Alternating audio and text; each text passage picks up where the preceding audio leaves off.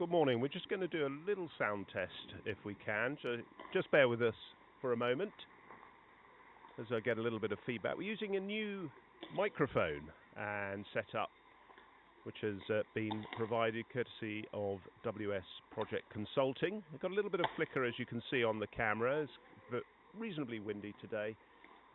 We've only got the one fixed camera, but we'd like to get some feedback through the YouTube. We're on NV Play, so please do sign in. Let's have your top chats. Any messages of support, any messages of criticism. We're very happy to receive all that. Sounds like I've got the thumbs up from the Director of Communications, Chris Mays. So hopefully we're coming through to you nice and clearly. Right, we're here today at Broxbourne Cricket Club, and I'd like to welcome you. A little bit cloudy today. Gee, haven't we had some temperatures and such a change. 35, 36. I'm just going to adjust the volume up a little bit, so bear with me.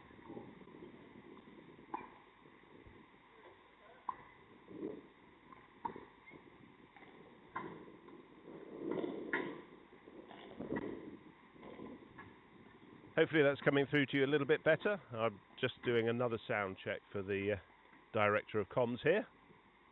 Just wait for him to give me the thumbs up. As I said, we're trialling some new camera and microphone equipment here. All part of the evolution of England Masters cricket.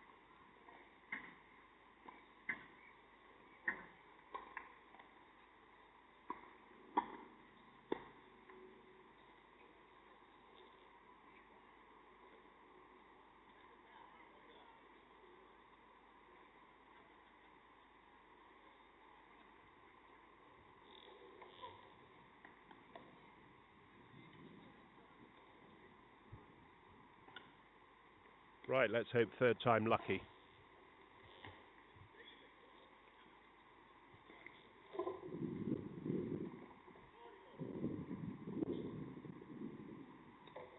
Testing 1 2 1 2. Testing 1 2 1 2.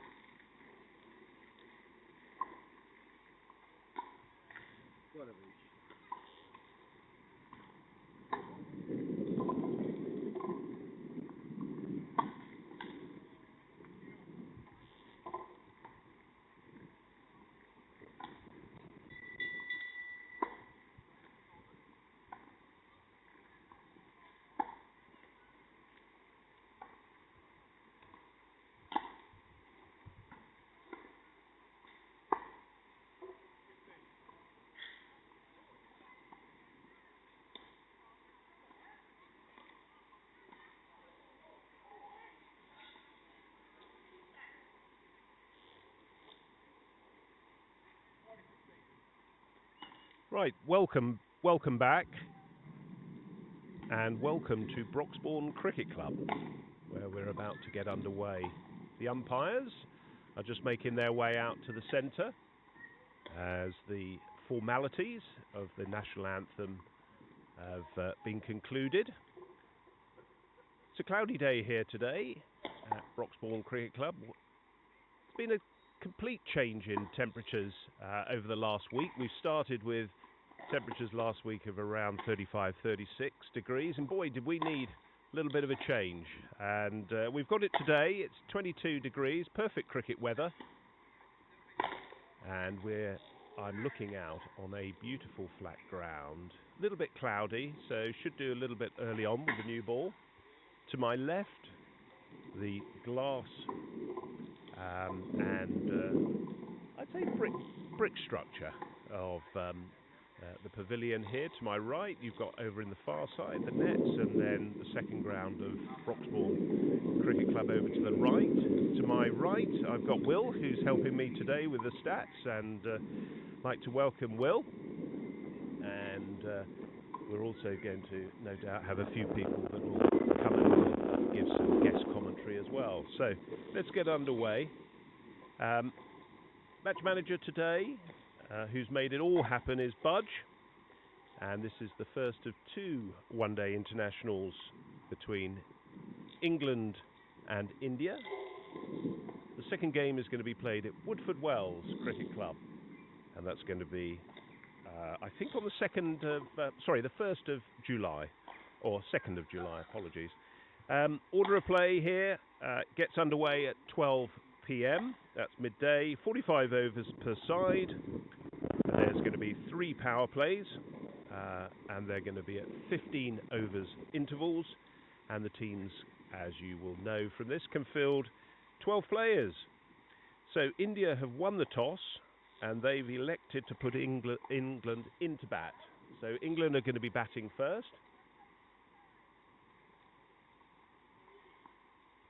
Match officials today, Raf Patel and Alan Brewster. Alan's the president here at Broxbourne Cricket Club, so good that he's presiding today over the game that's being held by them. Chris Mays is doing the scoring for England, and Nicholas White from Yeovil Cricket Club is doing the scoring for India. So welcome to those match officials, and we hope they all have a good game. The 3 England debutants today are Mukesh Bhatt, who's going to have cap number 105, Richard Farrow, who's going to have cap number 106, and Will House, who's going to have cap number 107. Let's run through the 2 sides as the players take to the field. For England, captained today by David Snellgrove, who represents Lancashire. Andy Bairstow, who's the wicketkeeper. Making his debut today, Mukesh Bhatt, Richard Cooper, Martin Gidley, Kevin Gilder, Richard Farrow, Will House, Tausif Kazmi, Alex Richards, Roy Smith, and Richard Trotman. Peter, nice to see you. Good morning. Nice to see Peter Ryder, who's the England manager. And as I said to you, hopefully a few of the guest commentators will join me today from the England side. Expect to probably see a little bit more spin today. There's one of those England spinners just walking past me, Martin Gidley. And great to see those 3 new debutants joining the England ranks. A lot to play for today in these upcoming games, because there's a selection for the Over-50s World Cup, which is going to be taking place in India in January. So all these players will be looking to stake a claim. Opening the innings today is going to be David Snellgrove from representing Lancashire. He plays in the Over-50s ECB competition. And Richard Farrow, who is also another debutant. So the players just looking to get set.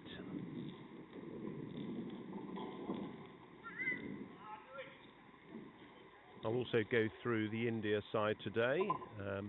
Let's just have a quick look at who's going to be representing them today. So there's been a change. Verinder Bumla's come in today. So he's also an India over-60s player. So he's actually also going to be, I think, the director of the tournament for the IMC over-50s World Cup in India, which is going to be held in Hyderabad in January. And the opening bowler today is one of 2. It's either Rajiv Sen or Sudhir Reddy Basni. Just wait for that. It looks as though it's going to be Basni who's going to start proceedings.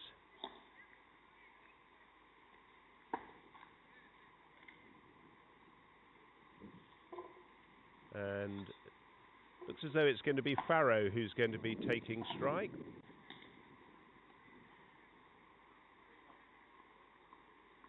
Tell you a little bit about Richard Farrow as we get into the game, just sort of ease into it. One of the debutants today, as the sight screens are just getting moved. And very important, lovely setup here today. You've got two very large sight screens at the far end. Nice to see you. How are you, Andy? Good, thank you. Good. That's Mr. Bairstow, who's just taken his tea and gone for a little walkies around the ground. So I was just saying about the sight screens, lovely setup here. Two very large 5-metre high sight screens just being put together there. You'll probably see on the screen there's a little bit of a delay on the pictures from the commentary, but not too much of a delay. Hopefully we're coming through to you nice and clear, and just the one camera that you'll be seeing, which is from the bowler's end. As they join those together, it looks as though we're going to get underway with the first ball of the day. That's nicely back. No run there. Basni with the left arm over.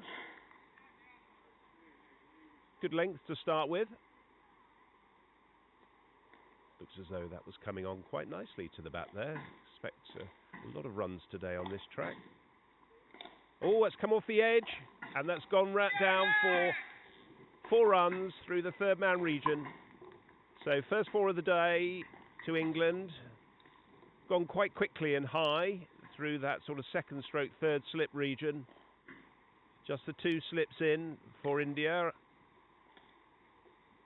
So they've got a wider slip there. You just see on your screen there that it's just out of shot there. Got a gully, wide-ish. Looks as though he's plugged the gap there. Third slip, first slip, and the keeper. A little bit fuller. That's nicely played off the legs. No run. Very assured start here from Farrow. Practicing a few air shots there. Basni just looking to get into his rhythm there. AJ Sanis was the fielder there, just behind square. He picked that up, and that's lovely. That's a lovely shot off the legs. Just caressed that. Looks as though it's going to run away very quickly for 4 runs. And they've run through 3. Just picked that up inside. So good piece of fielding there. Just slightly outside my sight lines with the scoreboard, but just looking at the umpire's signals there. So that's going to bring Snellgrove onto face. That was a lovely shot through the onside there. Looked as though he had so much time, Farrow. Snellgrove just taking his guard. Right-handed batsman. Has had 36 innings for England in 43 matches, 847 runs at an average of 26.47. So he'll be looking to add to those totals. Captain England for a number of years as Basni comes in past the umpire. A little bit shorter, played off the back foot. Just a single, nicely through. So he's off the mark. These two look as though they've already struck up a good partnership in terms of running between the wickets. Let's hope that's not the commentator's curse. But good calling early, loud.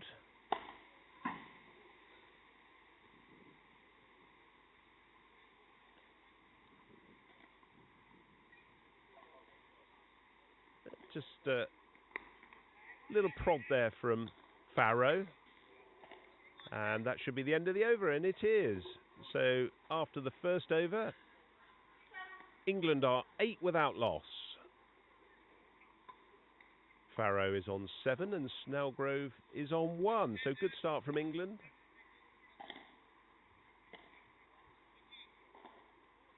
Let's run through the India side today. We've got Verinder Bumla, I said, who's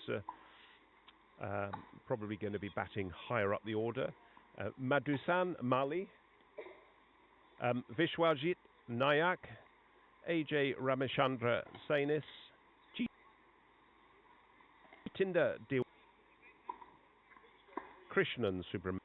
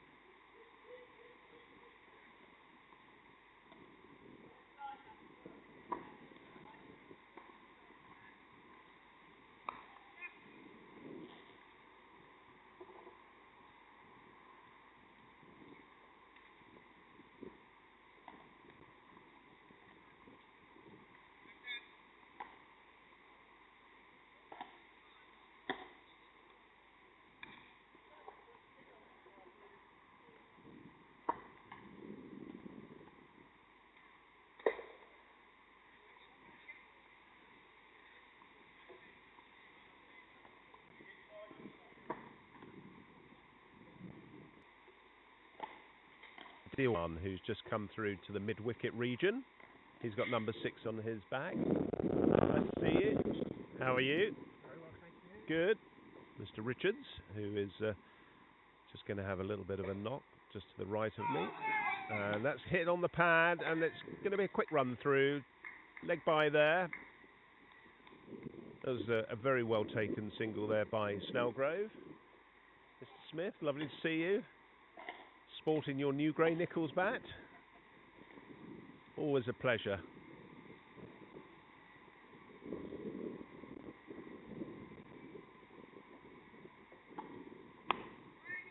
And that's driven through the offside. Yes, lovely shot and a good run.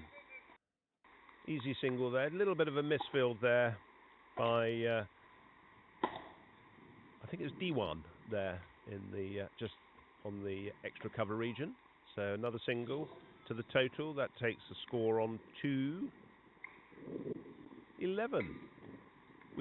I have a slight disadvantage here that I'm sitting behind the score box, but there is a little bit of a thoroughfare. So I have the services of Will, who's doing statistics and who's going to do a few hand signals to me as we go. So we'll hopefully keep you fully appraised and up to speed.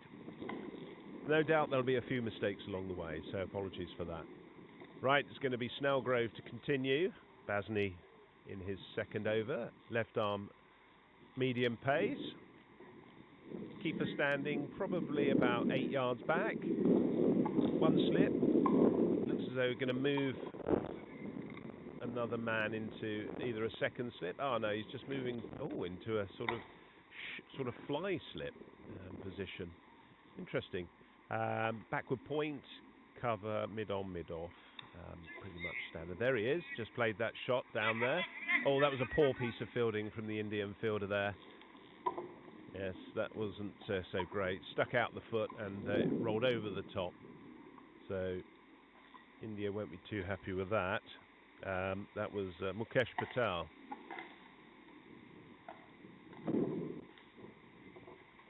Nicely played by Snellgrove there for 2.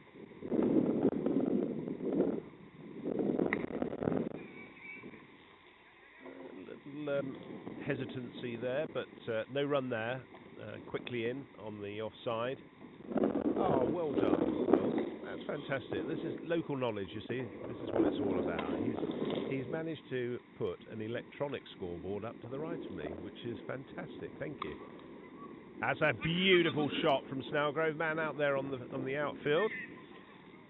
That's Sanis, who's thrown that in. One bounce past the keeper. But great statement of intent there from David Snellgrove. 2 more runs to the total. Takes the score on to 15 without loss. Wind's just starting to get up a little bit. If you hear a little bit of rattling, that's just my papers. And he's pulled that for 1 run. Man out there, straight to him. Good throw. Good arm there from the fielder out in the deep. That's Varma. He looks as though he's got a decent arm.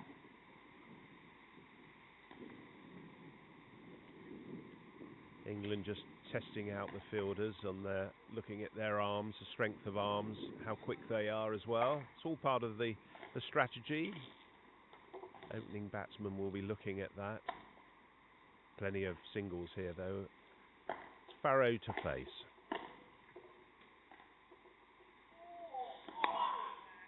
Nicely forward there. Now let me tell you a little bit about Richard Farrow, who's cap number 106. Currently plays for Mellis Cricket Club in the Norfolk Alliance.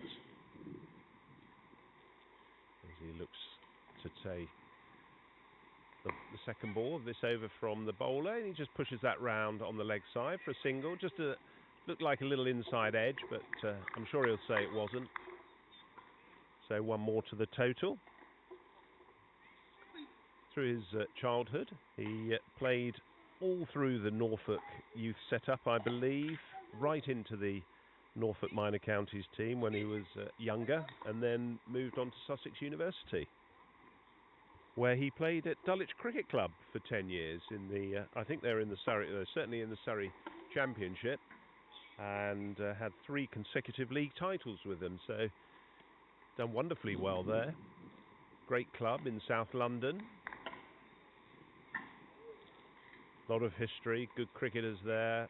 People like Lance Keane.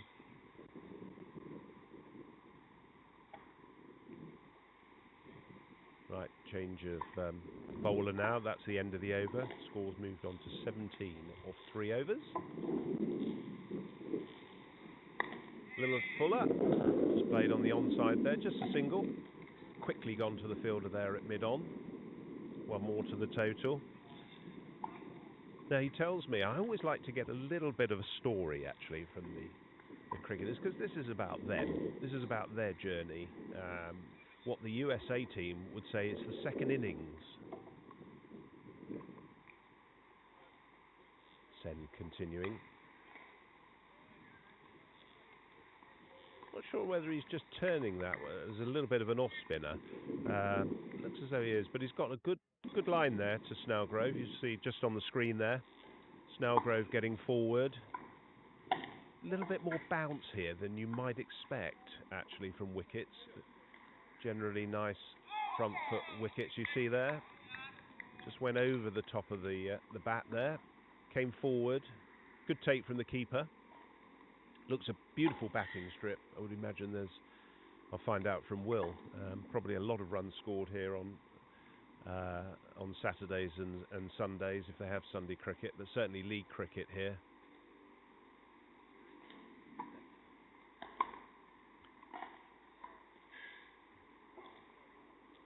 Snellgrove to continue. Just waiting for the fielder to move. She does. Played on the offside, no run there. And yeah, just going back to that little story about Richard. He told me that he enjoyed a season playing and coaching with Queen's Park Cricket Club in Trinidad, and he worked his way up from the 5th 11, where you would play on the matting in the savannah. That's a cracking drive there from Snellgrove, well saved in the short extra cover region. And so from playing on the what was probably coconut matting in the savannah to then opening the bowling for the first 11 at the Queen's Park Oval. What a lovely tale and a great memory for Richard. That was well played by Snellgrove, but equally well bowled by Sen there. Just dropped it a little shorter. End of the over, and the score is now on 18 after 4 overs. And just imagine being in a hotel lobby, nowhere near a cricket ground, and hearing, and I'm not going to do this in a West Indian accent, so you'll be pleased to know, "Hey, big man," turning round to see none other than the great West Indian left-handed batsman, Brian Lara, beaming with a big smile on his face. How about that? Hey, big man. So he's got recognised by cricket, cricket royalty there. So wonderful story there. Richard, we hope you're going to enjoy your day today, whatever you get by way of runs and or wickets if you have a bowl. But it's a great day and a great honour as well to represent England.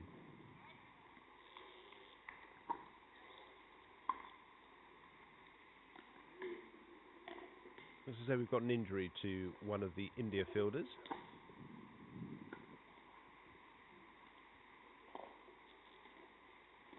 Just a little pause in play for the time being.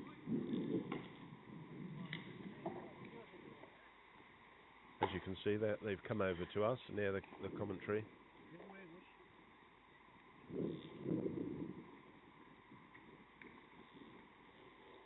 Right, Farrow to continue. Short. Got a top edge over there. It's going to be safe. It's gone over the wicket keeper in the slip cordon. It's not going to meet... Oh, no. It's not going to meet the boundary or get to the boundary. Quick relay throw from the keeper.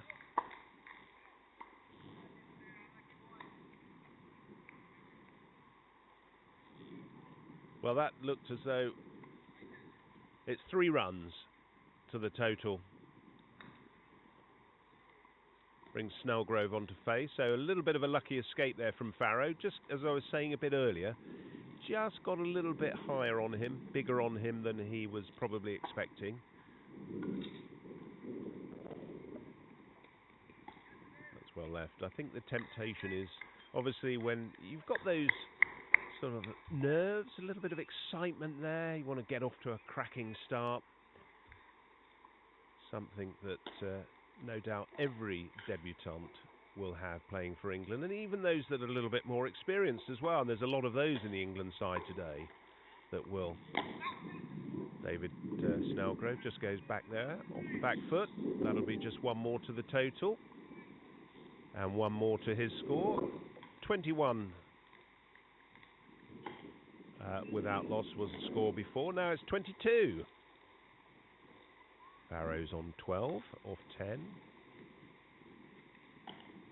And Snellgrove is on 9 off 17. So reasonable run rate here, 4.89 at the moment. A little bit quicker. Keeper's just come up, and that's nicely played on the offside. Easy 2 there, but he's running hard, and that's a very good run through for 2 there from Farrow. Good calling, both of these men very fit, especially David Snellgrove. Loves scampering through for those singles. Seems to be an opening batter's trait. Oh, that's a lovely take and a big shout. Not out is the call from umpire Raf Patel, who's standing at square leg today.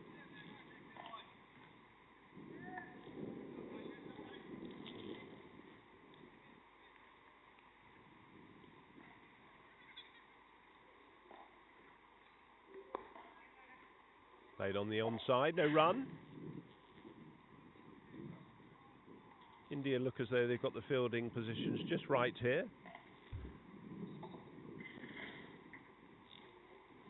End of the over, and the score's moved on to 24 without loss. This is the first of 2 one-day internationals between these 2 cricket-loving nations. The second game is going to be played at Woodford Wells later on this week, or next week actually. It's Sunday obviously, so that's going to be an interesting encounter. And yeah, and then there's of course the Marlborough Cup. In comes the bowler past the umpire. It's nicely played on the onside by Snellgrove, that sort of traditional familiar high back. 2 runs there, he's looking for a third, and there's no third run there, just gets turned back, Farrow. So 2 more to the total. Does love that high backed. That's like a flamingo, Kevin Peterson-esque. There's a quick single there, good running between these 2. You see Richard Farrow's a very quick runner between the wickets as well, so plenty to plunder here. Oh, and the sun's just starting to come out. Even better.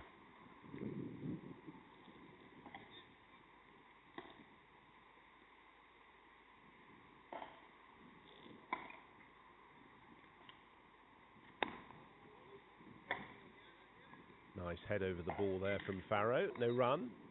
Other events on the IMC calendar. We've got the over-60s IMC World Cup that's coming up in Toronto in August. That's between the 9th and the 29th of August. Sen coming in. He's bowled very economically so far. Cut. There's just the single there. Fielder nicely placed. Sandeep, who's the fielder there at the deep point region. Got the over-40s World Cup in Guyana. That's between the 17th and 31st of October this year. So 2 World Cups in the latter part of the year. There's Sen to continue.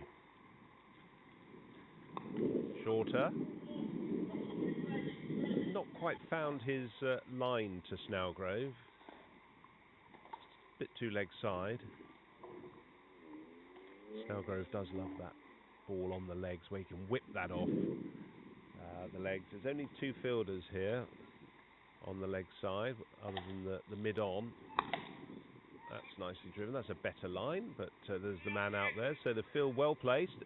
Oh, a little bit of a misfield there. Snellgrove just looking for the second. And in early 2027, there's the O50s World Cup, and that's going to be held in Hyderabad in India between the 24th of January and the 7th of February. So a lot to play for all those sides. I know that the England over-60s side is already selected, and good luck to those gentlemen who are representing England.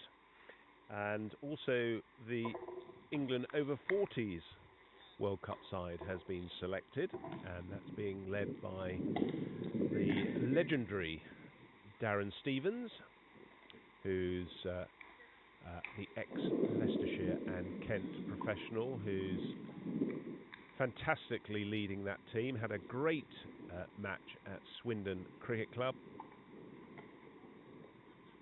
Basney to continue. Oh, it's a shout for LBW. No, I thought he got bat on that. Yes, I'm not sure what the appeal was for that. But Darren Stevens is leading England over 40s in that. And as I said earlier, for the over 50s World Cup, England over 50s, they have not selected their side yet. A little bit shorter. Cut. Not a lot of pace on that. Straight to the fielder there at the point region. Mukesh Patel is the fielder there. Just down to his left. Fairly easy, straightforward.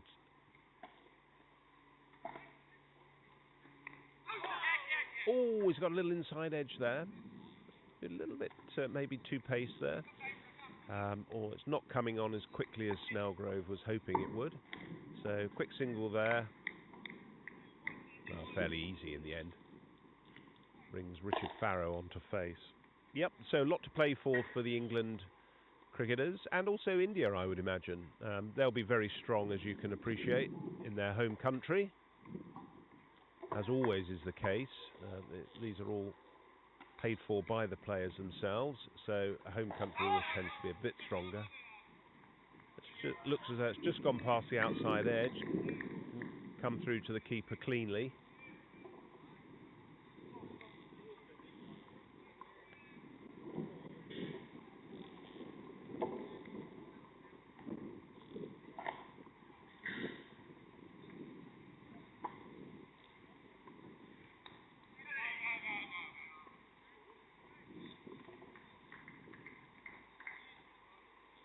Looks as though that's gone for 4 runs. Over the inner ring there. I'm sorry, I got my attention slightly diverted by cricket bags being dragged across the concrete. But great to see, actually, the women's side. The women's side here from Broxbourne. Looks as though they've got a game on the far right-hand side to us. So there's a number of players who are just making their way to the ground. That's very kind of Peter Ryder, who's just brought some drinks over. As we continue. Oh, it's gone through again. Another 4 runs through the slip cordon. This time on the ground. Didn't get across there, the fielder. I think that was between Verinder Boombla and the keeper. So another 4 runs to the total takes Farrow on to 23. And so he's been a little bit lucky by his own probably admission. So 38 without loss of 7 so far.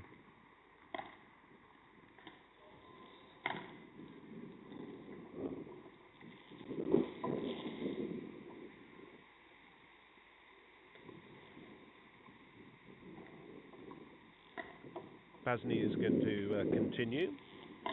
sorry, it's Sen who's on now, apologies. We've had the over completed.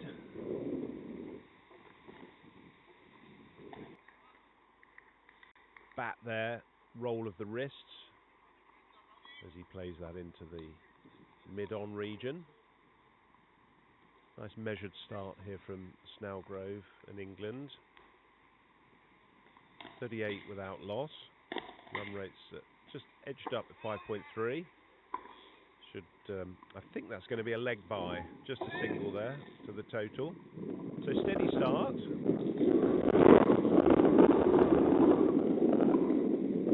Both of these players just getting used to the bounce and the pace. Brings Farrow onto strike.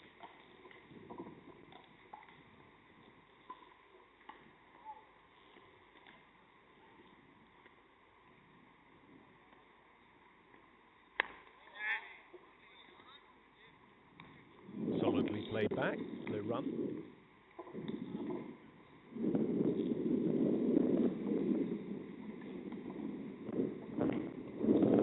Sen's been very economical. It's not got a huge amount of pace on the ball, but he's putting it in all the right areas and asking all the right questions of the batters here. A little bit on the leg side. There's a man there that's going to run away for 4, so that's nicely clipped off the legs. Looked very confident, that shot from Farrow. He looks as though he's just easing into it.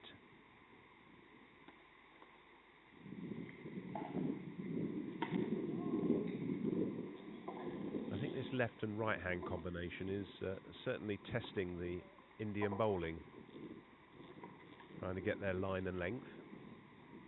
Now, other events coming up in the England calendar.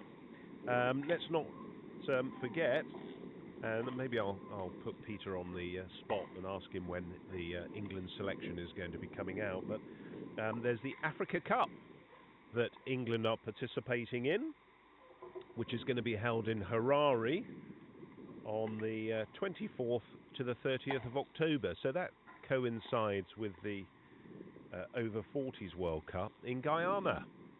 So a lot in the IMC calendar, and whilst the Africa Cup is an IMC-sponsored event in the sense of it follows and complies with the IMC rules, it's being organised this year by the Zimbabweans. So good for them, and that looks to be a fantastic tournament. Right, we've had a little bit of a delay in the play there, just as the ball was retrieved from this majestic-looking hedge at the far end of the ground. Wondering what type of species of hedge we've got there, Will. Wonder if you know as a local man. That might be the job. We need to find out what the species of hedge is. As Farrow comes forward, very confidently. No run there. And that's the end of the over. So 43 without loss. Farrow's on 27 and Snellgrove is on 14. So good partnership from these two. Only 34 minutes into the game. So reasonable run rate, 5.38. Probably you would expect for the new debutant. Getting to meet with some of the old guard, David Snellgrove. Great servant of England over 50s cricket has David Snellgrove been. Still as hungry as a tiger to play for England and do his best for the country. Loves his cricket, also teaches and coaches. Having finished, I believe now, as a bank manager. So he finished working and has still finds himself involved in cricket, as is the way for a lot of people through junior coaching. Still plays very much, I think, at Southport Cricket Club. May need to be corrected there, but I'm sure David won't mind if that's an error on my part. There's the captain of England, looks to take the next ball, and he drives. That's a good stop there by the bowler. Basney, who's bowled with a little bit of waywardness. Maybe that's harsh, 0 for 29 off 4, but Richard Farrow's taken a little bit of a liking to his bowling.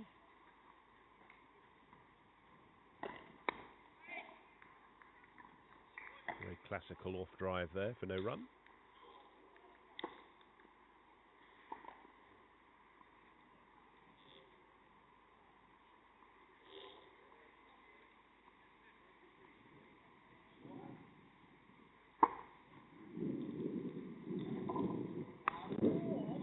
Balled for 1 run.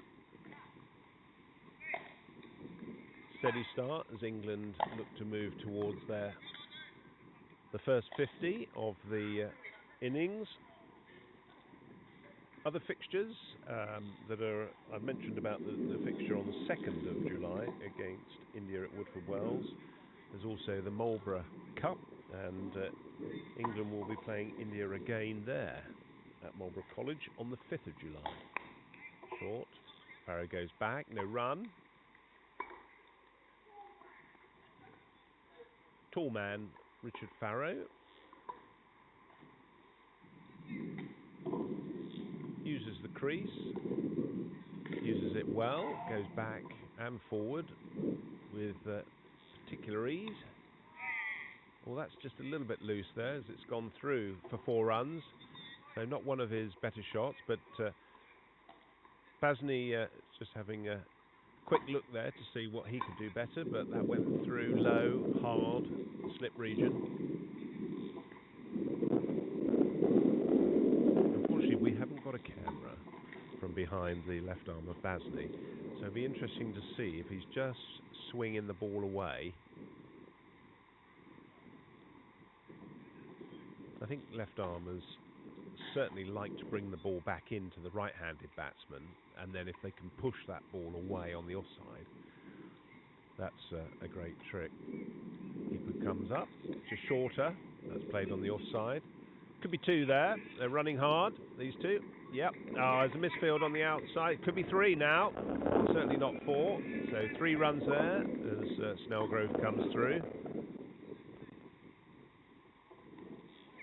And that should take the score on to 51. So that's the 50 up for England in the 9th over, or 10th over, I should say. So very good start for England. End of the over, 51 without loss.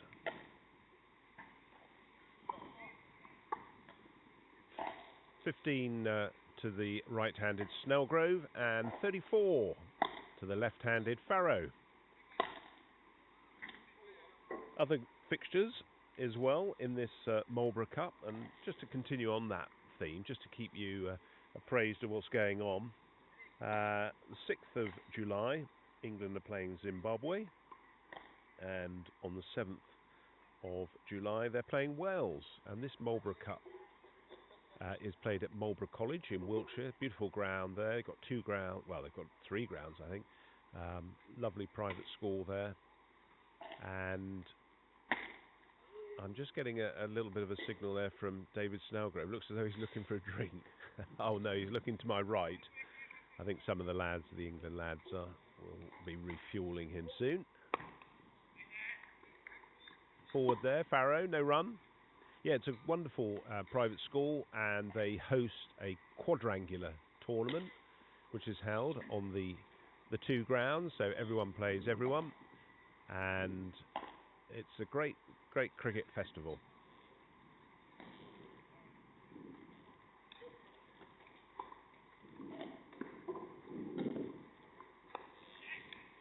Comes forward, quick single, and straight away he's off. So very good running there from Farrow and Snellgrove.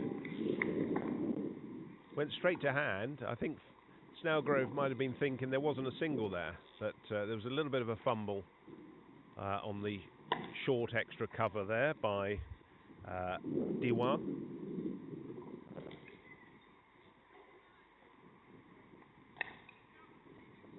Nicely driven there, again just a single.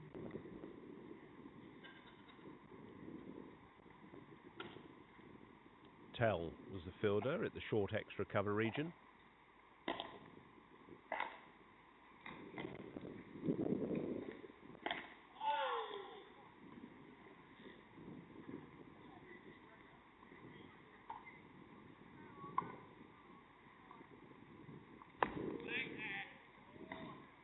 Solid defence there from Farrow, no run.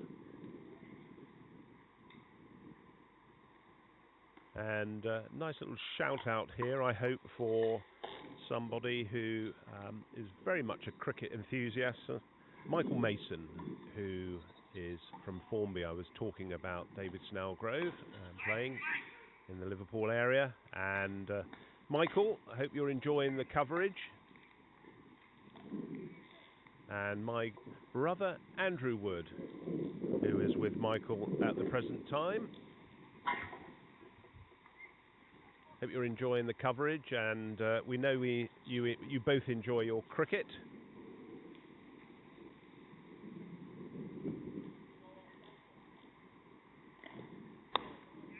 Cut. Man down there. Sandeep Shind is the fielder there. Looks as though there's a little bit of an overthrow. Yeah, that's not good cricket there from India. Need to sharpen up their act there. That was poor cricket. And that looks as though it's going to be the end of the over now. So 55 is the score. A little hesitancy on my part there. 2 more to the total. So Fairgrove's moved on to, I think that's 37, and Snellgrove's on 16. Basney, well, he's 0 for 37 off his 5, so we might be seeing a little bit of a change of bowling soon from India. Looks as though Snellgrove's just getting a little bit of light relief with some drinks. No gin and tonic there, I suspect. Just a nice hydration. A hydration break. We've got those in the World Cup, haven't we? Have those in cricket as well. First power play will be at the end of the 15th over. I suspect, due to the heat, there may be drinks at 15 and 30. Normally, certainly halfway. 45 overs today. 3 power plays. In the power plays, just so for those of you that don't know, you can only have 3 fielders outside the 30-yard ring, and as the play continues, after the second power play you can have 4, and then after the 5th power play you can have 5 towards the end of the game. So there's also the opportunity, because both sides field 12, to have a rest. A player can have 5 overs off, I think maximum of 10. So you can rotate the fielding, which is great, especially in the hot weather. A little bit of movement on the sight screens here. Now, other matches for England. There's a very packed over 50s cricket agenda here this season. So 3 fantastic looking ODIs versus New Zealand. They're all in 2 are in July, 1 is in August. 26th of July at New Farnley Cricket Club, 27th of July at the very impressive and iconic Scarborough Cricket Club, and on the 6th of August back here again at Broxbourne Cricket Club. So 3 hugely important ODIs for England versus New Zealand. Right, we've got a change of bowling. Looks as though it's going to be Mukesh Patel who's coming on. Left arm around, coming through. Full toss to start with. Nicely played on the offside by Snellgrove there. Easy single to the total.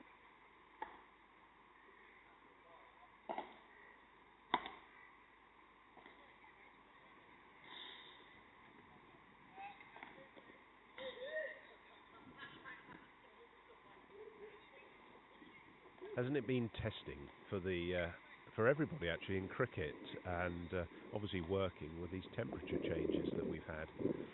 I think there's been a lot of over 50s and over 60s cricket cancelled actually last week, and for various reasons the weather's played quite a big part. Cut on the offside. Very simple very simple fielding exercise there for the the fielder there at the point region. Yeah, if it gets up to, I think it's 34, 35 degrees, they have to cancel the game. Is it 33 degrees? 33 or a red warning. And normally, I know in the over-60s ECB competition, you have to notify by 1 p.m. on the day before the game as well. So there we are. There's a little bit of insight to some of the temperature guidelines. Oh, looks as though we had wasn't quite a dead ball. He started and he he started again now. He's got that little flip of the ball as he comes in. Nicely played on the offside there. That's a better length there from Patel. Got the one slip. Backward point for Snellgrove. Extra cover. And then he's got a long off. Deep extra. That's good use of the feet there. Just a single. Should be. Man coming in from long off. Long on. Mid wicket. Deep square. Normally has one on the 45. So left-handed Farrow, just changing the field settings now for India.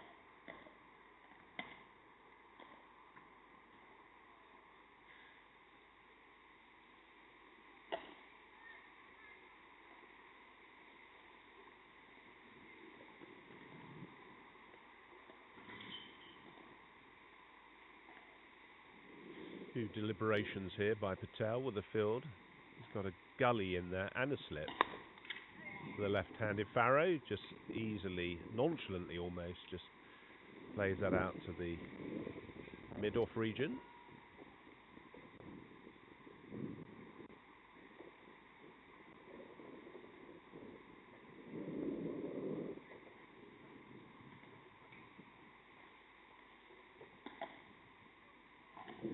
Snellgrove, what's he looking to do here? Waiting, and he plays on the offside. Likes to use his feet as well. He's a very confident player, Snellgrove's, not afraid to come down the track. Use his feet to the spinner. I suspect there's not a lot of turn there early on, but maybe ever. I've got the never from Will, who's sitting next to me, who's doing the statistics and scoring as well. So the end of the over, 60 is the score off 11.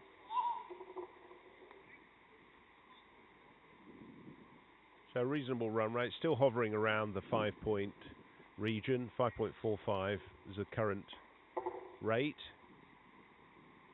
Not too threatening for the Indian side. I think they'll be happy with that. Interesting to also catch up on the England men's side against New Zealand today. See how they're doing. You think we're going to get a result?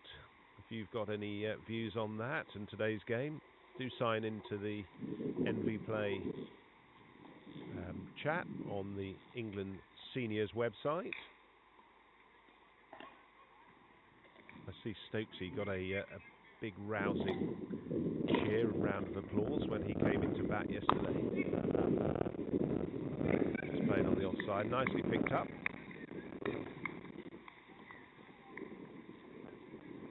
One more to the total for Snellgrove. And great here in Stephen Finn as well. Seems to be doing a little bit more for TMS on the commentary. I do like his style of commentary. He's very insightful. When he was doing the Ashes on the TNT over the English winter, he's very knowledgeable about the game. He's got a nice star. That's a lovely shot from the left-handed Farrow there through the offside. 4 more runs to the total for him.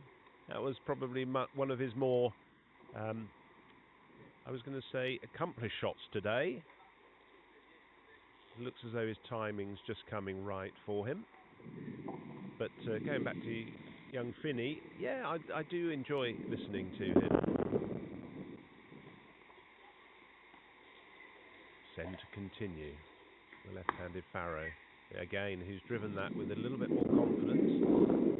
Just getting the pace of the pitch here.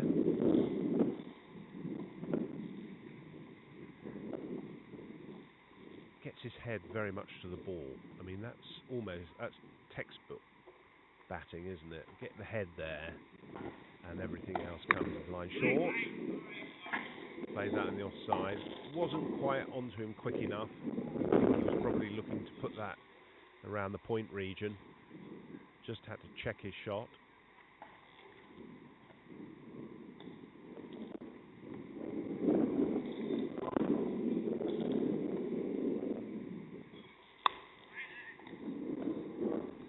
India have got a good field here set for Farrow, who obviously likes to drive. Like a lot of left-handers look very elegant in all parts of the game when batting.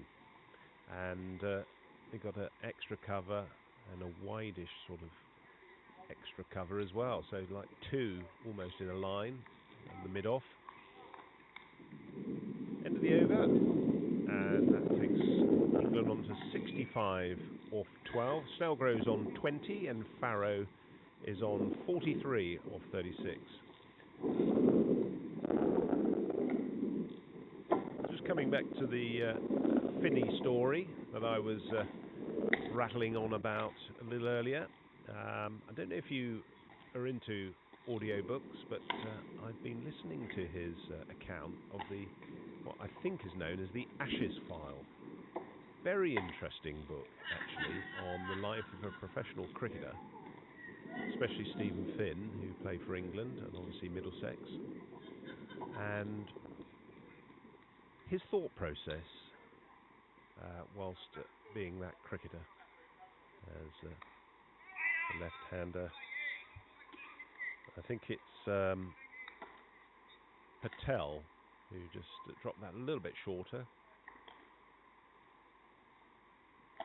No run there.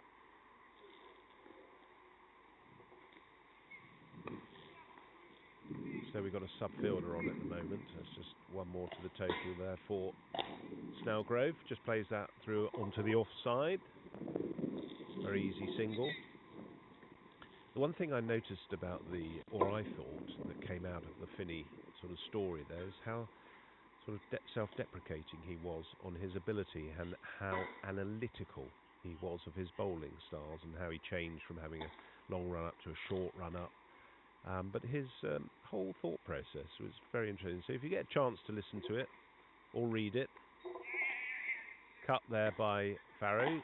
He's now taking his helmet off. He's got the cap on, so he's feeling a little bit freer. Oh, it could be another run there. That's a terrible misfield there from the Indian fielder there out at the the wideish, deep extra cover, deep point, I would say it was in the end. Threw the ball, went behind him. England prospered from that. Got an extra run. So that was very well run by these two.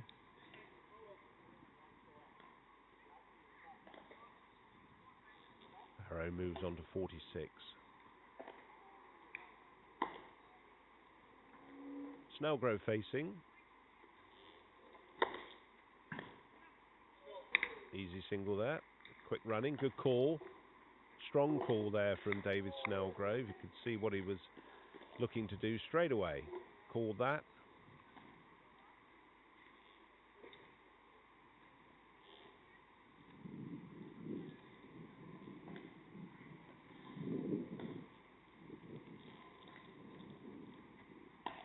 Farrow just having a quick look around, see where the gaps are in the field. He's on 46. And just plays that out. A late cut there to the backward point region. No run.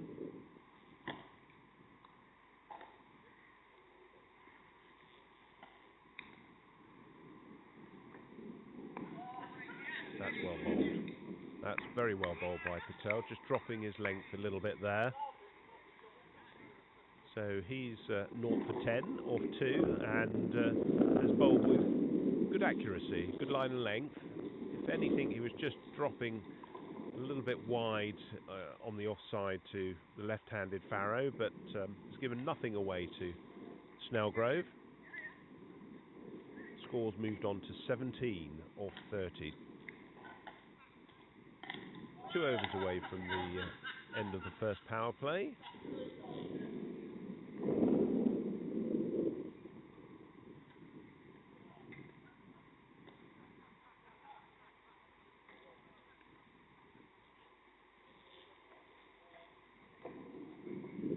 Ah, Mr. Gidley's mum. Well, if you're out there, Mrs. Gidley, sending you a message of welcome, and yeah, your son has just been strutting around the boundary there. He's going back to the pavilion. Great right arm slow bowler for England and left-handed bat. I'll never forget that innings he played in South Africa against Mr. Dawson, and when all the chips were down for England, he pulled out of the bag. One of the best innings you will ever see under pressure from a cricketer, irrespective of age. It was unbelievable. Right, Farrow to face. He wants to get to his 50, and he'll be looking to do that off this over. One more to the total, so inching slowly towards that. Another single there, just placed that on the offside, nice and confidently.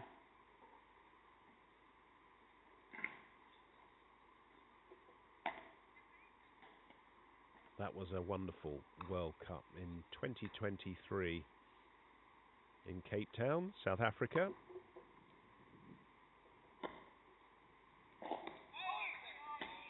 Head up there from Snellgrove, just looking to play that through the onside.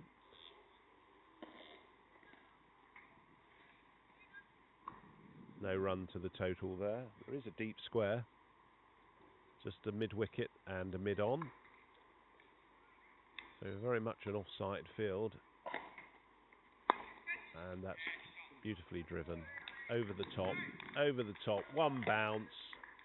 Beautiful shot for 4 runs there. Good intent there from Snellgrove. Came off the bat with some beauty. So the field are actually in, so that's not a risky shot at all. Not many outside the ring on the offside.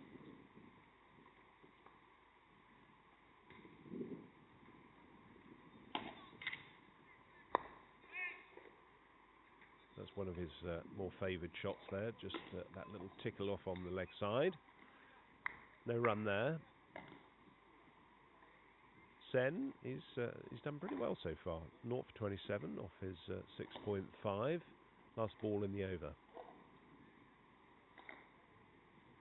Just bowled that sort of nagging length. Another one to the oh, there's a misfield there. Another misfield from India. So their ground fielding has been particularly poor.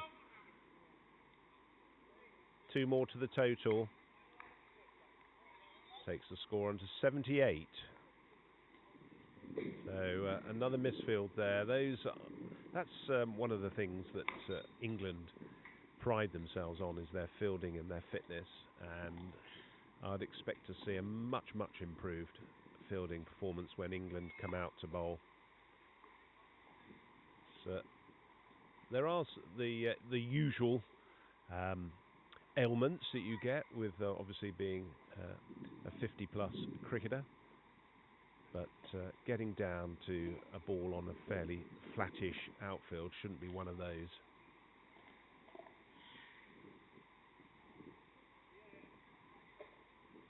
Patel to continue. Hope we're coming through on the mic all right. I haven't got the thumbs up yet from our director of comms. There it is. It's coming through loud and clear. You can hear all my waffling and errors. But we've got a nice new little setup here. We're also investing in a drone camera as well. I believe we've done that. So that'll give you some more shots of the grounds and different perspectives. I think that's a toy for Mr. Mays, the director of comms, to play with. Right, Mr. Patel, he's just organising his field. In comes AJ, who's coming into the point, square leg to the left-handed Farrow. Square leg, just backward of square. He's on 47. Oh, he's looking to go back to that one and run it down. That could be quite a risky shot. That could be quite a risky shot. Just gets one that gets a little bit big on him and the keeper snaffles it.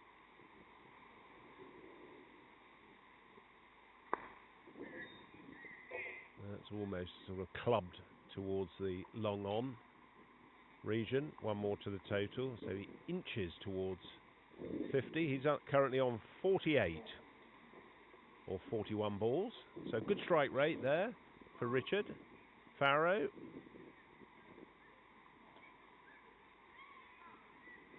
Snellgrove, 29 or 44.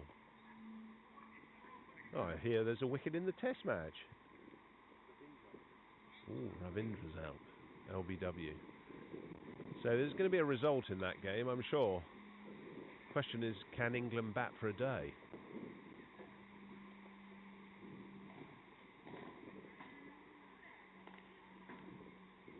Little change in the field.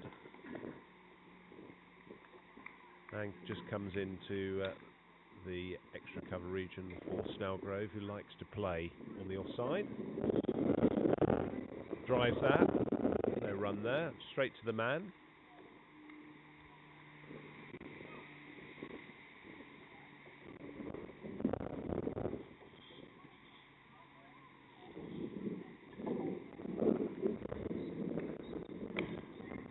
Oh, that's a nice shot through the offside. Just a single.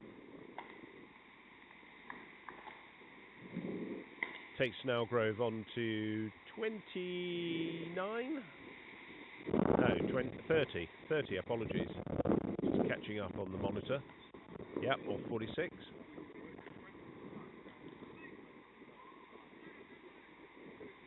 Movement of the field behind the batsman on the shortish third man region.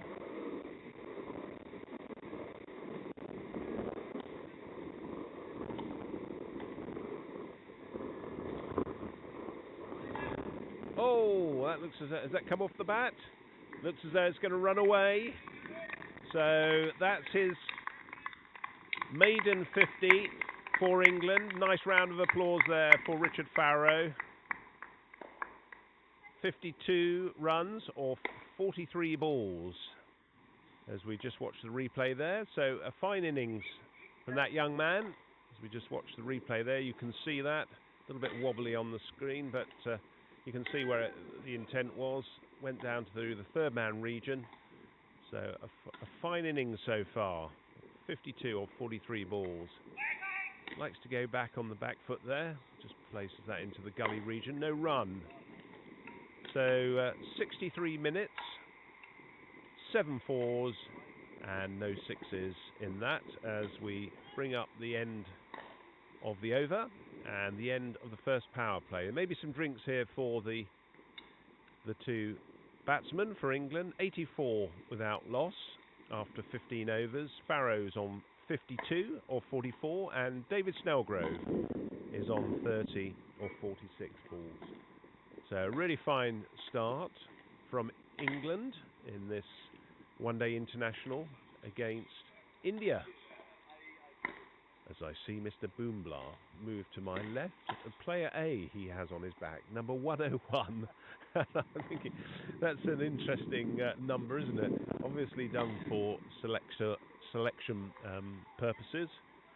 And whilst the drinks are coming on, I think we're going to give you a little. I'll give you a little bit of an update on other matters in the England over 50s cricketing calendar. Mentioned about the Marlborough Cup and the 3 one-day internationals coming up. Probably got a 5-minute break here. Let's talk about some of the other players that have come into the side. In particular, I'd just like to recognise now Mukesh Bhatt. We'll see him certainly with the ball. He's going to be cap number 105, or he is cap 105, playing in his first game for England. A left arm orthodox spinner. Currently plays for Overstone Park Cricket Club in Northamptonshire, and represents Northants in the over-50s ECB. Now, the one thing that when I asked for a few stats on some of these players, I was expecting a few statistics, but Mukesh is quite a statistician. And he's, let me give you a little bit of a précis of what he provided to me. 739 wickets in 3,893 overs. And I'm thinking, wow, that's some going to record all of your overs. Hey, it doesn't stop there. 719 maidens, with his best being 9 for 58. So this tormentor of batters, Mukesh Bhatt, who's very appropriately got the cricket name, Bat, as a surname, has 51 5-wicket hauls with an economy rate of 3.41. Now, I am just so impressed, Mukesh, with the accuracy of your figures. I can't justify whether they're right or wrong, but the fact that you've actually gone into that level of detail is impressive. So, but boy, can he also bats as well. So he's got 992 runs with a highest score of 54. I'm not sure he's going to be required today, but with the ball, he will certainly be required. Where did he start? Well, it all started in Gujarat, in India, obviously, but under 16s and under 17 level. And so he moved to this country, and guess where he went to play? None other than Stanmore Cricket Club. And guess who plays for Stanmore Cricket Club? Two great excellent players, Mark Rampekesh and Mr. Angus Fraser, the great right-arm medium quick bowler. He's also played for Middlesex Second 11, Hertfordshire County Cricket Club and Wiltshire County Cricket Club at minor counties level. So a great, I was going to say statistically brilliant biography there. Tell you a little bit more from a personal note. Currently plays at Overstone Park, where none other than I think David Sales, the Sales family, are very much part of the club there, and I think it's James Sales and his brother are playing. David Sales goes by the name of Jumble. I must ask Mukesh what that actually relates to, Jumble.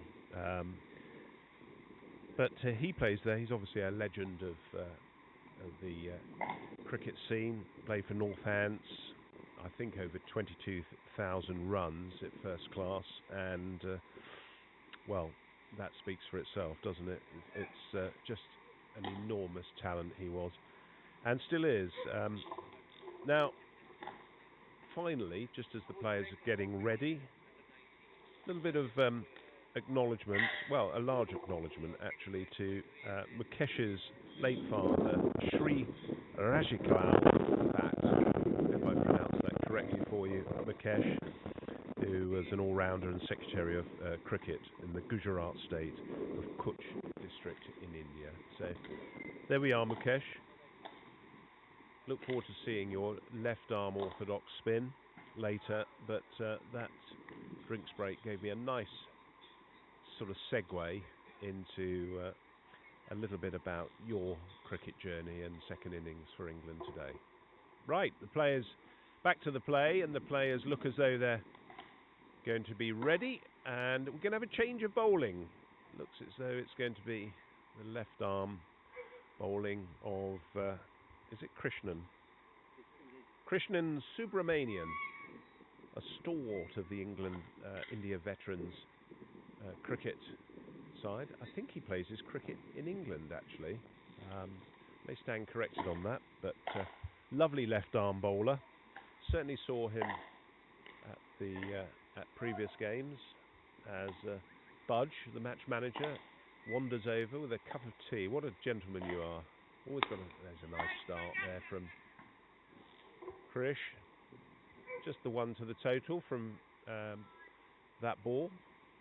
Quick running between the wickets there. Snellgrove I'm going to call him Krish. I hope he doesn't mind that.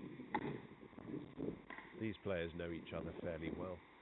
I think he plays for Somerset in the ECB over-50s competition. But lovely exponent of the art of slow left-hand bowling there. Puts it on a sixpence every time, coming in between. Nice to get him on commentary, actually. His views. A little bit more flight there, trying to get under the bat of Farrow there, who just plays that on the onside. One more to the total for Farrow. 86 is the score, or 15.3 overs so far. A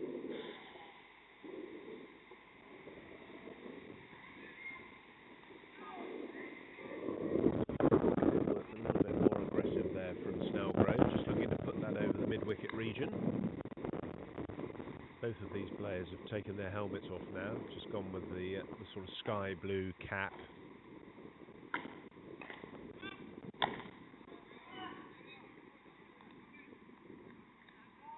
That's a nice piece of bowling there from Krishnan.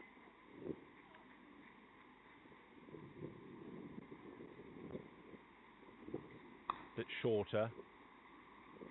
Just cut away there on the offside by Snellgrove. One more to the total. Moves the score on to 87. Yes, there we are. End of the over. So a very good over. Only 3 runs off the over there for Subramanian. That's the sort of start they want after drinks. Drinks normally brings a wicket, doesn't it? That's the old saying. Looks as though we may have a change of bowling as well. No, we're going to continue with Patel. Mukesh Patel, who's coming on with it. So 2 left armers coming around in between.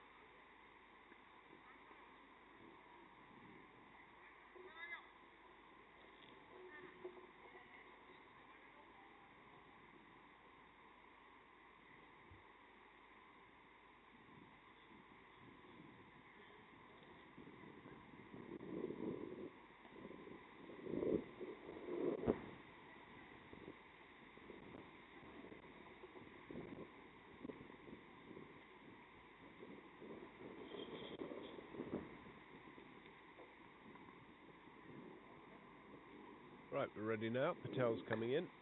Oh, it's a bit uppish. Just over the field there at the short extra. 2 runs. Looks they're going to take the second there. Snellgrove just scampering through.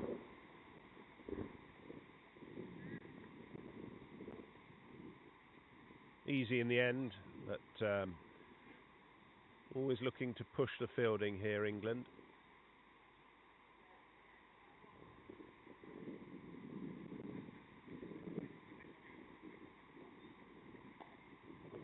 Change in the field positions as Boombard just comes into the extra cover region, and a little bit deeper there, so it's an easy single to him there. Just played on the onside. So England content to just take the ones at this stage, build a base. England have certainly got some big hitters to come in. Lovely marquee game today for Broxbourne Cricket Club. Great crowd who've over to my left. We've got some food, pizza van, pop-ups. Nice to see Budge, who's the match manager, and Dizzy, who's also with the club here. All got nicknames. That's obligatory, isn't it, in cricket clubs? Everyone's got a nickname, haven't they?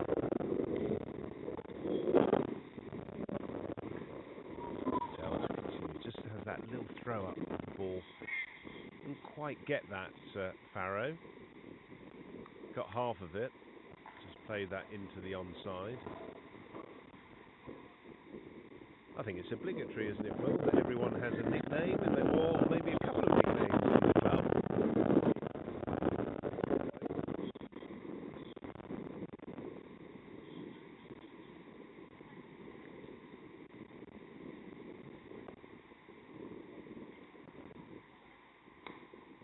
Good use of the feet there, and lovely shot.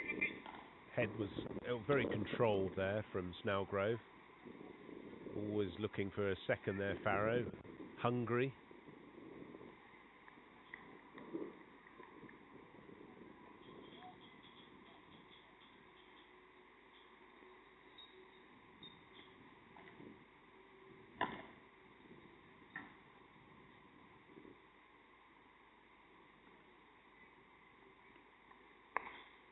That's pulled away, and that's a really fine shot. It's going to go over the ropes for 4 runs, so drop short from Patel there. Very nicely played by Farrow there, just latched onto that easily. 4 runs, not too much effort, and it was quickly across the surface, so 4 more to the total for him. Score moves on to 96. England packed today with batting and bowling. I'm watching Mr. Trotman walk past. Richard Trotman, who's been a fantastic player for England over the last couple of seasons since I've seen him playing, since 2023. One of the younger members. Plays his cricket at Chippenham Cricket Club.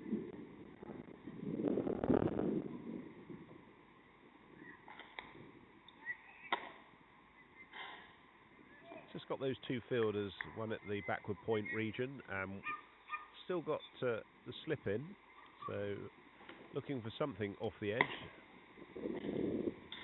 That's Boombla, Verinder Boombla there, who's at the slip. Good use of the feet, and he's met that on the full, and that's run away. Just lost sight of the ball there, but that's a great shot for 4 runs, so use of the feet, and he's prospered with 4 more to his total. I like the way David Snellgrove is going after the bowler here, not letting them settle. Don't get the round of applause like you might get at the ground for that, but that was one of the better shots today. Good use of the feet. Didn't try and overhit it, just caressed it through the offside. Ball comes back, and Krishnan's going to continue.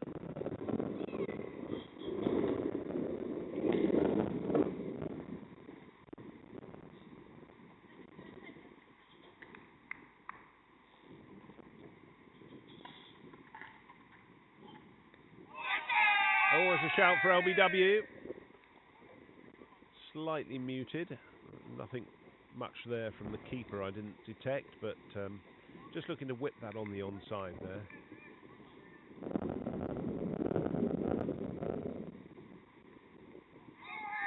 Oh, he's not played that very well. He's just berating himself a little bit there. He's just looking to force it, Snellgrove, rather than waiting for it to come to him. Nice shout for LBW, but that was definitely going down the leg side. And that's gone down the leg side. And that's going to be 2 more to the total at least. So 2 more to the total for Snellgrove, and that takes them... Oh, leg byes. Apologies. Thought that would come off the bat. So England have moved up to the 100. So is that 102 now?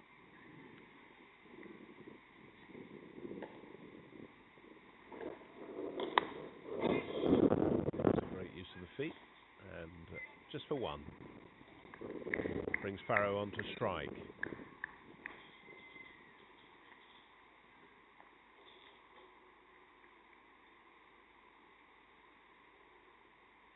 So end of the over, 103 without loss are England. Farrow's on 58 or 49, and David Snellgrove is on 41, or I think it was 59 balls. Yeah, just having a quick look at the worm there, as you can see, on that upward trajectory, 45 degrees line.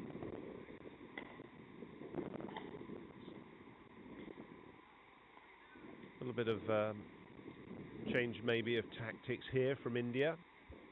Batters look pretty well settled here. How can they unlock this, India? It's going going to be Patel to continue.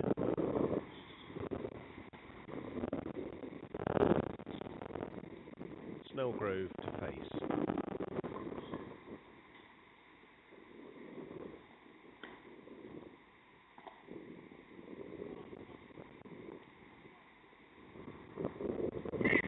That's nicely played down. It's just a single there. Third man region. Good throw there from Krishnan. One more to the total.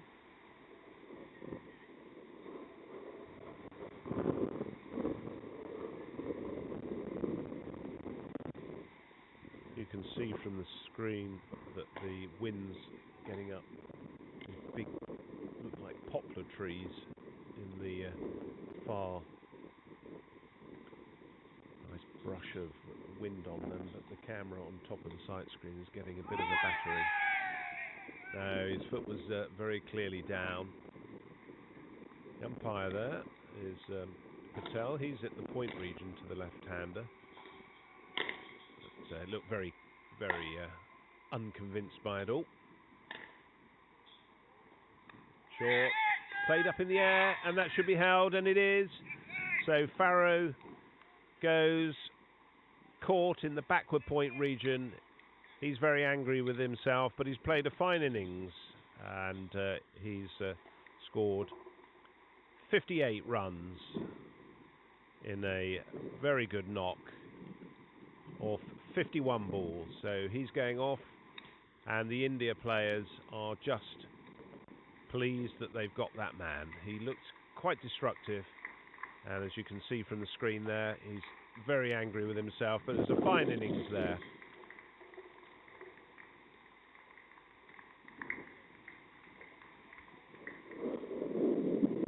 So the new incoming batsman is going to be Will House. He's got number 55 on his back.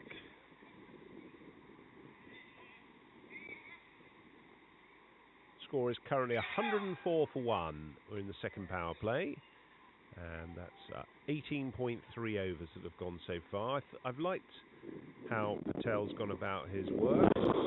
Not been too flustered by the batsman coming down the track, but he's put it on a good line and length. And maybe that was one of those balls I was just saying, just gets up, gets a little bit big on you, and you think it's there to hit. He just didn't quite get on top of it. But a great knock there from Richard Farrow.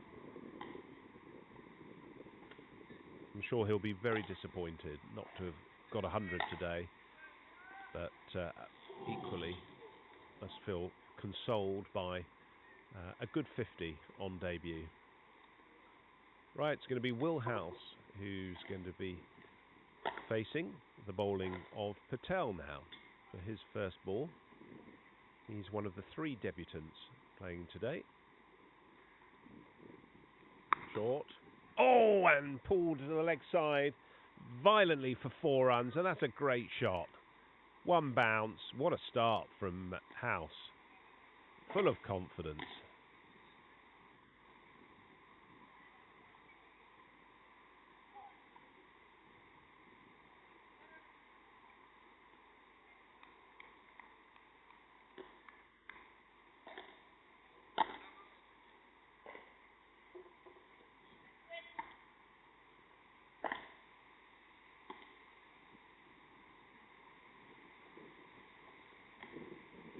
And again, played on the offside there. Wasn't tempted by a second short ball. Had a very good innings against, I think it was Wales, a couple of weeks back. He scored a very fine 100 in not many balls. They classily played on the offside there. So that's the end of the over. So he's on 4. And David Snellgrove, his partner's currently on 42. Just quietly accumulating, David is, as you can see there from the Richard Farrow, caught by Varma, bowled by Patel, 58 runs off 51 balls. So well batted, Richard.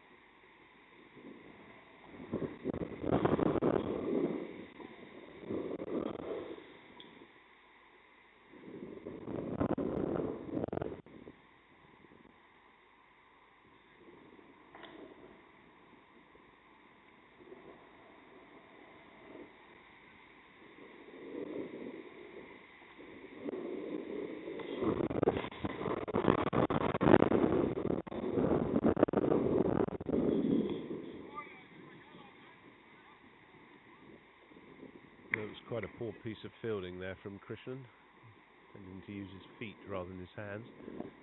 So 1 to the total there for Snellgrove. Brings House on to face.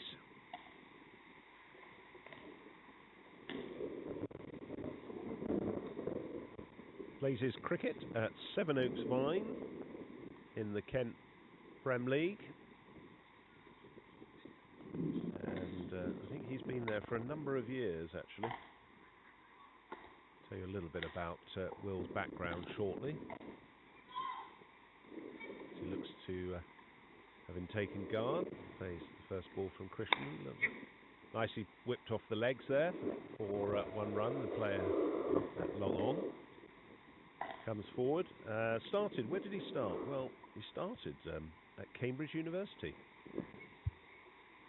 1996 was his debut. And he scored 136 against a Derbyshire side. There's a quick single there. He's backing up quickly. So 1 more to the total for Snellgrove, who will like that, because David Snellgrove likes to take those singles. Keeps the strike ticking over. Scored 136 against a Derbyshire side, which included another, and I'm going to test Will on this. Christian comes in. He's got that nice little loop. Now, I'm going to test you on your knowledge of cricket in an age where you may not know too many cricketers, but they're household names in England cricket royalty. He comes in, plays back on the onside. 1 easy single there. Looks very much at ease.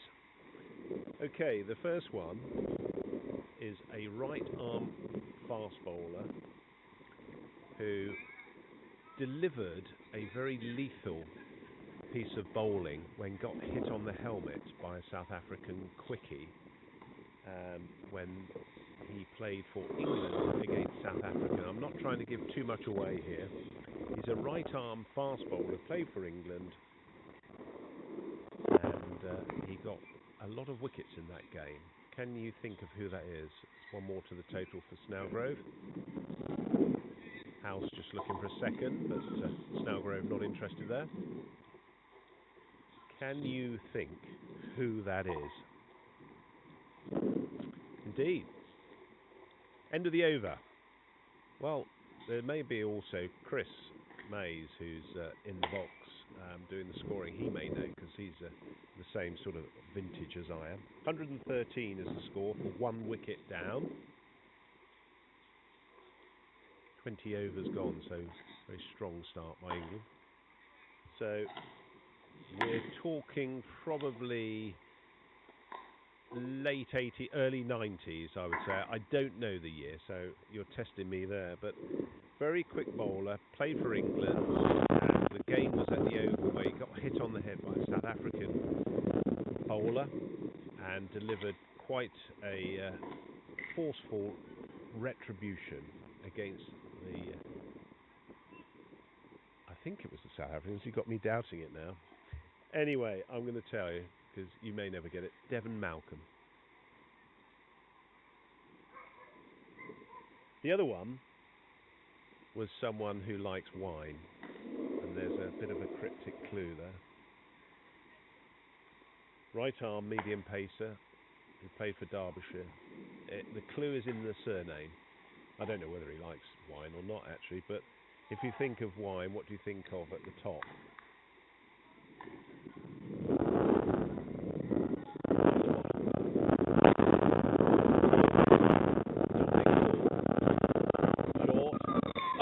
Bowled him, so he's missed that, and he's very obviously livid with himself there, so that went straight through. Might have kept a little low, but he's been bowled. May have been a little bit of an inside edge there, but the wind's just started to get up, so couldn't hear anything there, but another wicket falls for England. So the opening partnership now of Farrow and Snellgrove has finished. Scores on 113 for 2. Snellgrove's been bowled. Fine innings there from David Snellgrove. Nice round of applause there from the crowd who've come along to watch today. We'll run through his particulars, but very good innings from David there. Built a nice 100, I think it was a 100 partnership, wasn't it? I think we had a partnership from them, 104, I'm being told by Will, so that's brilliant. Right, well, it's the man from Leon C that's come to the wicket, Mr. Royston Smith, number 14 on his back. These two could prove to be quite a powerhouse of England over-50s cricket. He did. He got a 98, wasn't it? 98 not out when he played for England. I think it was a combined England side, wasn't it? Against Broxbourne first 11. So that just shows the quality of the man. I think it was was it a 40s and 50s combined England side versus the Broxbourne first 11 here in a warm-up game for them. But yeah, I would have thought they were quite strong.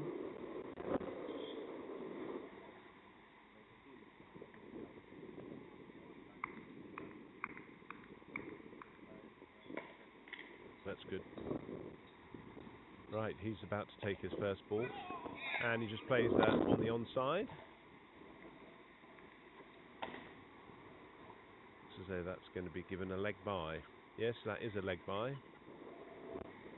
Got forward. I couldn't hear from where we are. We don't have the beauties of stump microphones, high-tech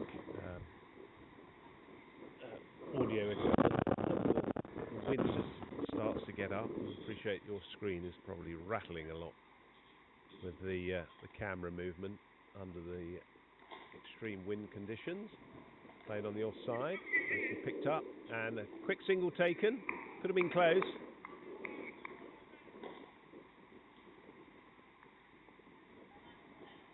House very quickly onto that, but Roy Smith was already down the wicket, and there was no going back for him. End of the over? No, not the end of the over. So 3 to come. Apologies, I'm getting ahead of myself. Little change in the field now for the right-handed Smith.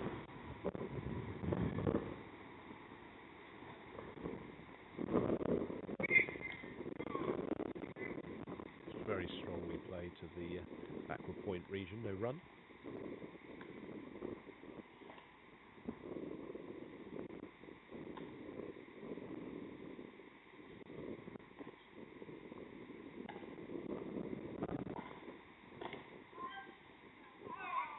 Oh, that's gone past the outside edge. That's a fine piece of bowling there. Little tentative there from Smith.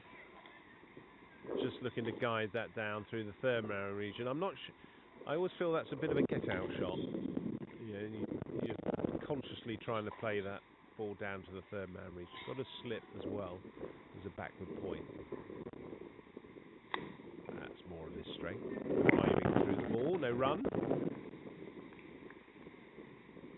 End of a very good over there from Patel. He's currently 2 for 31 off his 6 overs, so he's been a standout for the India side today, bowling. Right, just coming back to Will. After his debut in 1996, and I was testing Will, another Will, about his cricketing exploits against Stonish's side. He played 37 first-class matches, and he played for Kent in 1996 and Sussex from 2000 to 2002.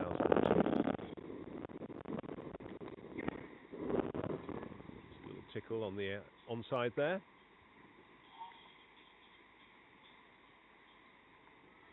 So 37 first-class matches, 200s and 850s, and 97 list A games with a highest score of 93. So that's some biography.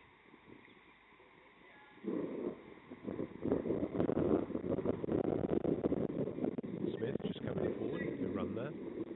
He's also not a bad bowler, by all accounts. Got 5 for 58 for the British University side against Gloucestershire County Cricket Club in the Benson and Hedges Cup, and scored 64 as well, so good all-rounder in his day.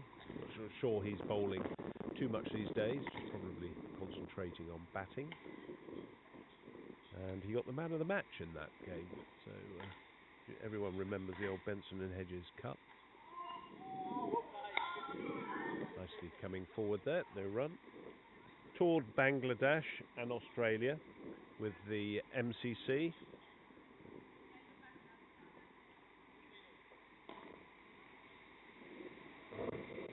He's facing Krishna. Strong ball there, no run. And his cricket memory, he's got a few, but the last shot in professional cricket was a 6 for Sussex to win the game against Hampshire. Nice single, easy single there, nicely backed up by Smith. And he also scored 100 for the MCC on the main and nursery grounds at Lord's. So a nice, well, a very memorable cricketing journey so far for Will House. Ended the over there, 118 for 2 off 22.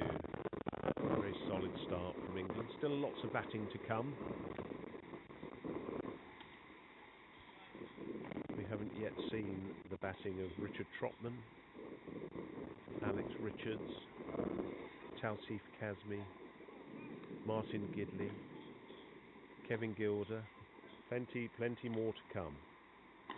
Not actually sure who the non-designated batter is for England with 12 today, but I shall find out as we go. So it's going to be House, number 55 on his back. He's going to be facing the left arm bowling of Patel. And he lets that one go past.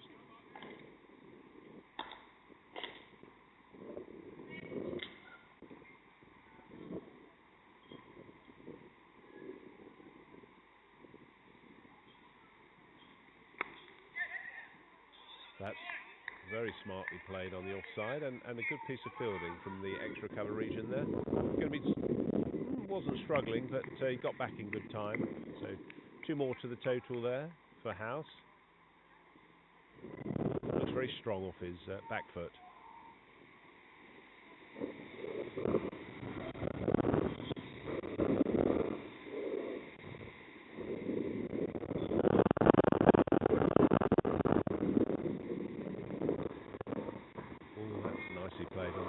It's going to be testing the fielder, and it's going to run away for 4 runs. That's quickly across the surface. The Indian fielder couldn't get to that. Just paddled it almost round the corner for 4 runs. All timing.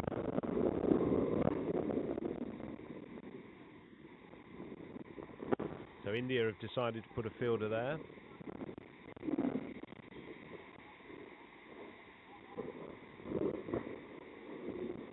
A little bit of a check there by Krishnan to how many players they've got within the ring.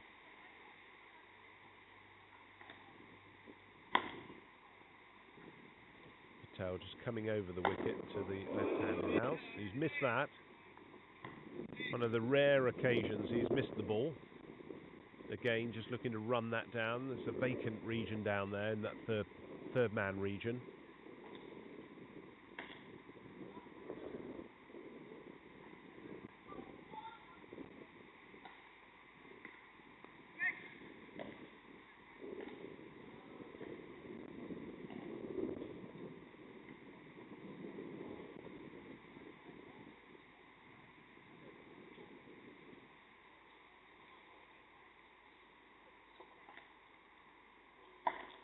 Play's just slowed down a little bit. Just a few field changes, just slowed the pace of the game. India be keen to do that.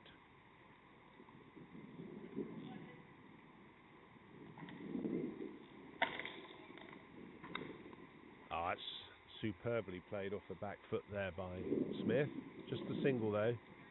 Went so quickly to the fielder there on the deep extra boundary. 1 more to the total, 126 is the score. House is on 16 and Smith is on 2. There we are, just having a quick look at the Manhattan skyline there. A few 8s, a 10. So things have not pushed on, well, probably as hard as England will go at this game. I think you'll see some fireworks from these two. They look to me a very powerful batting pair here, and it will be interesting to see how some of the other countries who are viewing this series between England and India and England against New Zealand view the England playing team in advance of the World Cup. That's nicely played through the offside by Smith. The Gray-Nichols bat seems to be doing the trick. Very strong player. Cricket Masters Australia, becoming quite a formidable force in Masters cricket, and I use that term in the sort of Masters sense in the veterans. That's a lovely shot there, just whipped around the corner from House. All class. Head to the ball, foot forward, and kept his head down and just played a very easy and elegant stroke. Looks very assured. And I was just saying about the Australian Masters. Yep, they're hungry for an over-50s World Cup win. I can only gather that because they haven't won an over-50s World Cup. They won the over-40s T20 World Cup recently in Pakistan. And they'll be looking at this duo on the England side. It's going to be 2 runs there. Should be 1 for the throw, and it comes in. Oh, he's turned back, and that was a good call there from Smith. One of the better arms on the fielders there of the Indian cricketers. So they'll be looking at the proceedings this year, because I'm sure as you can be, that the big sort of powerhouse nations in over 50s cricket, Australia, England, Pakistan, New Zealand, will all be having a look at each other. 1 more to the total, just played nicely off the back foot by Smith. Looks very assured off both back and front foot. Both in caps.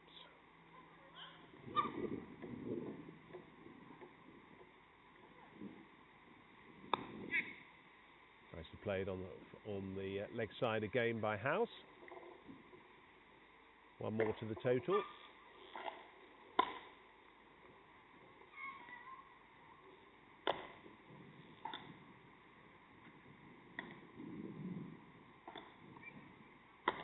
Another nation that is looking for a title, and I think is a very strong cricketing nation, is South Africa. 1 more to the total there, straight to the fielder there.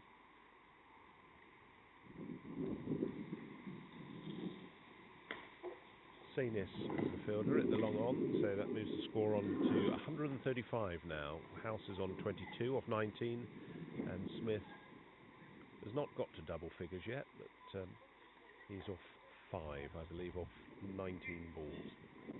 So, slower start. Sorry, 10 balls. I do apologise. Slower start than normally Smith plays, but he does like to play himself in. Loves the straight drive. Hopefully we'll see that on display today. I remember watching and commentating on a game he was playing in against Scotland down in the West Country. I've forgotten the ground, but it'll come to me. And he hit this wonderful straight 6, and it just kept going up and up and up towards the hospital, which is at the back of the ground. And it was one of the cleanest hits I think I've ever seen.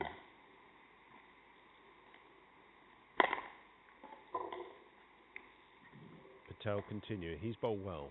2 for 39 off his 7. Is that little flight of the ball before he starts off. It's played on the onside, might be a leg by. Looks as though it was a leg by. Yes, he's been signalled a leg by, although, yep, that's it to the left-hander. He's going to come over.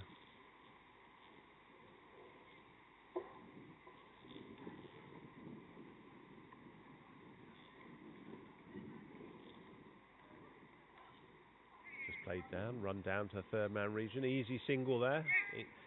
England started off very quickly.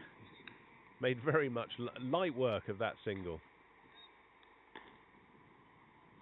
A little bit deep there. Mind you, it's running off quickly, isn't it, on the surface here?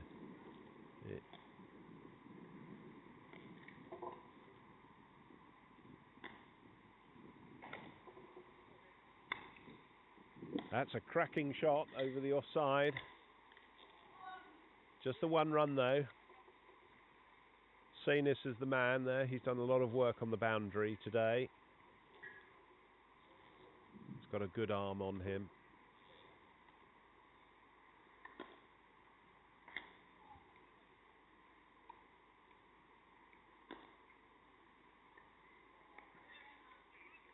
Another single to the total. Quickly through, and he's going to be here. Looks as though he's going to be out. It's a direct hit. So a little bit of an ambling there from Smith, but it was a direct hit, and I think the fielder had just come in a touch, and a direct hit meant that Smith has had to depart for a small total by his comparative standards of 6 off the 13 balls he's faced. So England lose a second wicket. That was a little bit sloppy from England there to lose another wicket there. Plenty of batting still to come, but didn't want to lose the wicket of Roy Smith. 138 is the score for 3. He started off quickly, but he didn't get his bat down, and the direct hit was the fall of saw the fall of Smith. So India, they've started to make inroads now to the England batting.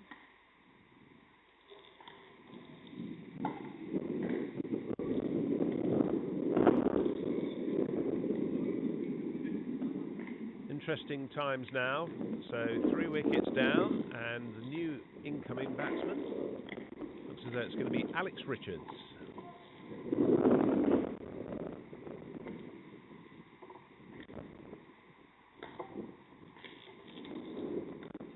Player who's played a number of times for England. We'll try and get his stats up for us on the screen, and a very fine right-handed batsman.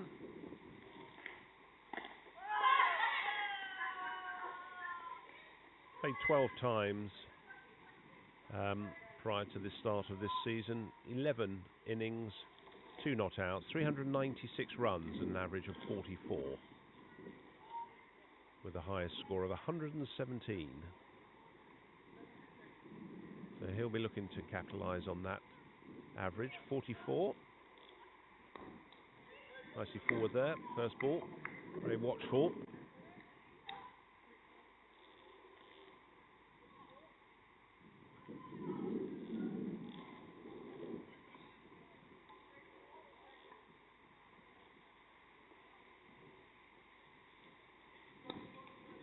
Just played off the back foot there. Should be just a single. And it long on. He's just underarms that in.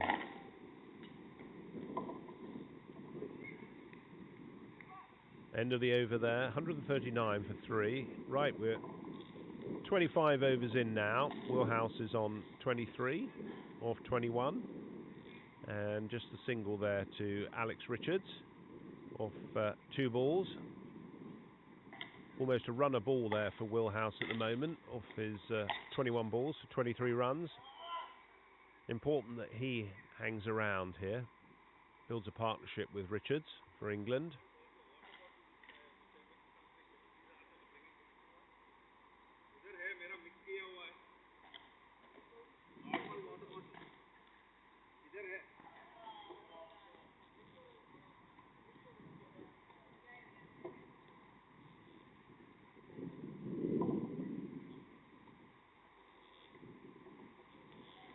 Krishnan to continue.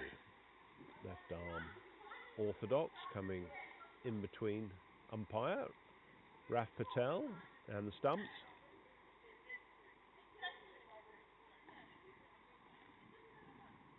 Richards facing. Well, that's nicely timed on the offside for no run.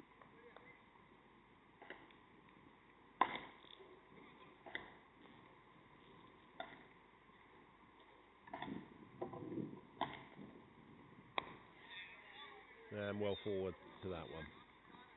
So a little changing length there from Krishnan. Getting Richards coming forward.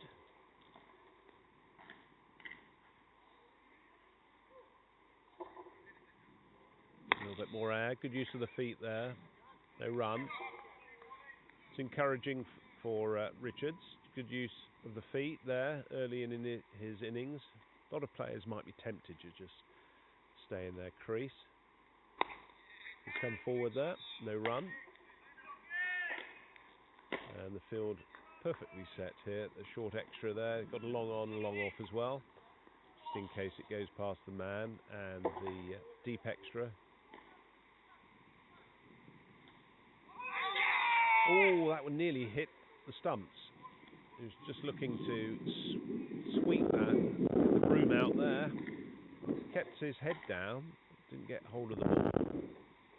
Nearly rattled on. One of those ones where, as a batsman, you just can't see where the ball's gone. That's nicely played on the onside. No run. That's good bowling there from Krishnan. Fine piece of slow left arm bowling. Nice big smile on his face as he comes back, and rightly so. England now 139 for 3. India have just come back a little bit more into this game.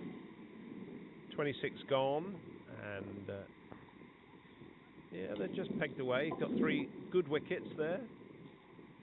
Got to unlock this partnership, and yep, that may prove a little bit more telling for England. So England need to build a partnership again. House and Richards.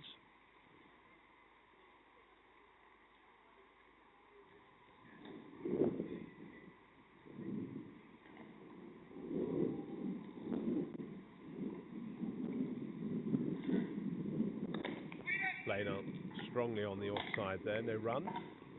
Straight to the fielder.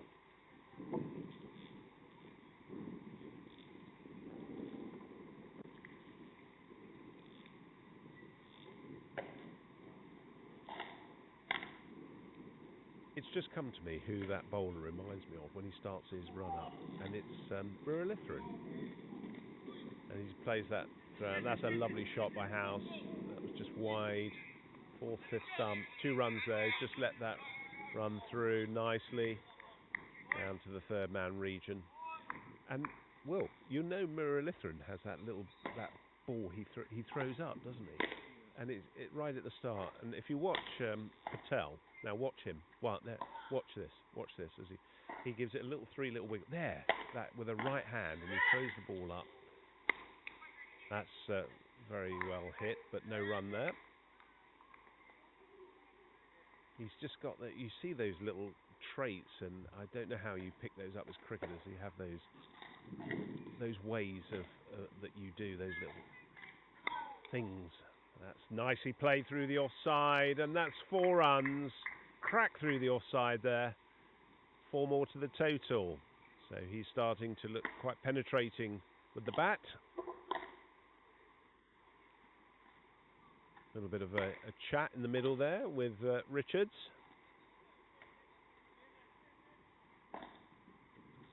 Been very strong off the back foot, House. Been very impressed with him so far today. He's played well off his legs, played very strongly off his back foot. Not used his feet too much. Likes, or I think prefers, probably from what I've seen, to stay in his crease and just work the ball around. Short, pulled. That might go for 4 runs. No, it's been fielded there. Oh, could have been a run out there again, a second run out there, but Richards just got in. So chance in their arms a little there, the England batsman. Richards coming into the non-strikers end there, running in, but there's a fumble from the Indian fielder. So 2 more to the total. Things starting to speed up a little bit here as England get close to the 150 mark. 147 for 3. And that's just played on the onside, so an easy single. Krishnan is the fielder there who picks it up. So 148 for 3 at the end of the 27th over. Richards is on 1. And House is on 32 of 27 balls. So a good strike rate from him. Looks like we're going to have a change in the field. So Raj is coming on and Patel is coming off. Probably for a well-earned break. And I think that does that complete his spell? 9 overs. We'll get his statistics up, but he's certainly taken 2 very good wickets. What have you got on the statistics? Yeah, 2 for 51 off 9 overs. So thank you, Will. It's probably quite difficult to get a maiden today, I would imagine. He did, didn't he? Yeah. It's always helpful having a squad by your side.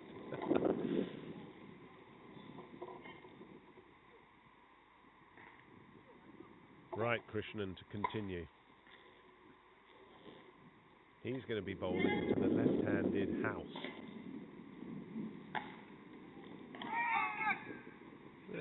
A muted appeal there, and looks they're going to take a single there. Little stop-start, but they decided to go in the end. Just see that House will be rating himself a little bit for not having paddled that round the corner for 4.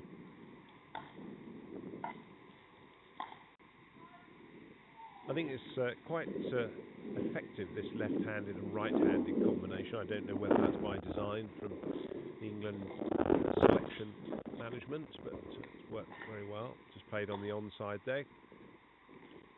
Just a single. As the fielder comes round from the 45.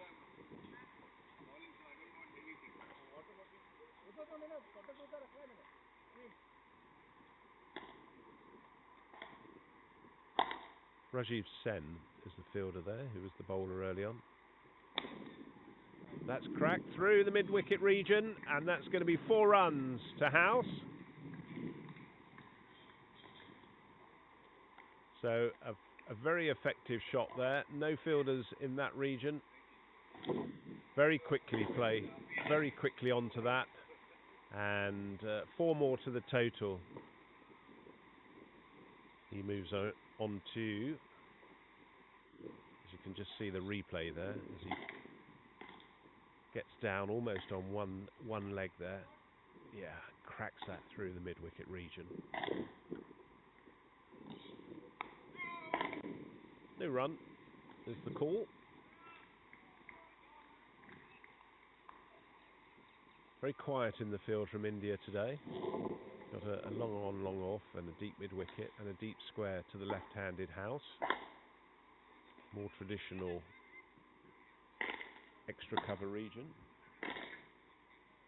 Only got the 3 fielders, so they've actually, that should be a no ball, because they're meant to have, I think, only allowed 3 out. They had 4. Sorry, they're allowed 4, aren't they, in the second? We're in the second power play, so they're allowed 4 outside. They had 5. Apologies on my part. The man's just come inside, so that wasn't called as a no ball. A little bit of a let-off there for India. Oh, and it's been given, and so it is. It's a free hit. Oh, and that's smashed over the long-on region. Looks going to be 4 runs, 1 bounce, and hit very hard.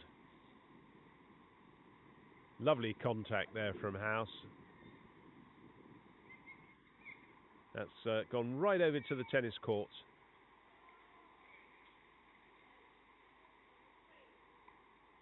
Over to these poplar trees that very elegantly set off this ground. You've got the tennis courts on the far side. So no change in the field. A little paddle around the corner. It's going to run hard here. That looks so it's going to be certainly 2. And it's gone for 4. So that's how quickly it raced round before the fielder could get there.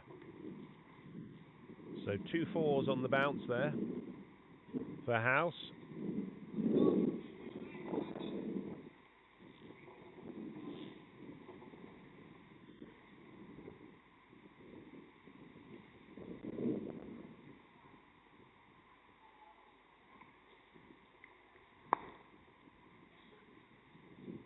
Just played down the ground there on the offside now. Long off comes into play.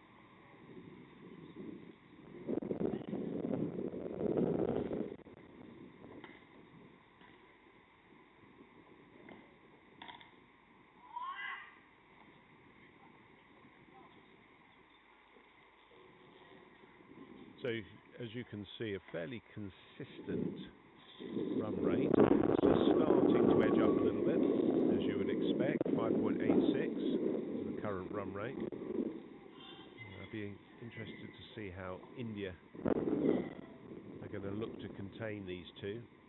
Certainly House, who's starting to look quite imposing on the Indian bowlers. A little bit of a chat in the middle. Richards still looking to get into his stride. He's got 2 runs so far off the 9 balls he's faced, but House is 45 off 33 and going a little bit like a train. Right, it looks as though we've got a change of bowling, and I think that might be Varma that's coming on. Just need to have a double check on my part based on the number. It is not Varma who's coming on. This looks like it's going to be a right arm. And he is. So tidy start.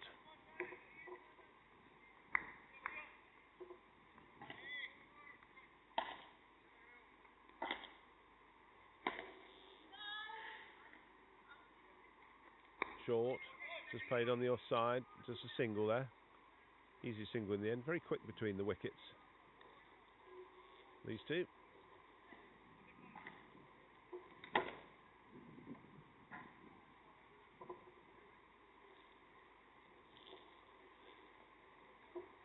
.165 for 3. Things starting to hot up a little bit in the runs department soon. Played on the offside, just a single. Krishnan is the fielder there, picks up and throws. Not a great throw into the keeper at his feet. Every keeper's nightmare. Either too high or too low. We're all guilty of it.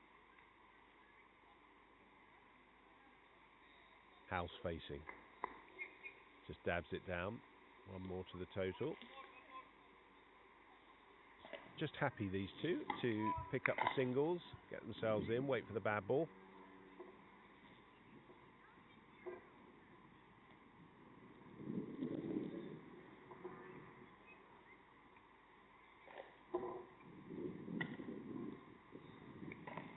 Oh, that's nicely placed in the third man region. Krishna's chasing. Should be 3 runs here. House is very quick between.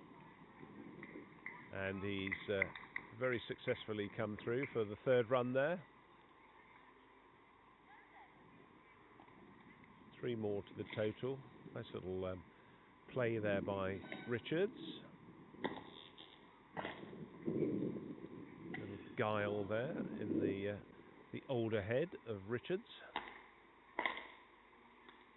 Working the ball round the field. Quicker, off the legs. It's gone to Krishnan. 1 run, 1 more to the total.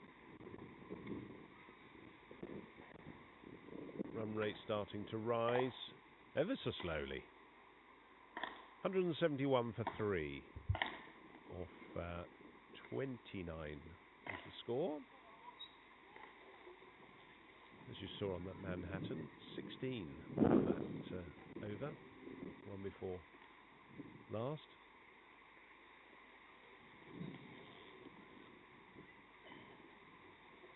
House is on 48 off 37. Richards 6 off 11.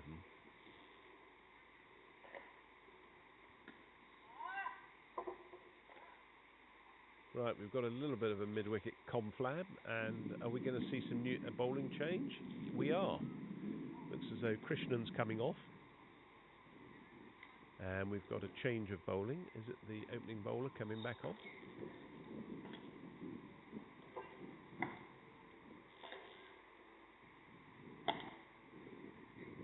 No, it's Shinder. Sandeep Panjambrao Shinder, who's coming on. Number 27 on his back.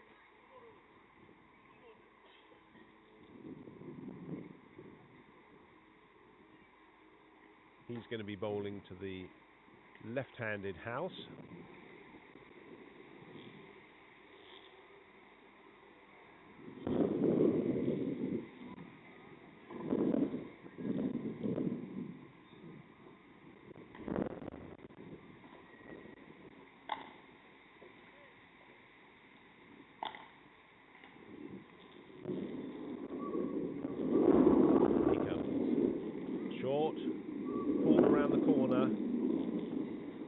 Saved on the boundary, and there's 2 easy runs there, and that's going to be his 50. So very well batted, Will House. Nice round of applause for it from the crowd here. 50 or 38 balls, and a well-crafted 50 it was.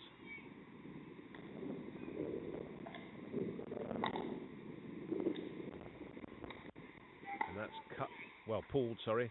Very hard, and that's going to be 4 runs. The fielder was out there, but it went so quickly to him, he couldn't get down in time. So maybe not a good advertisement for athleticism in over 50s cricket, but it went very quickly to him, in fairness to the fielder out there.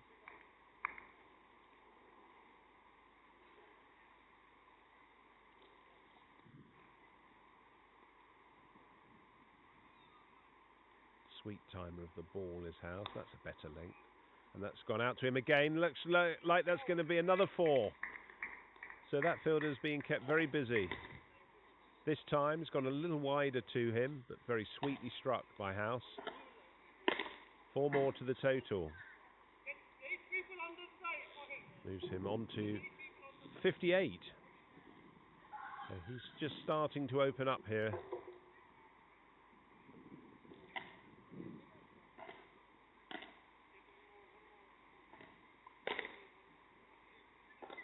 It's great to see these batsmen expressing themselves and getting a knock as well. All the new players that are playing today. We've seen Richard Farrow opening the innings for England. Now Will House, and again he's pulled that. It's gone hard, but there is a man at mid-wicket who's cut that off. And with his left arm, 1 bounce, thrown that into the keeper. Brings Alex Richards onto strike.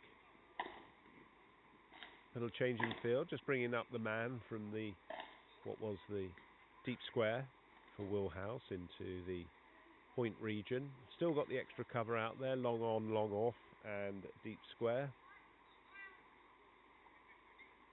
Got 5 in the ring, India, at the moment.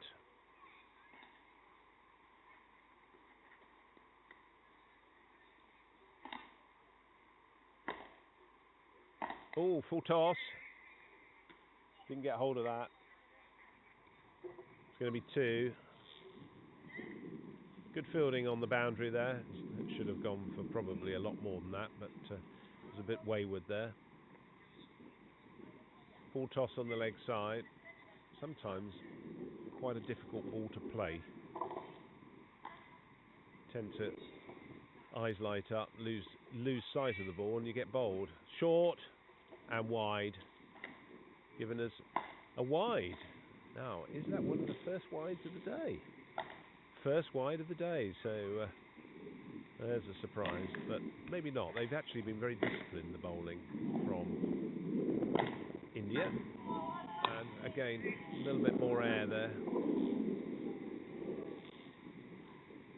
Full toss, just trying to keep that with his leg spin, trying to keep that that rhythm going. And that's given a little bit too much air there, but a change of apparel from Richards here.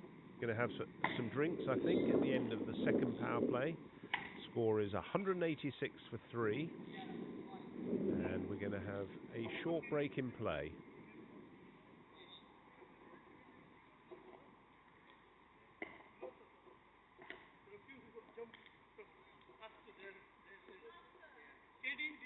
We're going to have a short break in play, and whilst the players are just getting a drink. Hopefully you're enjoying the coverage. We'll probably have a little bit of a short break in the commentary, so we'll be back in a couple of minutes. As you can just see there, Barrow 58, Snellgrove 45, Willhouse is currently not out on 59, Smith made 6, and Richards is not out on 9. Still a lot of batting to come there. Trotman, Kazmi, Bairstow, bat, who is going to be batting, and the other bowlers, the other players in the England side to follow on.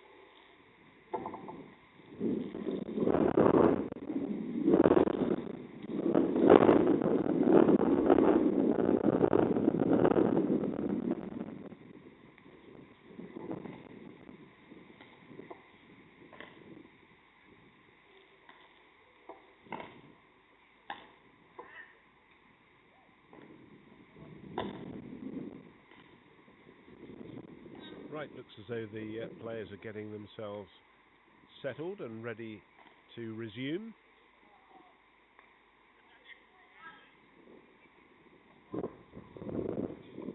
Can't see that on screen, but the players have just had their drinks. There's a nice little summary of where we are so far. 186. Only the 9 extras so far, which has been a credit really to India. 7 leg byes, 1 wide and 1 no ball. So good all-round performance from them. It's just the boundaries and the runs have been found fairly easily by the England batsers so far.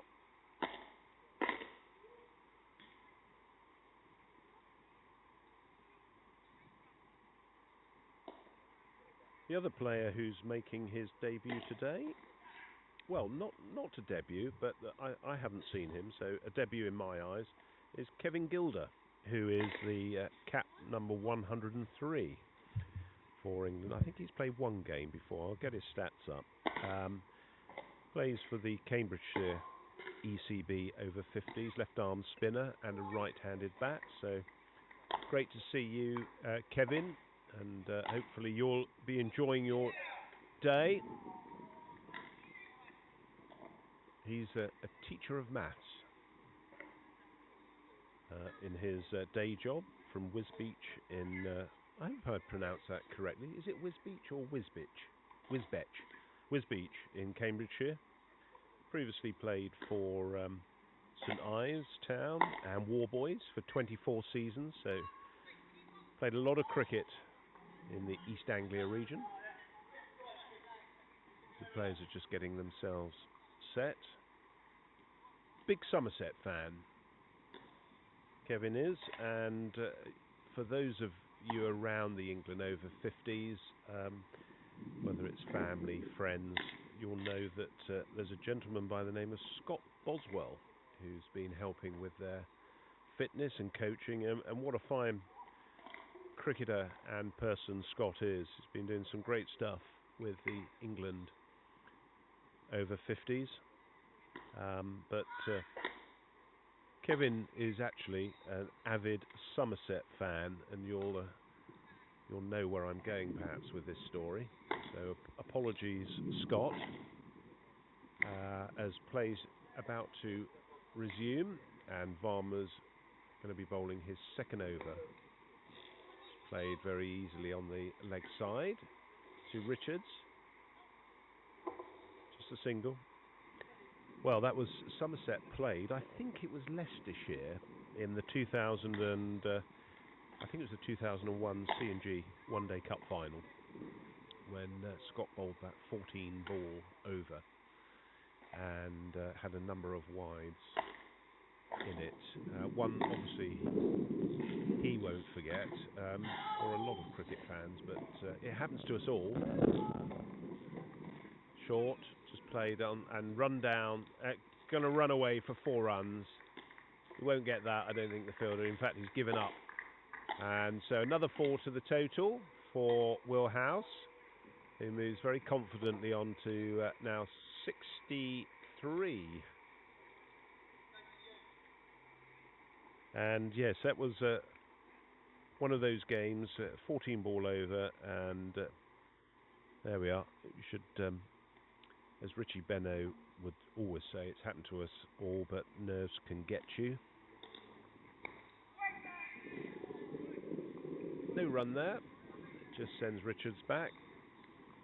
Marcus Trescothick, I remember, was batting for Somerset at the time.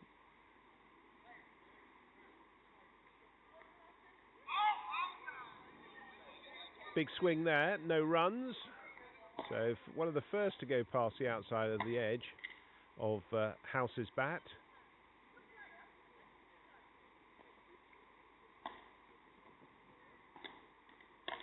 Short, pulled. There is a fielder out there. AJ Sanis is the fielder there at the deep square. Yes, it happens to the best of us, and you know, I think it's a strong word to use the yips, but certainly on that day, Scott, it wasn't quite going for him. Played on the onside, no run, straight to mid-wicket. And having been in that position myself for a number of years, you can hear what the people are saying to you. Slow down, rhythm, get your rhythm back, but you're not hearing what they're really saying. You're more concerned about the fact that you're letting down your teammates. So it's not a pleasant feeling. So I was feeling for Scott, but that was an interesting story from Kevin, who was there and is a big Somerset fan. Right, back to the cricket. 192 for 3 off 31. Still 14 overs to go in the England innings. They'll be looking to get 300 plus runs, and I think they're very much in their gift to do that. Plenty of batting to come down the line. Mr. Bairstow plunders a big ball, and who else have we got? Martin Gidley, Kevin Gilder, Tausif Kazmi, who's a very fine cricketer, and of course Richard Trotman, as well as Mukesh Bhatt. I'm not sure who the England non-batter is today, so apologies if I've got that wrong. I haven't been given that information.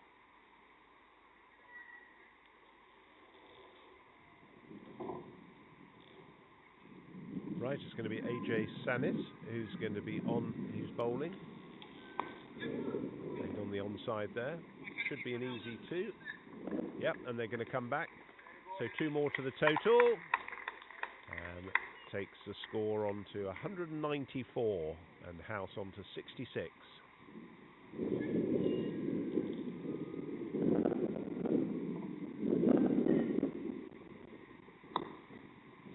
And again, no, I don't think there's going to be a repeat of the 2 runs there, so just a single to the total. He moves on to 67, fairly effortlessly.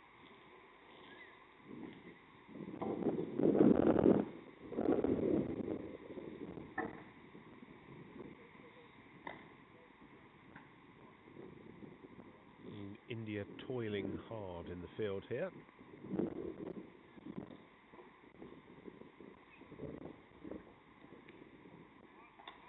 Left by Richards, wasn't interested in that one.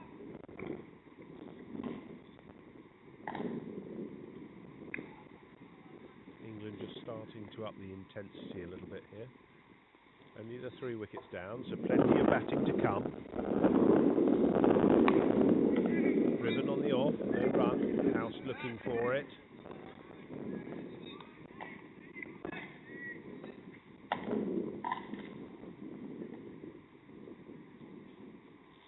Short. Played off the back foot, and again, straight to the same fielder. No runs. Good field placing here from India. I'm sort of sensing a little bit of urgency, not desperation at this stage.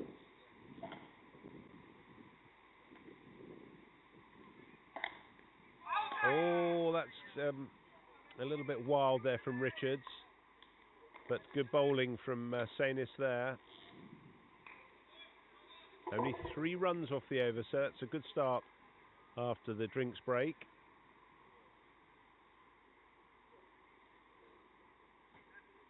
There we are, you can see Patel, the pick of the bowlers so far with the 2 wickets, 2 for 51. We had the run out as well, which was a direct throw.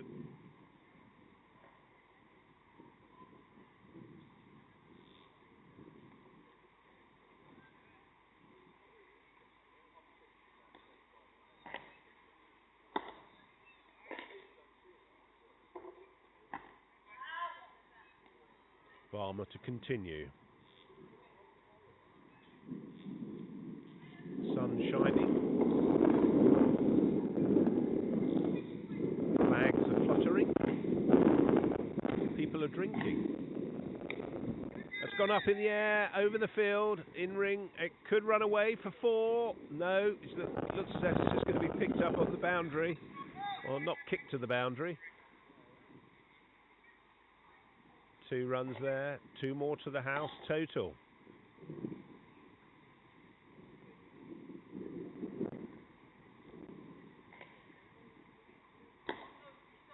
Looking to play. Oh, that's a beautiful reverse sweep.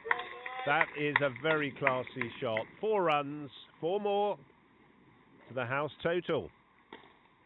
He moves on to now 73 of 49 balls. That was a lovely shot. Not entirely premeditated, but I'm sure it was in his own mind, but a cracking shot there. Up over the infield, right down to those very majestic looking poplar trees at the far end of the ground. Just ran away quickly. Almost into the tennis courts there. Wonderful shot for 4. Shot of the day, I think, so far. What would you say, Will? He likes that.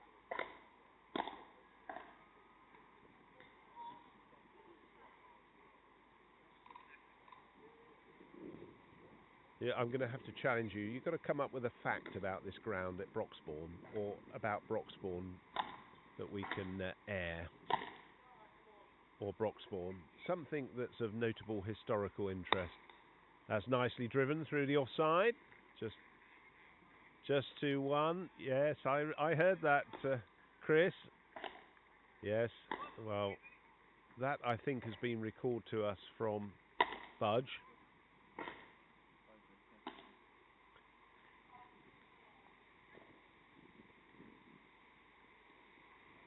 Bosey was the call from Chris. Nice play on the offside, easy single in the end. Got a bit of a juggling act going on there with the ball as it came into his hands, but House was running through quickly. Yeah, the inventor of the googly was Bosenke, who I believe it's a family estate here. Yeah. I see. They own the land and they sold it to the club. They were the landlord of Broxbourne. Nicely driven on the offside. I've forgotten his first name. Is it Reggie Bosenke? Yeah, who was the founder of the googly as well.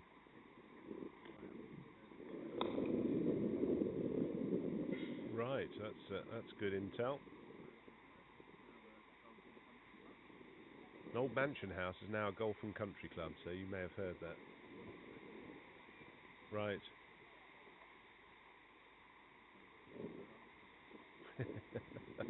End of the over.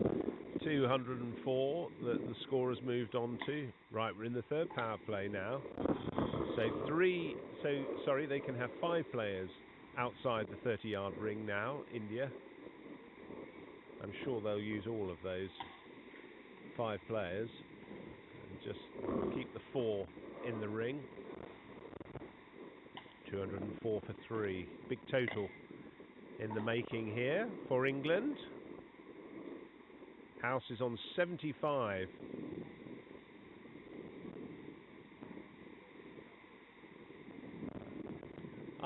Nice fact. The golf course was designed by Jack Nicklaus II. I didn't know there were... His son of the great Sir Jack Nicklaus. Yeah, well, we'll rely on you to crack on with that fact. House is now going to face.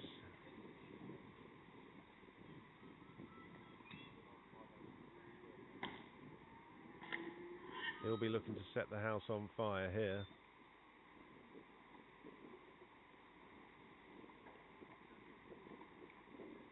There we are. That's nicely played. Just dab round the corner for 4 as nonchalantly as you like. He moves on to 79. Just a little paddle. Watching the ball all the way. And India haven't got the right field to him. I'm pretty sure that they need to have that one on the deep there, and they have just adjusted their field. Plays that so well. He's just having a quick look around the field now, see where the other gaps are. Bit more air there from the bowler, who's quickly onto it. Thinks about the throw, but there's no one. Well, there was someone backing up, in fairness. Just out of your screen there. You saw House running through. He moves on to 80. He's getting close to that milestone. And that's just played on that. That's going to run away for 4 more. Boomla's the fielder, who's not going to catch that. So 4 more to the total now. 200 and... is that 13? 213 for 3. Richards is the benefactor of that. I should say beneficiary, not benefactor. Yeah, that's well bowled. Nice reply there. So lots of runs coming, as you would expect at this stage of the game. Last power play.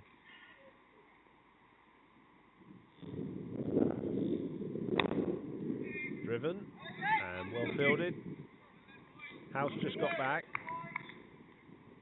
and backed up nicely by Varma. Kalyan Chakrapani Varma, who's the man at mid-wicket. Short, a bit quicker, played off the back foot. And again, no run. Looking for it, but good fielding there from the fielder at the extra cover region. Really fine piece of cricketing. Good low, good hands down on the ground, and good backing up as well from his India teammates. Right, the worm's just starting to rise, ever so slightly. We're now up at 6.26 on the run rate, so 11 overs to go. I'm going to predict a score of around about 300. That might seem a little bit of a tall order, but yeah, 320 is the call from Will. Well, 10 and over as a minimum at this stage has got to be on. Plenty of batting still to come for England, and there's some big hitters still to come in that lineup.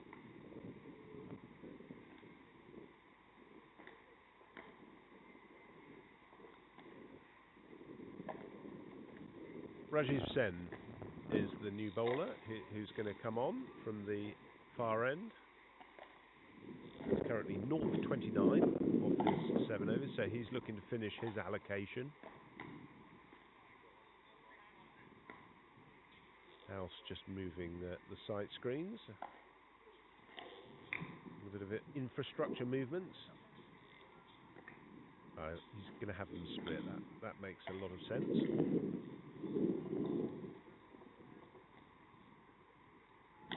Nice little bustle of noise from the crowd here on that to my left.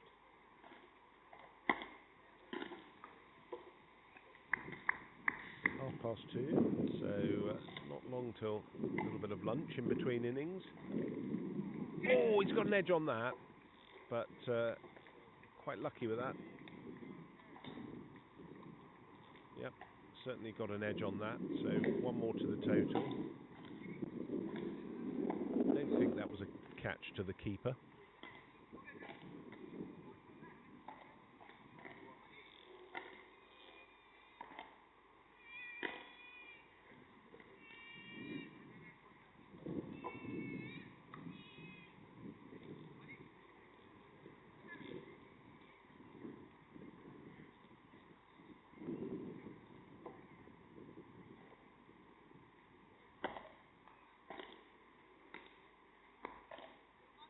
Nicely played on the onside. Richards looking to push the field.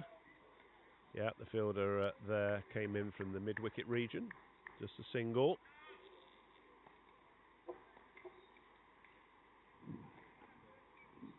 India's fielding has certainly picked up in the latter stages of this game. A bit short there. Just a single. So England not going too hard after it yet. That looked short of a length. I thought House might have put that in the deep mid-wicket region, but intent is just play it round the corner, well, into the square. That's gone up in the air a long way. That's a big 6. That's a huge 6 over the deep mid-wicket region. First one of the game, and it goes to Mr. Alex Richards. What a fine shot.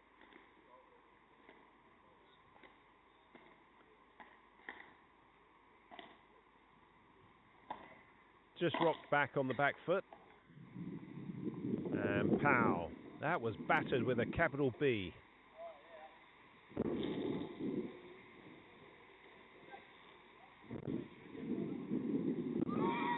Oh, it's a shout for LBW, and a big one.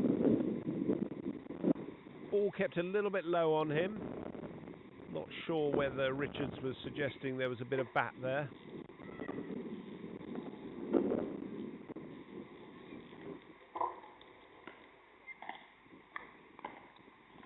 Could be 2 there, running hard. Yes, looks as though they're going to easily make 2.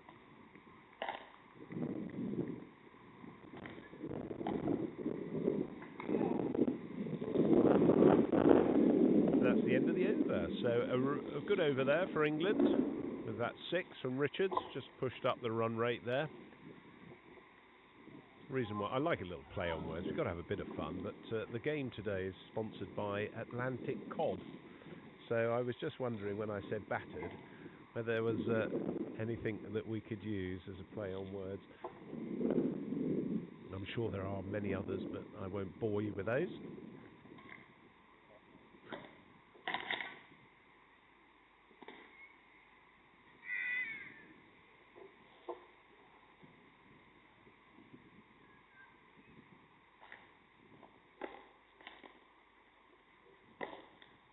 So it's going to be the left-handed House, who's currently on 82 with only 56 balls to face.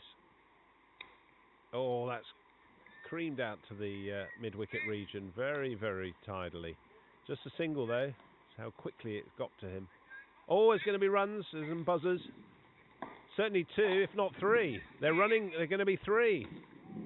So a little bit of a let-off there for House. Well, not a let-off, but he's taken good advantage of that.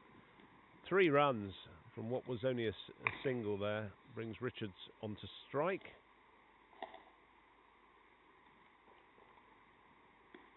Short, and that's better. That's well bowled.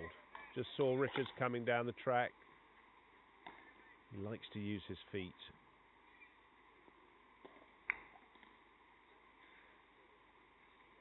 Quicker, played off the back foot. 2 runs there to Richards.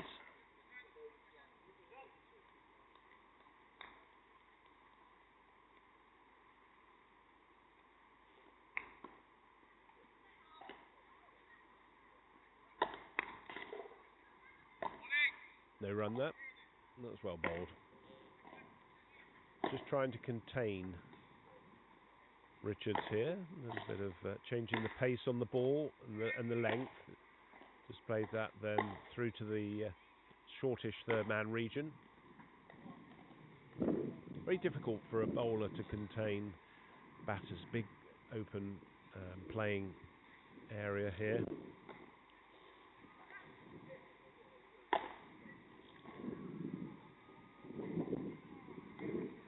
One more. Ah, well, I thought that was one more ball to come. Oh, well, it looks as though they've called over that. So 230 for 3. Will House 85 off 57, and Alex Richards 27 off 32. Right, we might see some more left arm spin, this time of Krishnan Subramanian, who's going to come on from the other end. Started his spell from the pavilion end and has now gone to the far end, so near the nets end. I'm sure it's got an end, the hockey pitch end. We're going to have to name it, aren't we? The hockey pitch end. Here he comes. Quickly turns around. Great shot from Richards there. 1 step down and 6 runs. I didn't quite pick it up first of all. It went so quickly straight into that magnificent hedge. That might be lost ball for a bit. But lovely piece of batting there from Alex Richards. We've got some spare balls here. And they're not going to find that.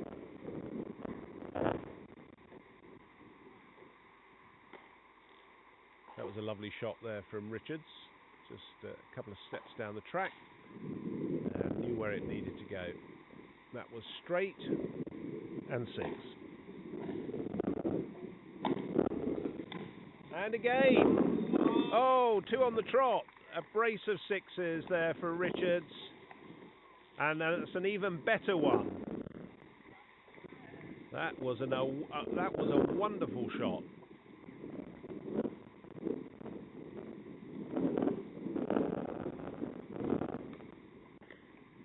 He certainly decided to go after it, and rightly so. He's just put on a plate there for him from Krishnan.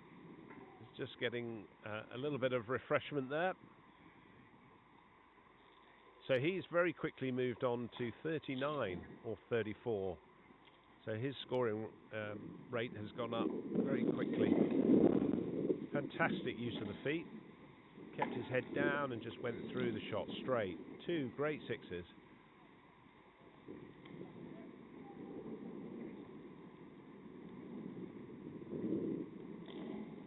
You were saying, Will, about 320. I think that's certainly looking very possible, if not more, at the moment. That's the 100 partnership up as well. So very fine knock from these two batters.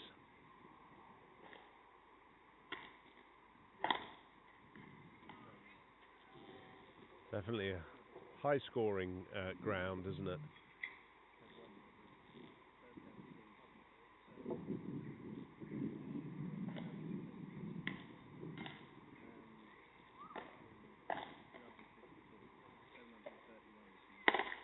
Wow, 730 runs in a day.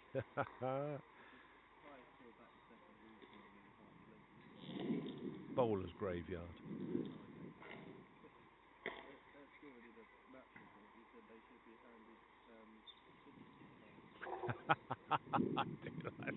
Sympathy cards, yes.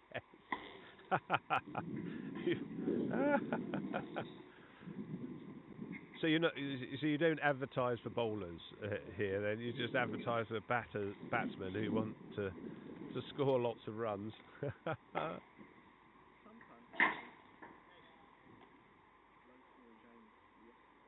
In comes Krishna. It's gone so wide, and he's trying to negate that third six on the trot. So that's a wide.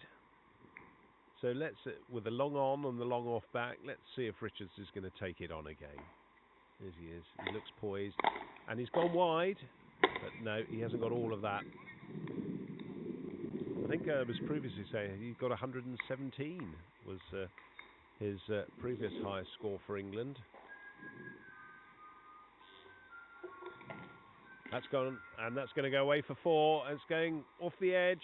It's running towards the boundary. He's going to pick it up. No, he can't get there. There's no slide. No desperate dive. Just ran away from him. That's 4 more to the total. So he's really picking up the pace now, Richards. 247 for 3 as they fast approach the 250 mark.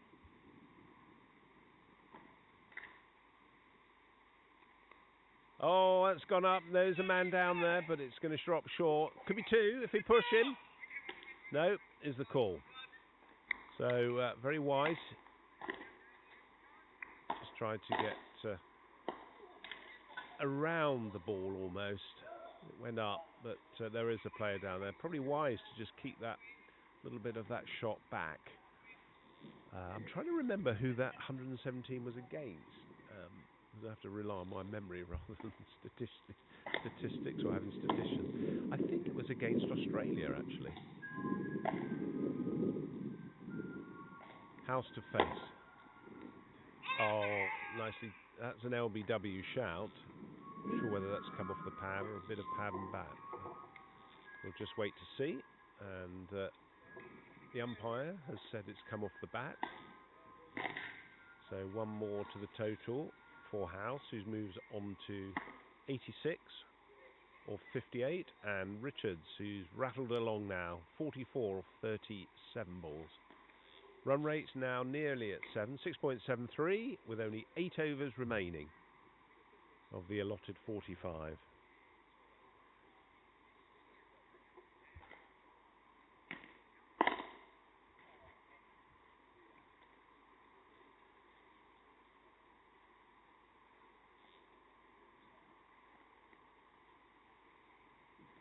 Sanis to continue. That's nicely swept again, just a single.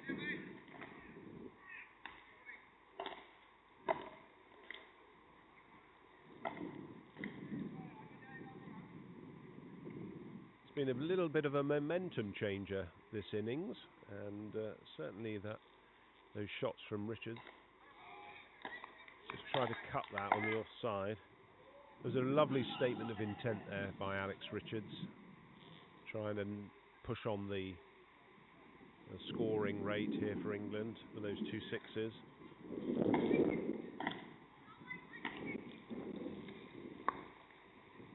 And again, smash that down the ground. Fielder there, long off, just the 1.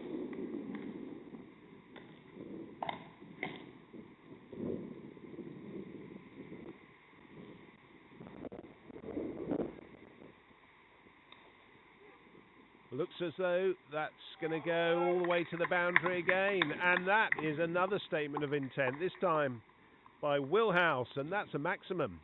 6 runs. Got down and just crashed that through the leg side. So great shot there from House. He moves into, I think, the 90s, 93 off only 60 balls.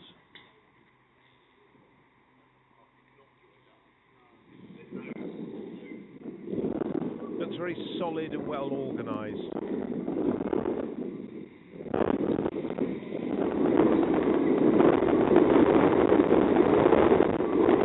And India fit the script here, and there's a man out there, and he's put him in. He's put it in to his hands, so House has to go.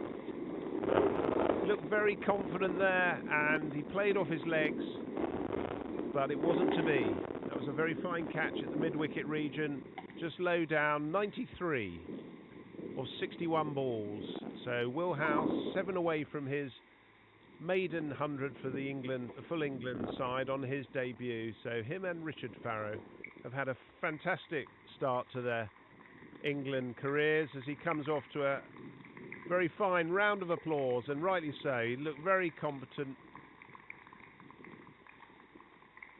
The future looks bright for England over 50s with that young man very much in the batting. So that might be a little bit of a momentum changer for India.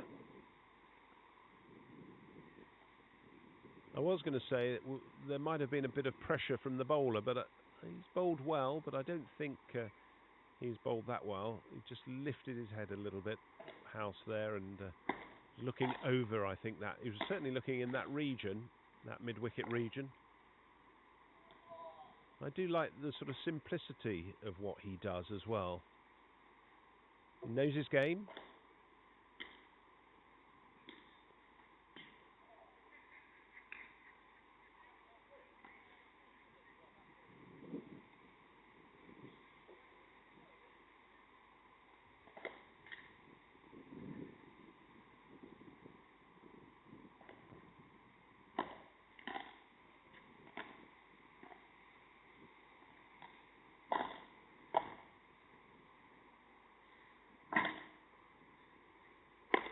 Right, little change in the field now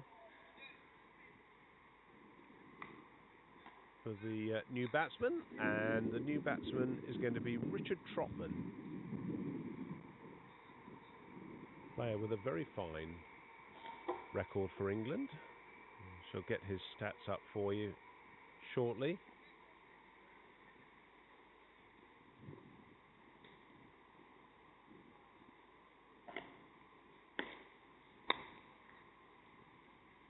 That's a great way to get off the mark. Fielder coming round has saved a certain 4. Might be one for the throw as well. And there is. They're coming through. Looks as though he could be run out here, and he is. So Richards has been run out. Trotman's just come in, and he's looked to take a 3 there, and he's run out Richards, who's looking disconsolate and very angry. He's not looked back at Trotman.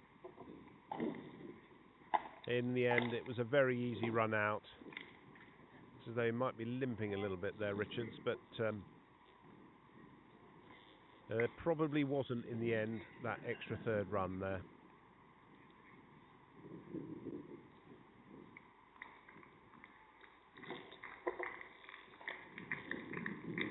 So a nice round of applause there for Alex Richards.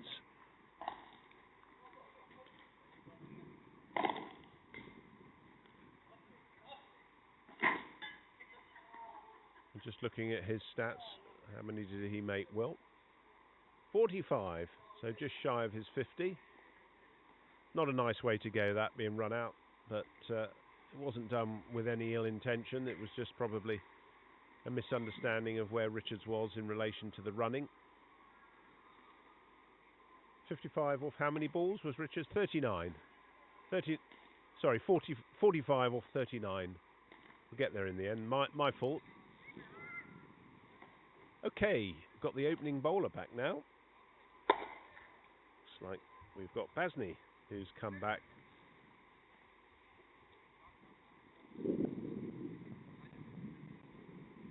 So England's trial by spin seems to have finished now for a little while, and Basney's back. Well, I think so. I think he's coming on from the hockey end, we called it.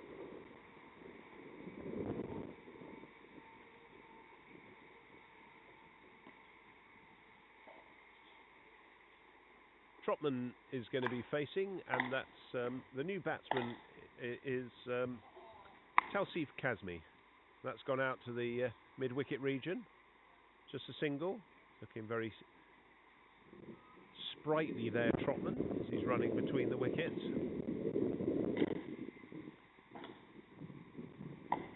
Tausif Kazmi is the New England batter.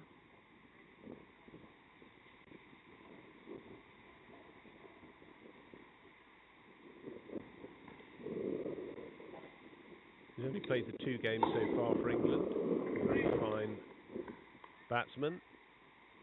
2 innings, 54 runs, 1 not out in those 2 matches, and a high score of 45. Apologies, not out.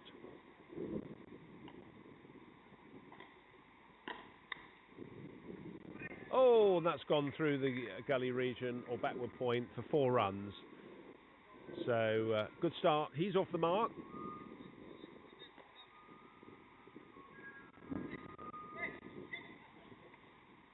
So Alex Richards has certainly added to his previous total of 396 runs.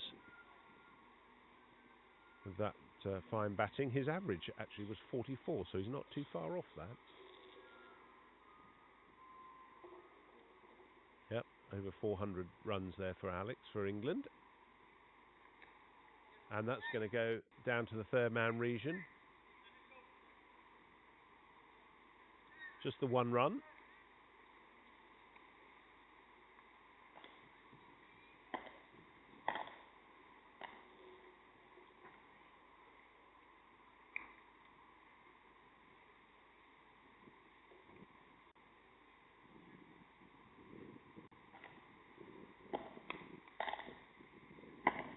Another single there to the total. Richard Trotman has played in 33 matches in his time of playing for England. I think it's about 3 years he's been playing, so he's played a lot of games for England. 31 innings, 7 not outs, and prior to this game, 1,128 runs and an average of 47, with the highest score, and I remember this, of 148 in the World Cup in 2023, where he plundered the bowlers all over the shop in Cape Town. Very fine innings that was for Richard Trotman. That's gone wide. Straight down to the 3rd man region. Yep, 2 wides to the total. My word, I think I've just seen Mr. Richard Cooper walk by with the pads and a bat. I don't think I've ever seen him back. How great is that to see, actually? Normally plays as a non-designated batter. That one just went past the outside edge. Just a little uncertain there. Trotman, as he tries to run it down the 3rd man region. End of the over, 268 for 5. We've got 6 overs remaining, and England will be looking to get past the 300 mark.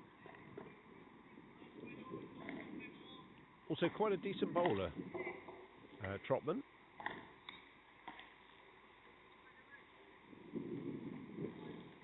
He's taken 15 wickets so far for England, an average of 26.27. 394 runs off his bowling, 73 overs. So, quite a decent batting and bowling effort so far, and not a bad slip fielder. He's one of the highest. He's caught one of the most catches of England players for the last 3 years, and that's very strongly hit. There's a man down there, nicely fielded by the man Vishu, down on the deep mid-wicket boundary. Caught 12 catches. Normally stays in the slip, so and one of the world all-round leading players with 1,300 points. Nicely stroked to the offside. Trotman got a little tongue-tied there.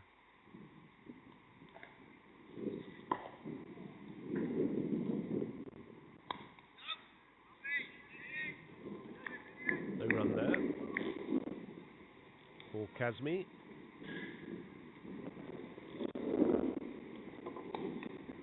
It's gone up in the air, but they'll be safe. A couple of bounces to the fielder, who's it long on, who very smartly throws that in.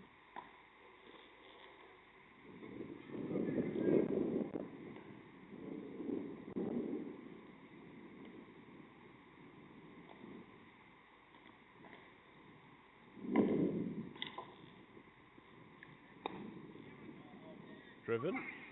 Oh, it's gone through the hands, and that's going to run away for 4, I think. Fielder's chasing it, but he's not going to get there. So 4 more to the total there for Trotman.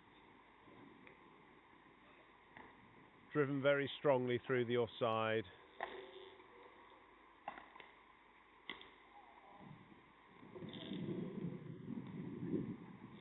Just got down low, stroked that. Very poor piece of outfielding there from India, really. It's gone short and back. And on the offside, should be 2. Easily coming through there. Kazmi for 2.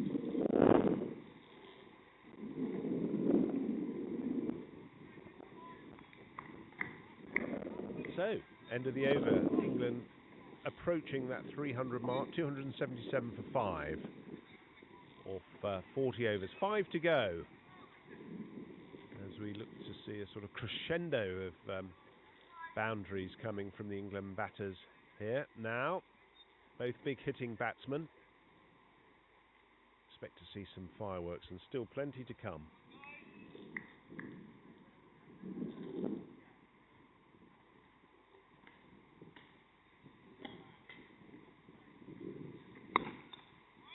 Oh, that's driven straight down the ground. Almost like a back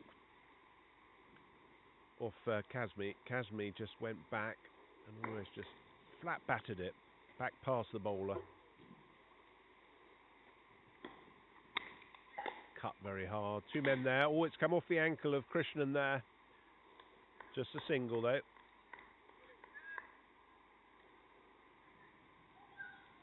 One more for the total there of Trotman, who's looking very strong in all areas of his game today. Ah, that's a cracking shot through the long on. The Indian fielder hasn't got there, and it's run away for 4. So Kazmi's making light of this bowling. He's showing up a few sort of inefficiencies in the Indian fielding here.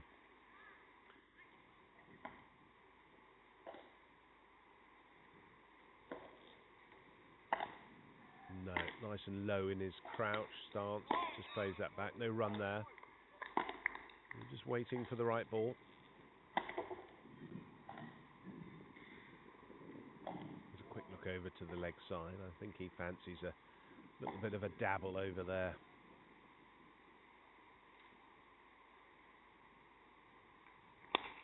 Oh, that's cracked through the offside to the fielder at long off. Couple of bounces, and in about 3 seconds he's picked it up, and it's back to the bowler. So that tells you how hard he's hit that ball. It's great hitting from Kazmi. And again, Trotman, that familiar backward point region. No run there. India have done a little bit of their homework on these 2. Got the fielders there for Trotman at that back for 5. 4 overs to go. It's going to be AJ Sainis who's coming back on. Looks like he's... is he bowling leg spin? Looks like he's got that action. I'm a little bit too far away from the action here, but short, back. It's going to run 2 there. They're going to push 2. Coming back to he's got a great arm on him, as we've seen already. Sandeep Shinder, who's at the long on region.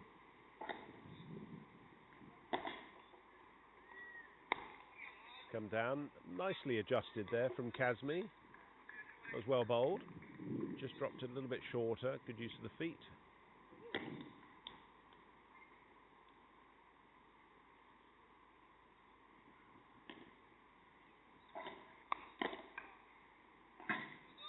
Very strongly hit on the offside, and 4 runs, 4 more. Went very quickly through to the point region. That's where Trotman's very strong. So he's adding to that 1,000+ runs he's already scored for England. And looking very...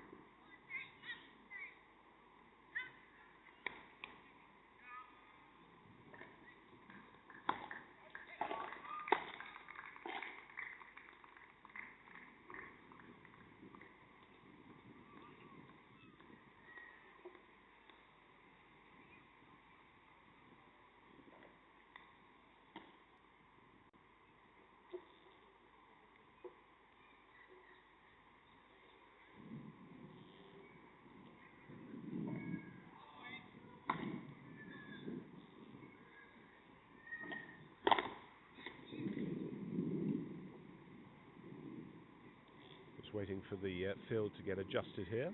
They need 4 within the ring. They've only got 3 at the present time.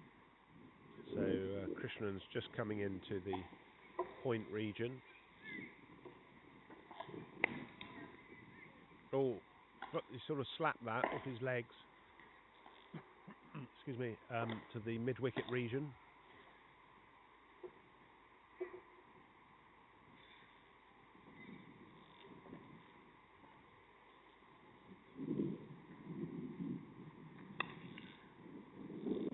One-handed there from Kazmi. Should be 2. Easy 2 runs there.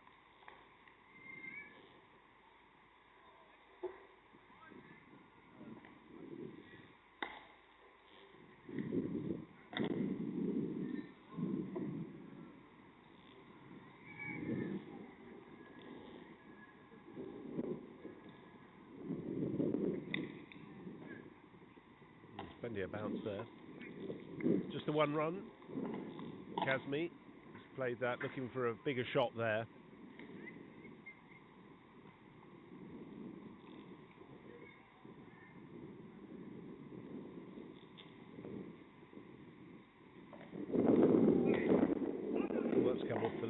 there. A little bit of indecision there. Trotman not knowing whether to go for the single. End of the over.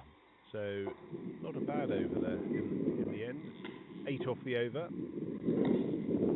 Sanis, he's done reasonably well actually in the positions he's been bowling. 1 for 49 off his 7. Trotman, who's currently not out, 22 or 15, and Kazmi 23. So good partnership from these two after that run out of Richards by Trotman earlier. I'm sure he won't want me to remind him of that. And I'm sure Richards will want me to remind him of that. Played off the back foot, and that's going to go for 4. It looks as though the fielder's not going to get there, and that's raced to the boundary. So 4 more to the total. So Kazmi is on fire here. He could even get close to a 50 here if he keeps going at this rate. Certainly not improbable.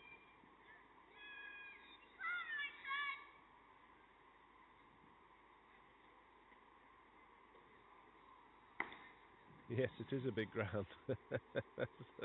One of the fielders has suggested. They've got a long on, deep mid-wicket, deep square, long off, and a deep extra. And that's gone off the back foot, and that's going to be caught. No, 6 runs. So a back foot 6 just shows the power. Tausif Kazmi, that was a great shot. A lovely maximum there, and looked very, very easy for him. Great timing. A very strong player in this lower middle order for England. India's bowling is no match at the end here for the England batters. Oh, and again, that's a very flat 4. It looks like it's 4. Could be it's been given as a 6. So it's the second successive brace of 6s that we've had today. After Richards at the I was going to say the hockey end, yeah? And here we go again. And he's gone again, and there's another 6. There's a trio of 6s into the pavilion. So 3 6s. This is wonderful batting from Kazmi. 3 great 6s down the ground. 326 the score has moved on to. This is an absolute masterclass in hitting. And he's relented on the Indian bowlers by just pushing it for a single on the offside.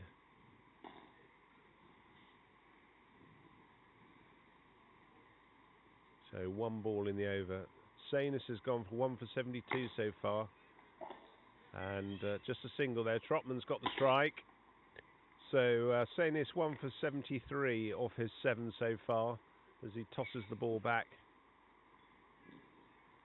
328 for 5, England. Kazmi, well, he's on 46 off 21 balls. So he's getting close to his 50. Trotman's 23. He's been overtaken by Kazmi in the scoring by quite some margin with those beautiful hit 6s.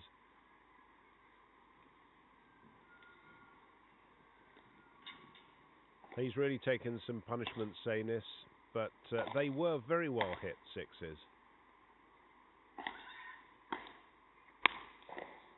Trotman's gone again into the net corner. 6 more. Looks like a 6 to me. We'll just wait for the and there it is. The arms are aloft. 6 more to the total. So Trotman's taken full advantage now. The ball's coming on nicely. The eye is in.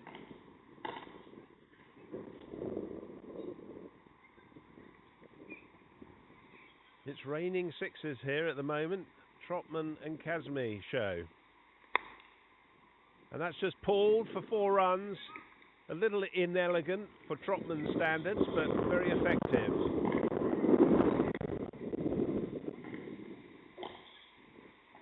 So this sort of powerhouse of Trotman and Kazmi is not seeing any boundaries to their scoring, their run scoring. 338 the score's moved on to.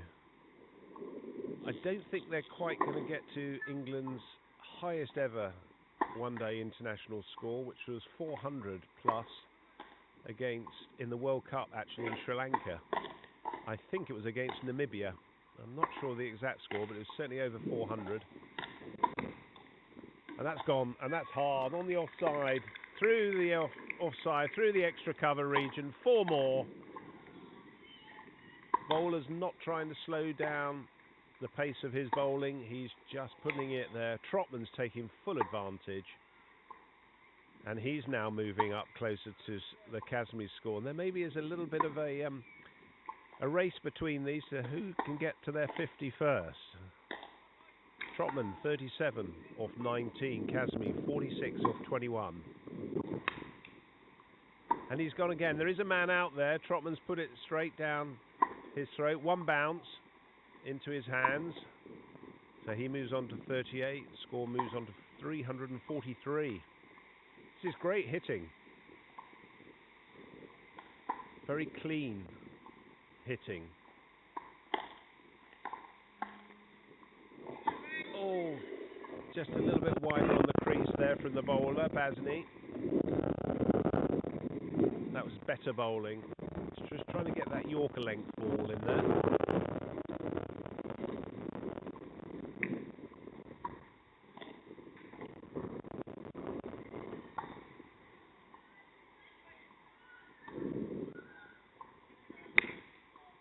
Oh my word, that is the biggest of the day, and that has gone over the hedge onto the hockey field, and that is Kazmi's 50. And what a way to come to his 50. He's 52 of 23 balls. That was a prodigious hit. A wonderful shot there over the long arm boundary. And that takes England on to 349 for 5. So just 1 run shy of the 350. So 45 overs completed now. And what a way to finish the game. Nice round of applause for Tausif Kazmi and Richard Trotman, who put on a fantastic partnership. I need to know what that partnership was. I don't know if you know what that was, but 90 was it, Will? 90 runs they put on between them. So that's a wonderful partnership. India players just regrouping for a little bit of a debrief, but an excellent display of batting there from those two. So England 349 for 5 off their 45. Lunch is going to be taken, and we are going to be off, I think, for about 40 minutes. So we'll give you a quick rundown of the scorecard. Richard Farrow opened the innings on his debut. He was caught by Varma, bowled by Patel for 58 or 51. David Snellgrove opening with Farrow was bowled by Patel for 45 or 64. Will House, making his debut, scored a very fine and belligerent 93 off 61 before he was caught by Dewan, bowled by Sanis. Roy Smith was out for 6 off 12, run out to a very good direct hit from Varma. Alex Richards hit some lovely sixes in his 45 off 39 balls before he was run out by Shind off Fakir Dungaria. And Richard Trotman and Tausif Kazmi, well, they were maybe the pick of the hitters at the end. Richard Trotman not out, 38 off 20. And Tausif Kazmi got to his 50 for 52 off 23 balls. A very fine innings, and a strike rate of 226.09 for Kazmi, and Trotman 190. On the bowling side for India, well, it was hard luck for Basni. 9 overs, no maidens, 0 for 82. He went to the sword a little bit at the end off Trotman. Sen, 8 overs, no maidens, 0 for 40. Bowled very well, started the bowling. It's a nice round of applause for the Indian team as they come in for a lunch and a well-earned break. Patel, 9 overs, no maidens, 2 for 51. Krishnan Subramanian, 8 overs, 1 maiden, 0 for 59. K. Varma, 3 overs, no maidens, 0 for 22. S. Shind, I'm going to get you his Sandy, that's correct. 1 over, no maidens, 0 for 15. And Sainis, that's AJ Ramachandra Sainis, was 7 overs, no maidens, 1 for 73. So we're going to have a short break, and we're going to pull the plug on the transmission. We'll be back in about 40 minutes, so we look forward to you joining us then. Thank you.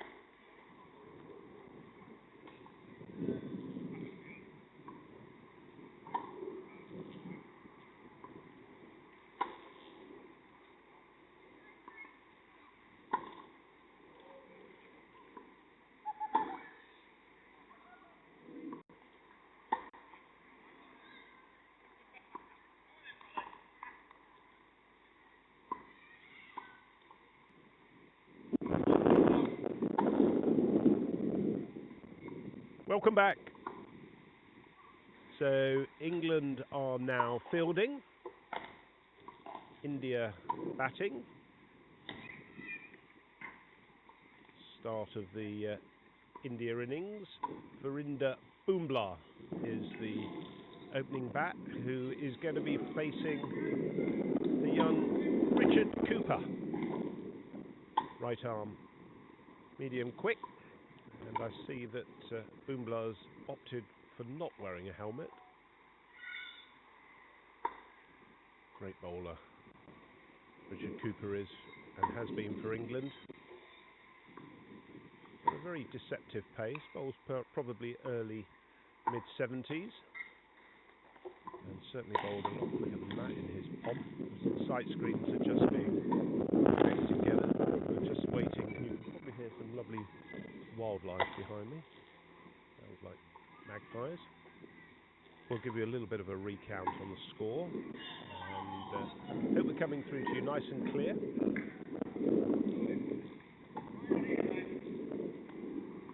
England scored a very imposing 349 for 5 in their 45 overs. It is a fast scoring ground, so it's going to be Richard Jr. Cooper. He comes forward, Bumla, no run there.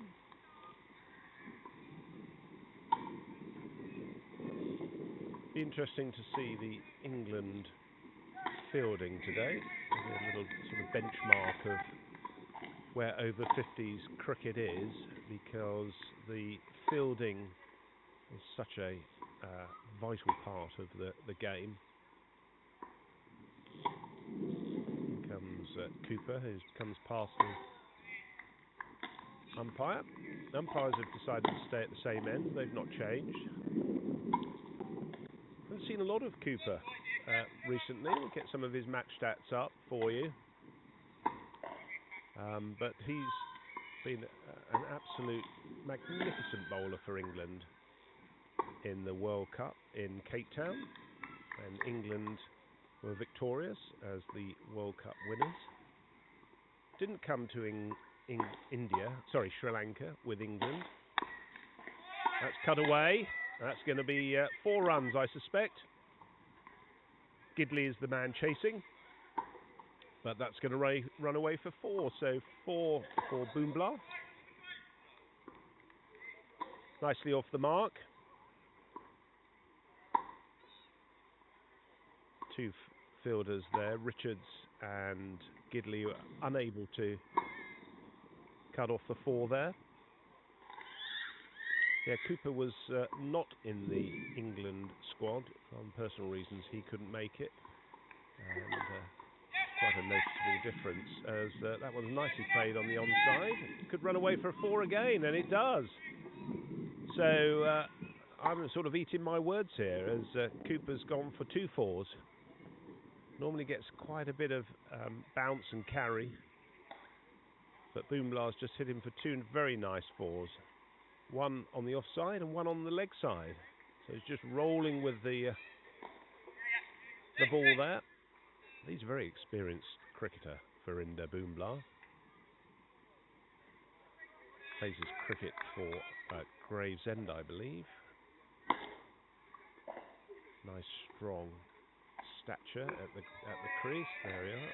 Nice forward defensive. So Cooper has certainly got something to prove here. A little bit of a challenge now for him. He's just been hit for 2 4s, which is quite unusual off his first over. England have got the 2 slips and 1 sort of backward point, not a traditional gully. And there's gone for another 4 there. So Bumla's hit that nicely through that region, to the left of the backward point through the gully region. So 12 off the first over.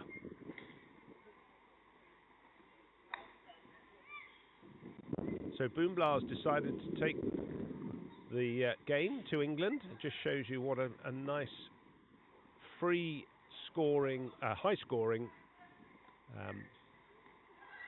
sort of free reign you can have as a batsman here if you take on the bowling. If they don't put it in the right areas and you're too short, and you can get punished. Apologies about that. I've been struggling with a little bit of a sore throat recently. So anyway, first over gone. Score is 12 without loss, as David Snellgrove is looking to, looks like Tausif, who's going to be coming on? Is that Tausif Kazmi? It is. He didn't have a number on his back. I know Tausif was right arm off spin, so excuse me. So he's going to be starting after a wonderful knock. What an imposing knock he made for England in that England innings. Good all-rounder. A little bit flatter there.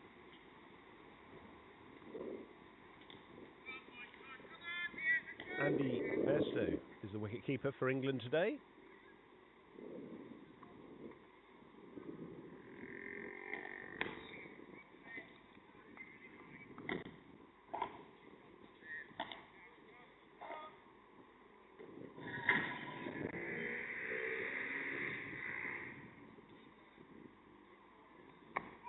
Fuller there, and there's a shout for LBW there, mostly from the wicket-keeper.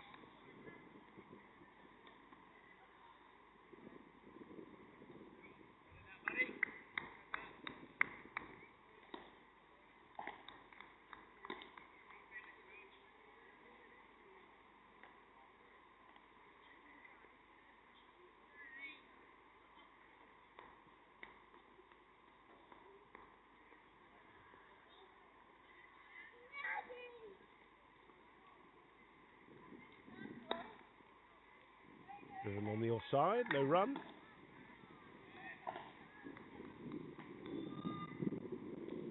And there's just playing it into the, trying to stroke it into the gaps there.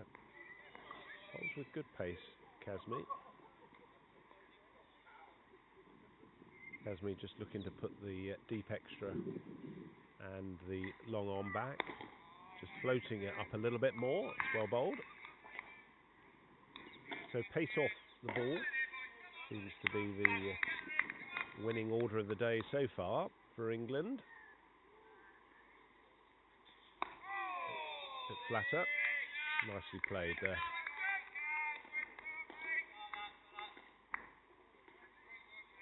So end of the over, and that was a fine maiden there from Kazmi.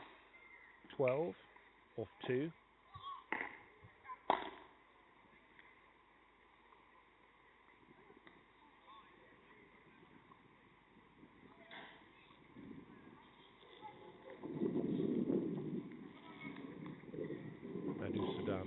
Mali is the other batsman for India. Bumla is going to be facing.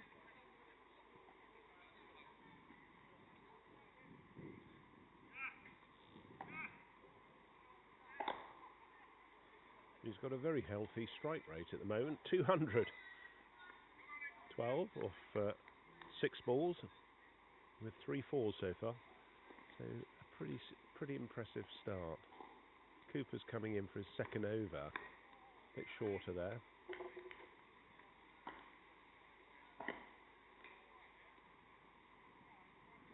Just looking to get that rhythm.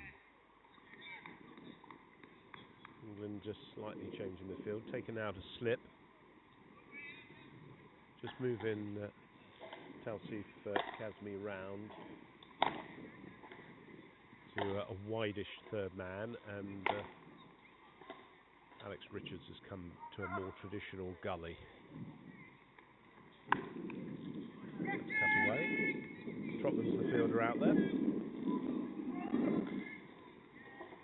He's got a good arm on him, and they've decided not to take that on. So England have started to spread the field already for Bumla.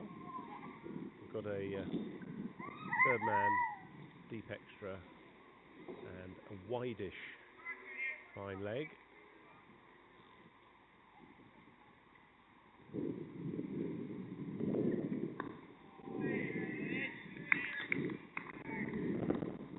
That's very nice areas there from Richard Cooper. I'm sure his namesake will be listening in as well, Mr. Sean Cooper, the man who's been the glue in the medium pace bowling stakes for England for a number of years. Bowled very well with Junior Coops, that's why he's called Junior. Just play with a slight outside face of the bat, no run there. And another tall fast bowler who's not playing today, but I think is playing in the next game against India at Woodford Wells. Marcus Sharp might be listening in. Hello Marcus, if you are. Looking forward to seeing you bowl against India at Woodford Wells.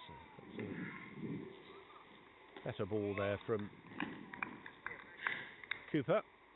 End of the over. Just the one off the over, so that takes the score on to 13 without loss of 3 overs.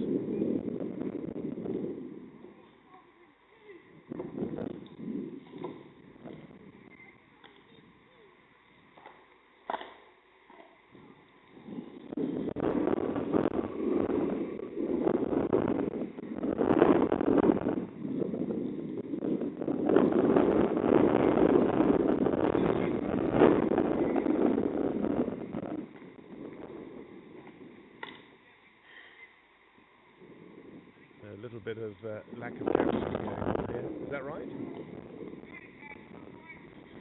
That's the second 5-ball over of the game. Got a lot of wind here, as you can see from the camera, so apologies for those that are watching in. It's mounted on the top of the sight screen. We've tried to get it as rigidly placed as it can be. So Chris Mays has done his best there. Fantastic job, because it's sort of standing at about 6.5 meters high, so it's attracting quite a lot of gusts from the wind, and it's coming down the ground from the second ground here, the hockey end, and that's just gone down the leg side. Nice take by Bairstow there. It's going to be given as a wide though, of course. Anything down the leg side is a leg side wide. We didn't have a lot of those, did we, Will, from India? They bowled only 3 wides in the game, and that's quite unusual. It's a very tight line they've got to bowl. It's nicely fielded by Cooper. He just comes in there, saves a single, 4 wides. I stand corrected.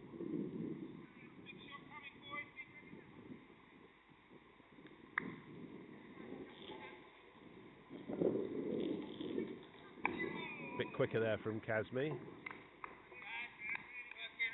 I bet we'll see the captain, David Snellgrove, throw the bowling around quite a lot to the England bowlers today. There's lots to be gained from having a look at players.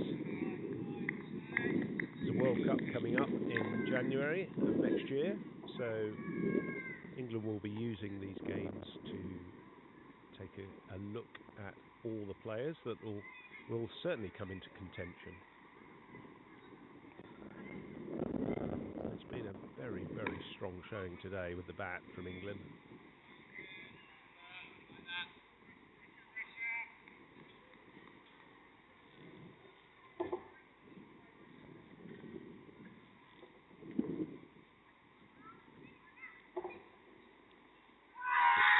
It's gone off the pads. Looks as though it was going down the leg side. That is the end of the over, and that is a maiden. Sorry, they had a wide, sorry, didn't they? Yep. Sorry, they did.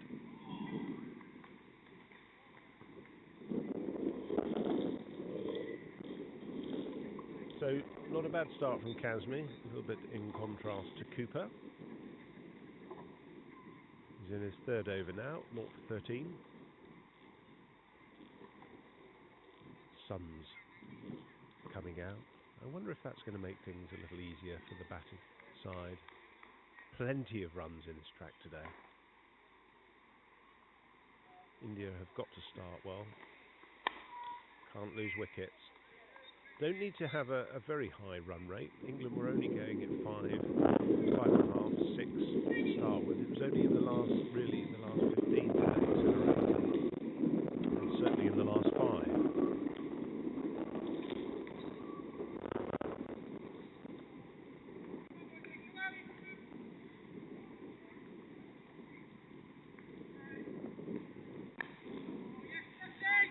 Driven to the offside, just a single.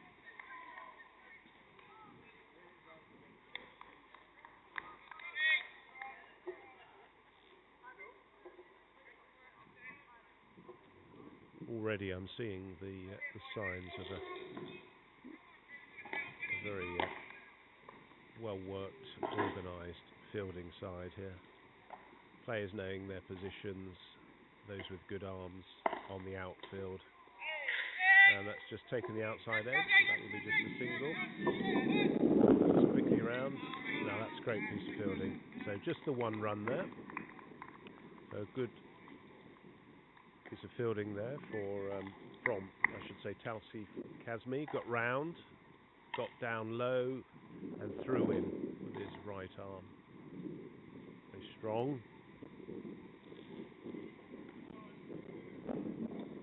What can Cooper do? England need a breakthrough here. That's again just pushed onto the offside. It's an easy single there. Trotman is the fielder.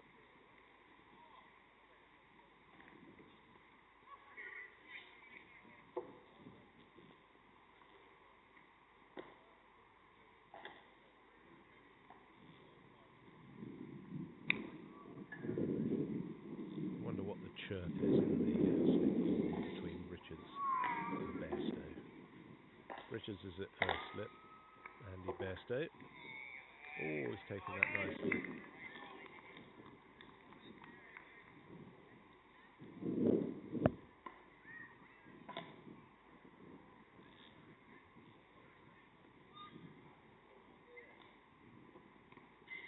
I would imagine it's quite amusing.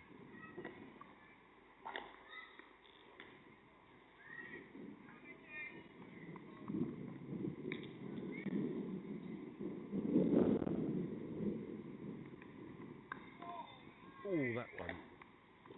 Didn't keep low, but he went back. Just slightly misread the length there. So Cooper's certainly getting a little bit more clear in his lines. Bairstow is quickly round and is putting on the helmet, so he's coming up obviously to stand up for Kazmi, who's going to continue.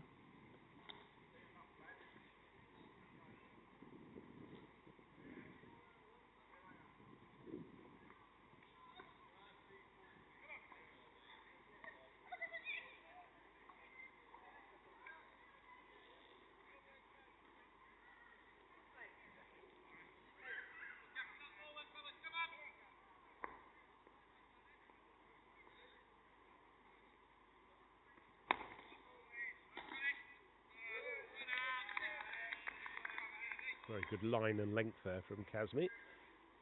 Doesn't look as though it's troubling the India batsman too much. It's quite a flat trajectory he's bowling at. That's better. There's a little bit more flight there. Just mixing it up. That's what we want to see. It's got to try and draw out the Indian batsman here.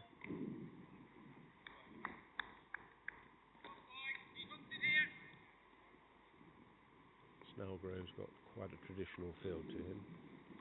A bit quicker there. Nice look, an easy pace ball to just come forward to.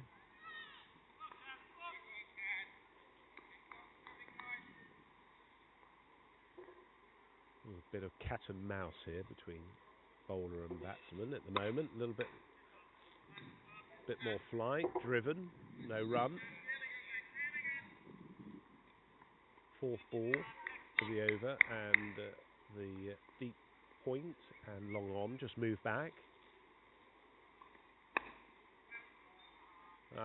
That little flick of the wrist, that's a great piece of fielding there quickly by, I think it might be Will House who's the fielder. No, it's Alex Richards who's the fielder there at mid-wicket.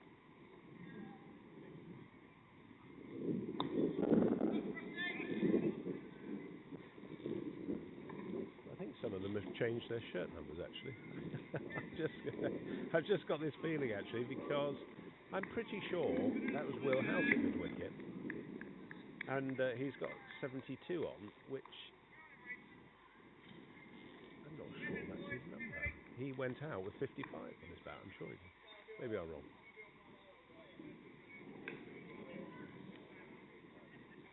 Yes. I remember the Welsh did that to me once in a game. And of course, if you don't know that, which we don't know, these are not household names. From a commentary point of view, you rely on the numbers on the backs of the shirts to identify them. The Welsh went out with different shirts to confuse me, and admitted as much. It was brilliant. Yeah, 72 is Richards. And maybe it's because he's got the long sleeves on there, but that's definitely a Richards number. So I've been stitched up there by England.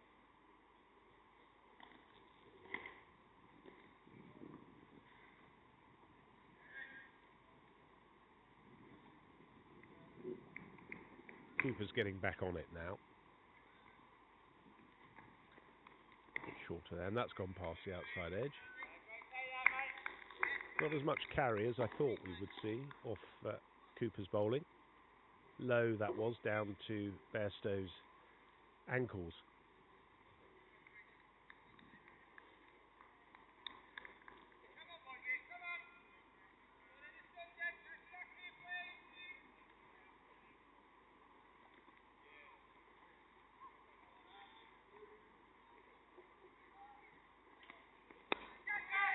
Oh, it's a little bit uppish through the mid-wicket region. No run there.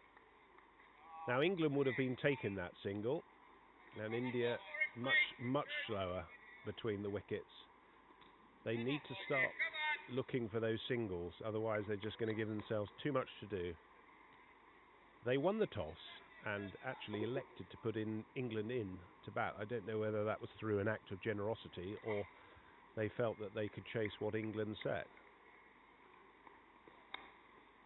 That's nicely played through the offside. There is a fielder, Tausif Kazmi, picks that up, and that's well thrown in, just single there.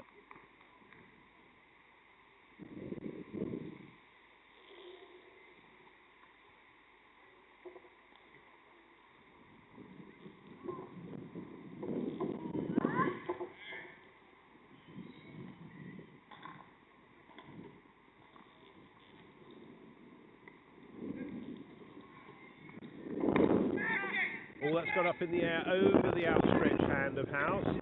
Two players converging. Tausif Kazmi picks it up one-handed. Very fine piece of fielding there from England. And straight into the gloves of Bairstow with one bounce in between.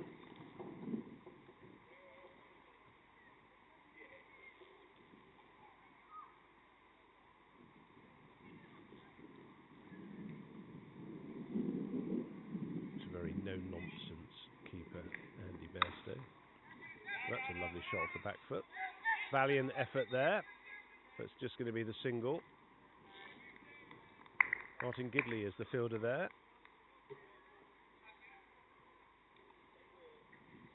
Just throwing himself around. He's suffered a little bit with injury over the last couple of years. I remember at the 2025 World Cup in Sri Lanka, Martin couldn't play for the whole tournament, but he came because he's a schoolmaster up at Loughborough, and he came to the World Cup. Unfortunately, he got a little bit of a knee injury. He did play, but it's one of those things that injuries just seem to plague you, and they're harder to get rid of as you get older. End of the over now, 21 without loss are India after 7, so slow start, only going at three runs per over here after that initial 12.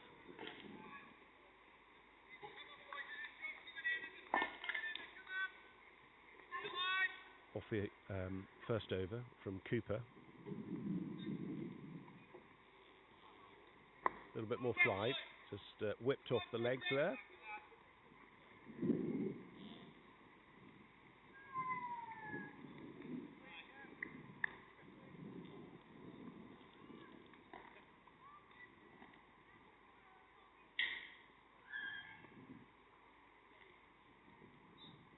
England just pushing the two fielders back at the deep point and long on region.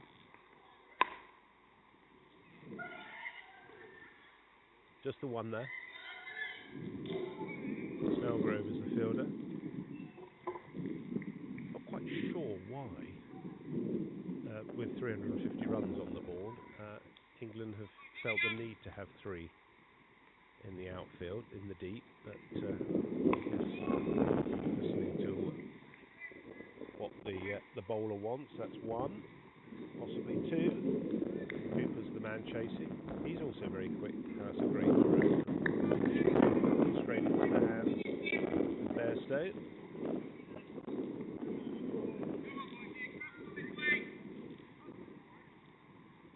England certainly got plenty of runs to play with, but maybe they're just being a little bit cautious about full toss. He didn't put that away.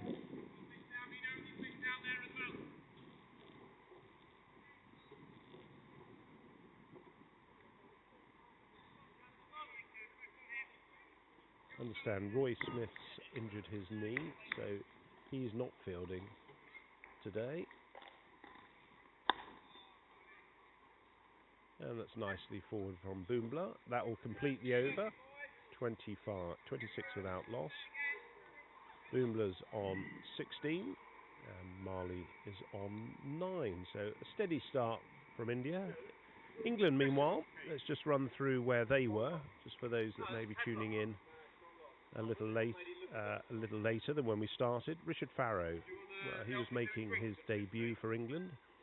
He scored a fine 58 off 51 balls. David Snellgrove, his batting opening partner, 45 off 64 balls. Will House, well, he was the cream of the crop in terms of the number of runs scored, 93 off 61 balls, 12 fours and 1 6.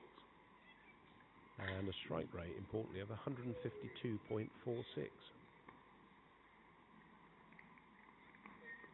Here comes Cooper, and he looks as though he's gone down the leg side. It's gone for 4 anyway. It looks as though it's going to be given. So 4 leg byes are given. Roy Smith didn't really trouble the scorers too much. He was run out with a direct hit from Varma for 6 off 12 balls. Alex Richards just getting going, and he got run out. Shinder was the man who made the throw count, and he was 45 off 39 balls. But the partnership at the end of Richard Trotman 38 off 20 and Tausif Kazmi 52 off 23 balls really pushed England on to that big score. That's whipped off the legs. Only the single though. England have already got the players out on the boundary, stopping those 4s. So they're determined not to let India get away from them with those 3 on the boundary. Trotman's at deep extra. We've got Kazmi at third man, and I can't make out who that is at deep fine leg. Might be Alex Richards.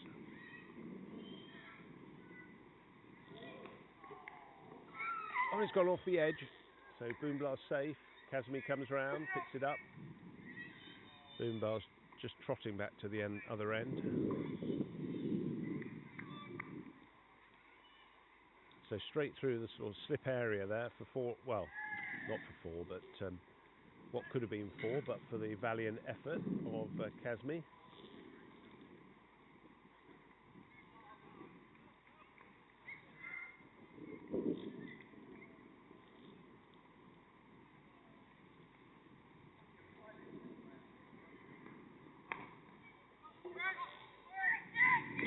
could be a run out here.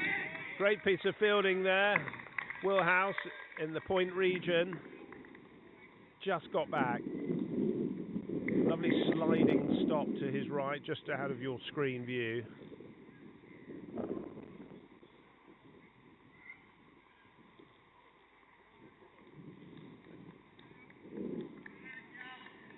Look how quickly Bairstow was up to those stumps, ready to just flick off the bails, but just made his ground. Oh, that's nicely driven. That is a shot.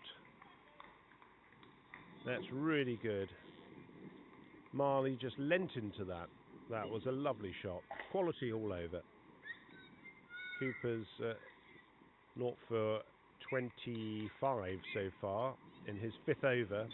So he's taken a little bit more aggression of the batsman than and runs off his bowling than he's used to. So that'll be a nice challenge for him. See how he's going to respond.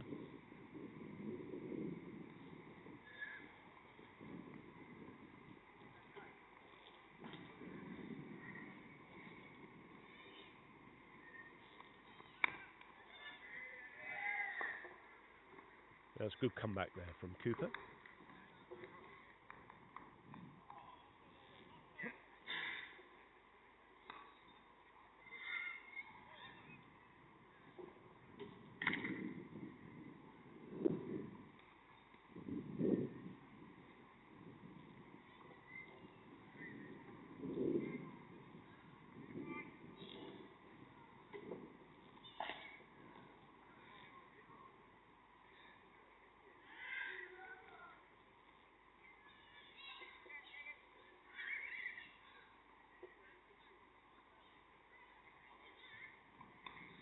Right, we've had a change of gloves for Boombla.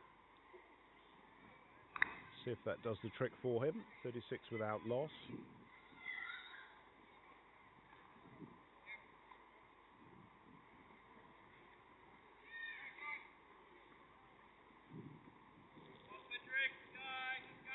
Getting the sun coming through. I've got to put some sun cream on today, and I think I'm paying a little bit of the price. And keep the arms in under the sunshade.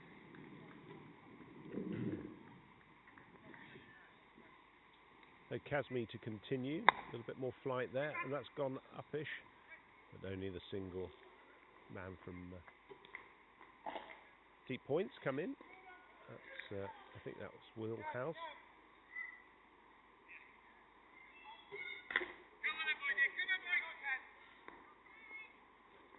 England need a wicket here, just to, well, they don't need it, but they would like it. Stop the batsman getting away from them. One more to the total.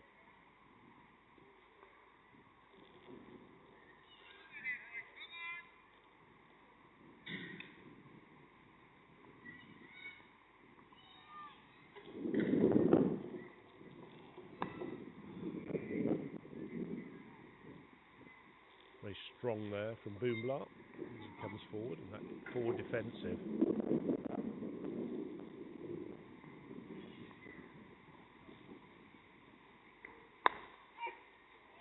Oh, looks as though it's going to run away for 4 through the mid-wicket region. So nicely played from Boombla there.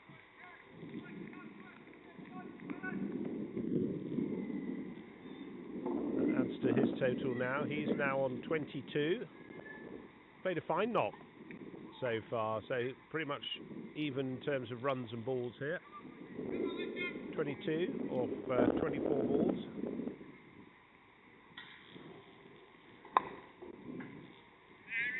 And a nice reply there from Kazmi. You just see on your screen the shot there through that mid-wicket region. Pretty much taken off middle stump. Dab down. No run there. England quickly round the fielder. I think that was Mukesh Bhatt. It might have been his first touch of the ball actually in the game.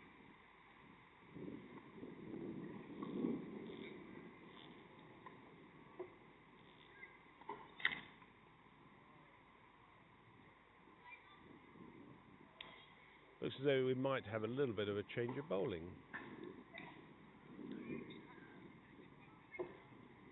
And we are. So Cooper's going to finish his spell. And the captain has decided that it's going to be time for Martin Gidley or Mukesh Bhatt to come in. No, it's going to be... Yes, it is.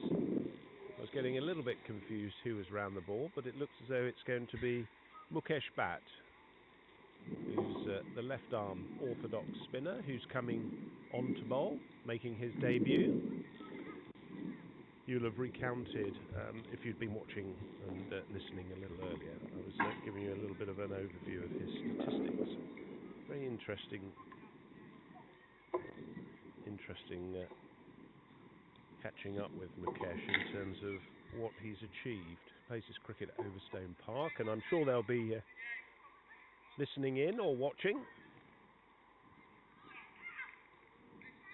739 wickets in 3,893 overs.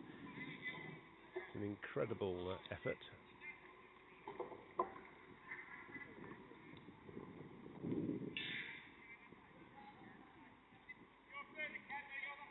And in terms of his other statistics, 719 maidens, best was 9 for 58, and he has 51 5-wicket hauls with an economy rate of 341, so he's got quite a lot to live up to here.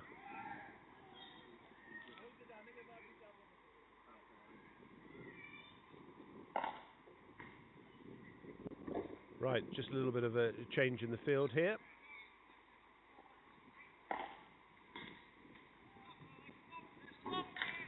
Right, his first ball for England.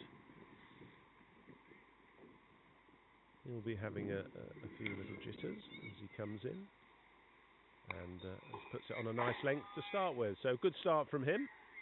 Little kick of the heels just to get himself warmed up. He'll be keen to get the ball in hand, go through his routine.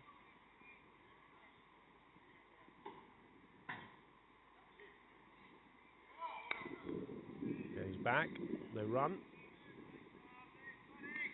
He's slotted into a routine fairly nicely there. So he's got a fairly traditional field here for a left-arm orthodox. Oh, that's gone up in the air. Could be his first wicket. Oh, and he's dropped it. So a caught and bowl chance gone down. It looked as though Bairstow was going to take it, but he took the opportunity to go after it. So that's a shame for Mukesh. He just shows that little sign of unappreciation about his attempt there. But he decided to go after it, and maybe that's the sort of character that he is. You know, he wants to take full responsibility for it. So good for him for that. I'm sure he'll bounce back. It's just gone down the leg side. I think that's come off the pad, so they've decided not to take a leg bite. Oh, what drama for Mukesh. First over for England. Third ball goes up. Drop. It's a good line and length.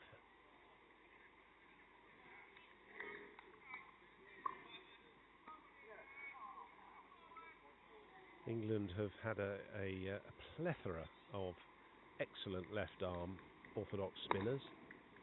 Come down the track there. He's just hit that to mid-off. I think David Snellgrove is the fielder who just underarms it back. So I think by my reckoning that was a maiden. Could have been a wicket maiden, but unlucky Mukesh. Good try. Diving it full tilt there to try and get that. He's got hands on hips now. He's probably thinking, what did I do there wrong? Should I have gone for it? Should I have left it for the wicketkeeper? Anyway, time for a change here at the pavilion end as well, and we have Mr. Martin Gidley.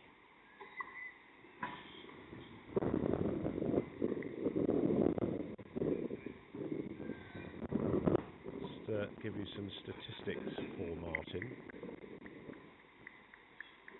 He's a batsman as well. He's played 27 matches for England, 15 innings, 383 runs, with at an average, a very respectable 34.82 with a highest score of 76. And with the ball, he has got 33 wickets for England at an average of 19.52. So that's pretty good going. 644 runs off his 177 overs. So an absolutely fantastic performance so far. Right arm normally finds a spot straight away, but that's gone a little bit wider. Boombla's looking. This could have run away for 4. So Boombla's hit the target again. Another 4 to him. I do remember last year at the Marlborough Cup, Boombla got 100. I think it was against the USA, playing as a replacement as well for India. But wonderful knock that was. So just taking the hand off the bat there.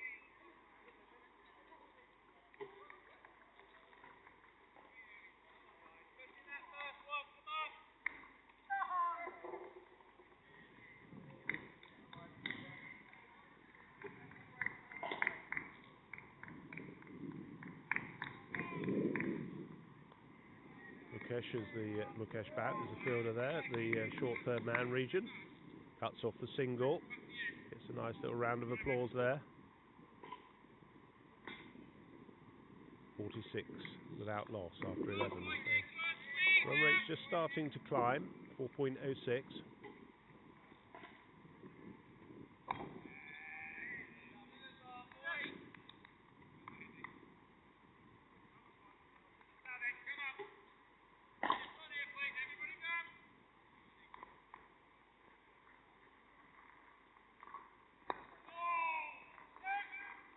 Well, that's squiffed into the leg side.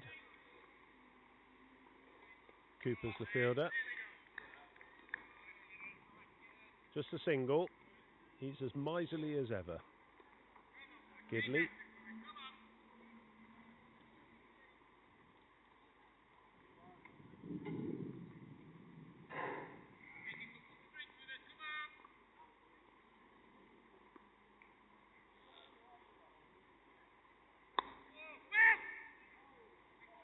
Played off the legs. 1 run. Woolhouse is the fielder there.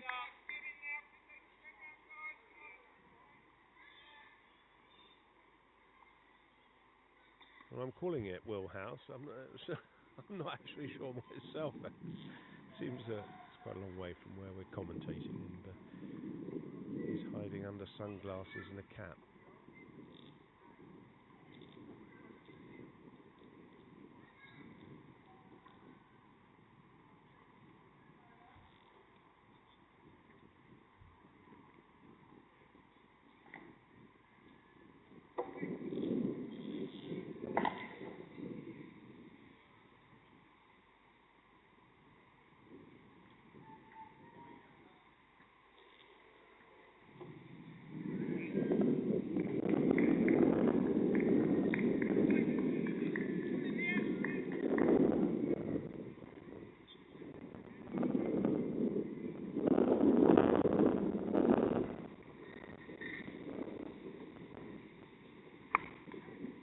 Gone up in the air. That should be held. No, it's just gone over the head of Snellgrove, and it's racing to the boundary. He's just picked it up inside. So that's 2 to the total.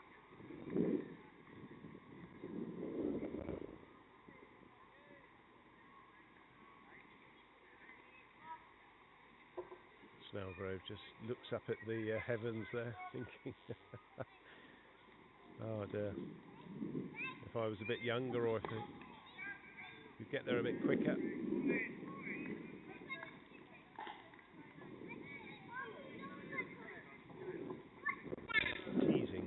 Teasing shots those are, just over the head. You've got to work back.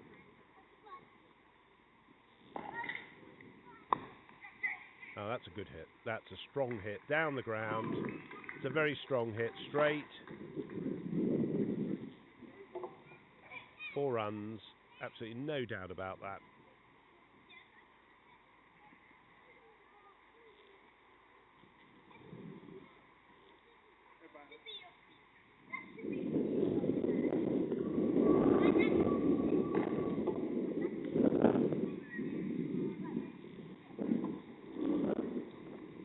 So India have made the 54 of 12.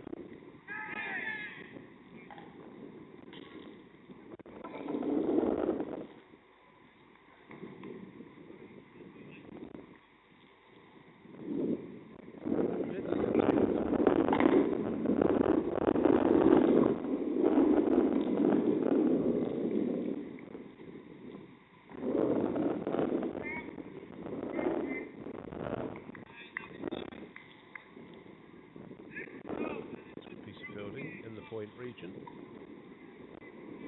Cooper.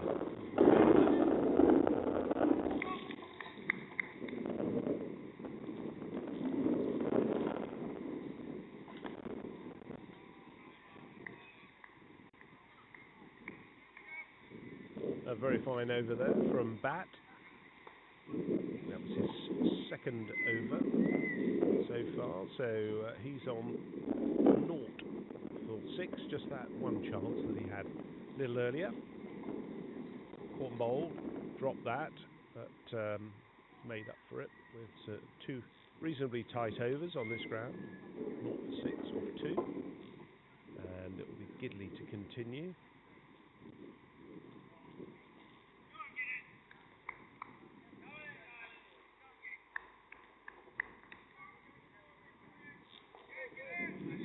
Overs away from the first power play.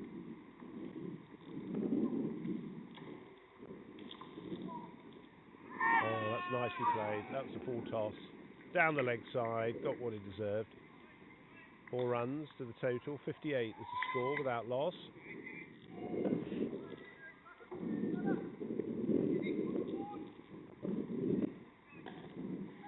Very fine shot there down the leg side.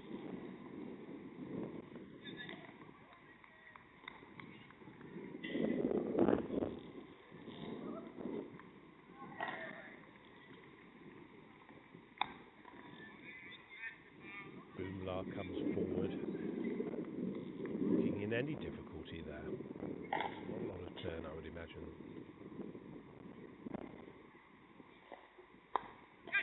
It's good use of the feet. Could be out. No, it's gone over the head. That's going to be 4 runs. So just a little dance down the track and over the outstretched hand of Farrow there. He's halfway. He's more at the more traditional mid-off position. But went very quickly to the boundary.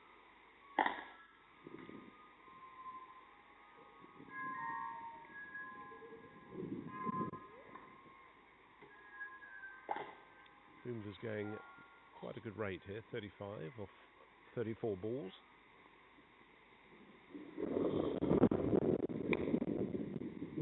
Just takes the hand off the bat there, with the glove off the bat. If that's just jumping up a little bit at him.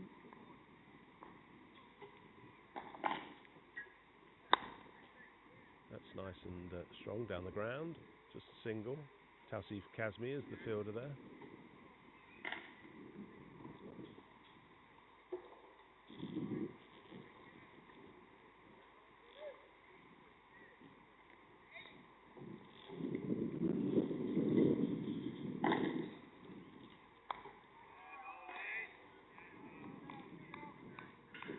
No run, just played solidly back.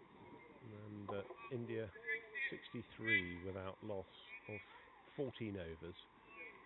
So steady start for them. I think at this stage, where were England, Will, in relation to their score after the first power play? 80, 84. So a little bit off the pace there.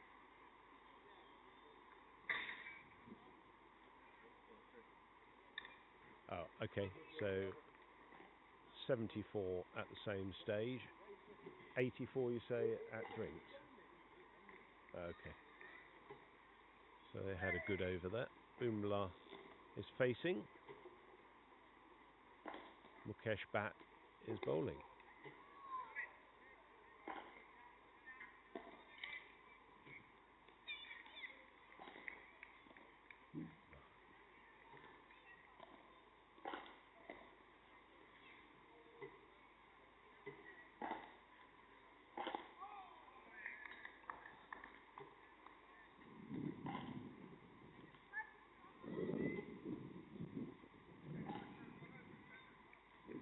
Very nice to see Dizzy there, one of the hosts for today, coming around the boundary.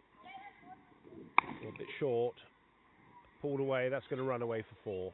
Richards is not going to get that. Oh, Snellgrove, sorry, is the man at mid-on. So that's 4 more to the total. Just dropped short there, Bat.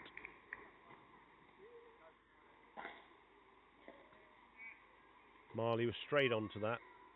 Oh, it's Boomla. I do apologise. There's similar styles of play, but a little bit more stockier. Boomla. Very strong. He's moved on to... Is that 40 now? I think it is. 40, so he's moving on quite quickly.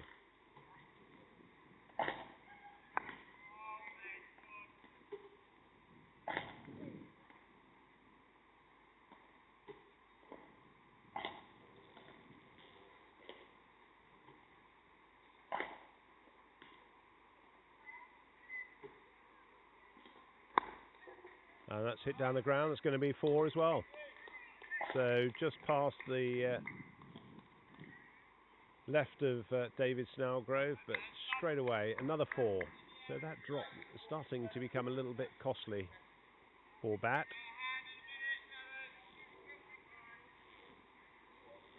Moves Boomla on to 44.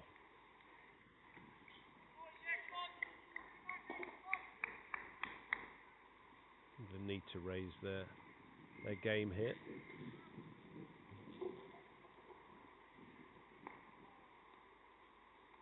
Forward, no run. Not a lot of turn, and that's the end of the first power play. So the players are just going to take a drinks break. We'll have a short break, and we'll be back in about 5 minutes.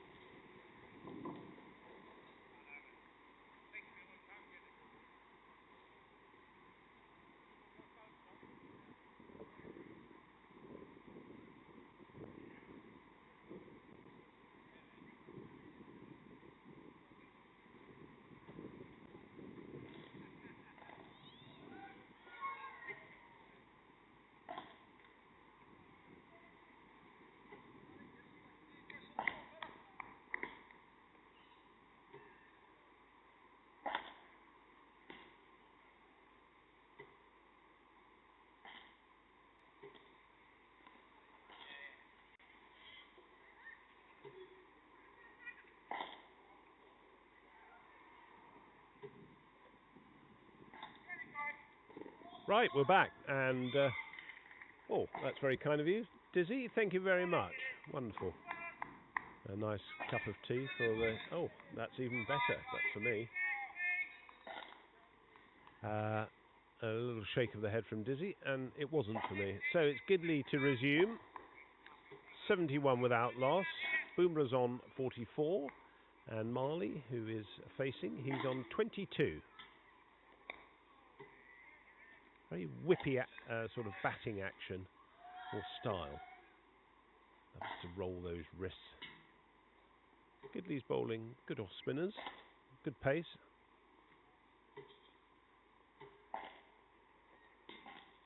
A little bit of flight there, just gets the inside edge there. I'd imagine they'll be looking to push it on. We were just having a quick chat during the, as you can see, the Manhattan there. Just seeing where we think India are in this compared to the England score at this stage. That's nicely driven for a single. There is a fielder out there. Richard Farrow is the player.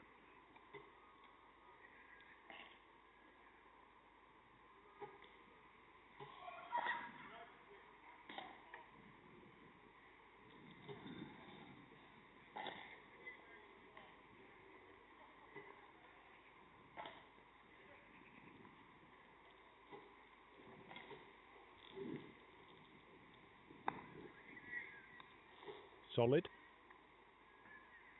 Boombler. No run. Quite a low sort of stance there. As you can see, there's nothing troubling him there on that. Not doing much. Nice play down the track. Keeping it on the ground. Takes him on to 45.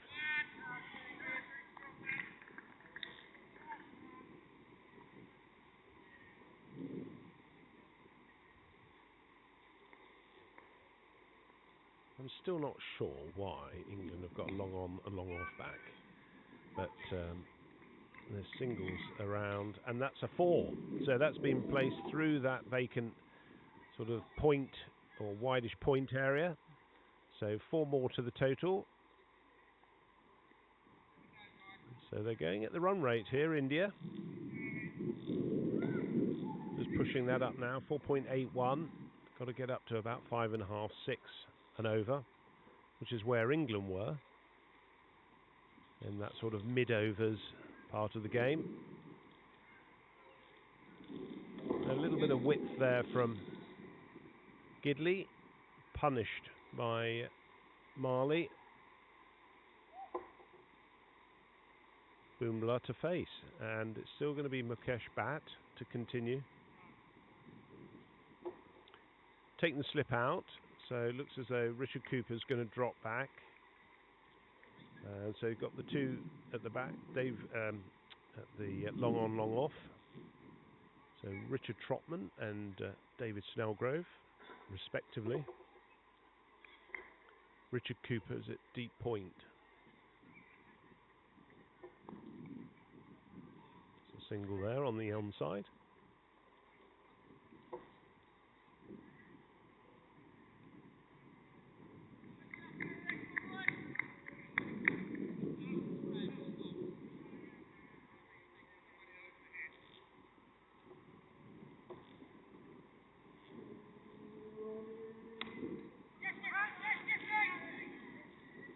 It's going to be an easy single, but that's a very fine piece of fielding there.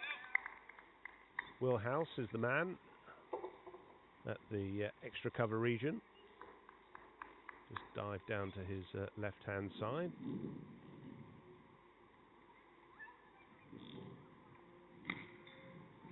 And again, if there wasn't a double take, there it is.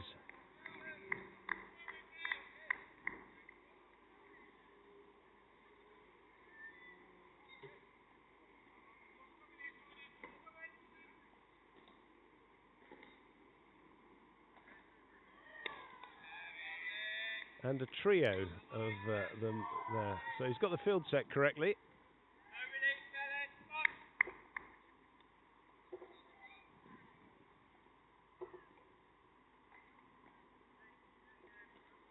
bowling there on the offside. A little bit more flight, and that one's just cut a little later. Richard Cooper's the fielder there. Good throw in from the boundary there to the keeper Bairstow.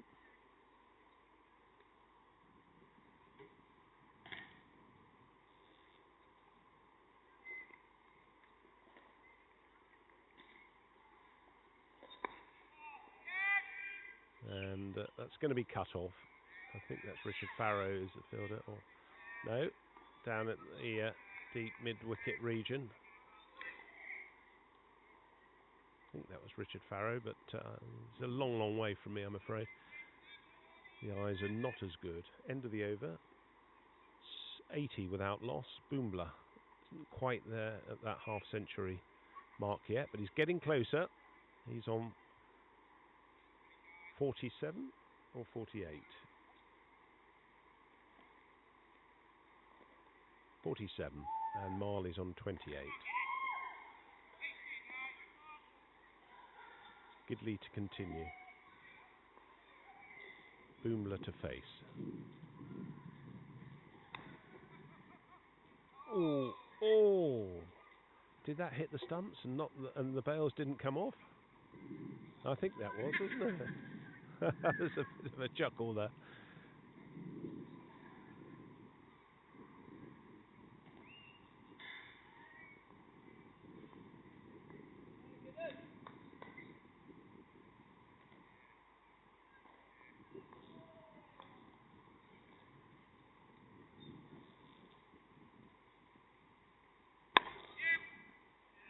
Oh, that's a good piece of bowling there. Gidley just trying to get Boombler to come down the track.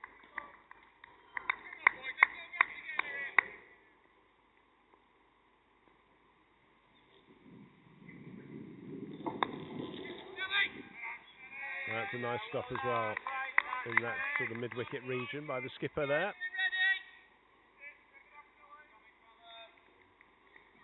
To have hurt his knee on the ground there. It's pretty hard, the ground here. We've had some great weather, of course, and that's gone up in the air. Looks as though it's going to drop short, which it does. So just a single. Boombler survives. Just dropped short of Kazmi at the long-on position.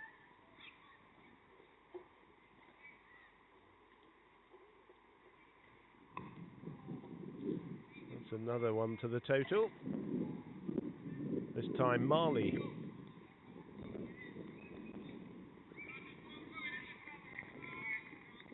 It's been pretty tight here from Gidley. Although he's had 22 or 23 off his 4 overs nearly. It's been pretty tight. There's a big shout, and he's been given out by the umpire there, Patel. A little wave of the bat there from Boombler would suggest that he's got bat on it, but he's been given out, and he was just playing across the line there. So that sees the end of Boombler there. He's out for 48, a very well-made 48 runs before being given out LBW.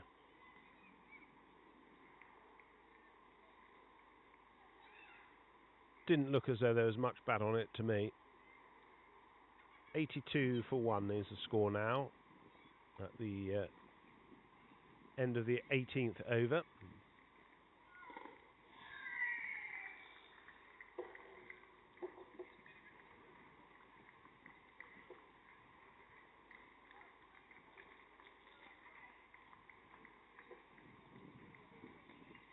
New Indian batsman in. Looks like it's going to be Vishu. He's not on our team sheet, so he may have come in for one of the players that was injured earlier.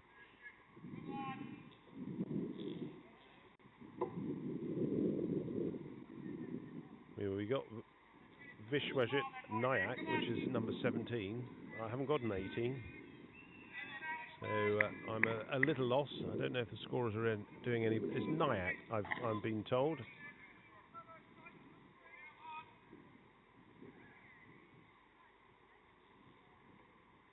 Mukesh Bhatt to continue.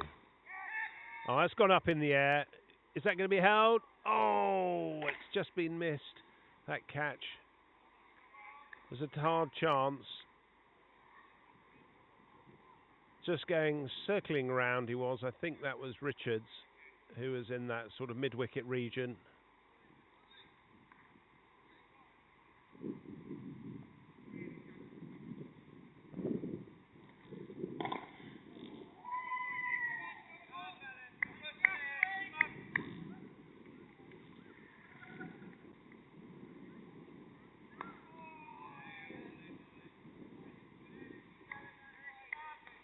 Good response there from Bat.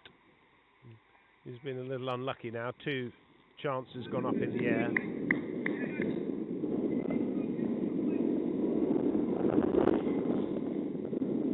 Got to keep on it. And he's gone over the top there. So 1 bounce for 4. So Nayak started to open his account.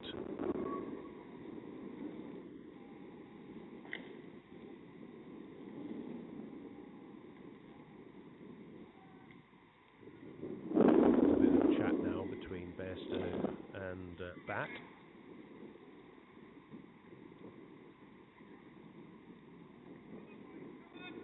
So they pushed long on and long off. Well, they're all the way back, as the names would fielding placings would suggest. A little bit shorter, and just catches the top of the pad. It's probably just going down the leg side. No shout for LBW there.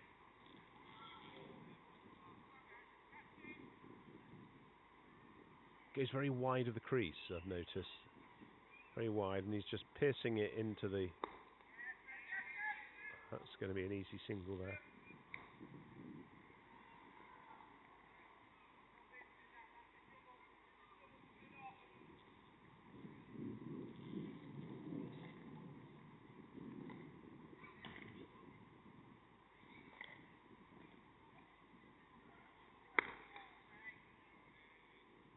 It's well bowled by Bat, a little bit quicker through the air. Might have been the arm ball that, but he finishes on a high. He's 0 for 23 off his 5 overs, so good start from him. 2 chances in the air. 1 he dropped himself, and 1 there Richards just couldn't get to, doing a sort of 360 pirouette. Not an easy catch. Not an easy catch, even if it's coming straight, you know, almost to you. But he had to make some ground as well.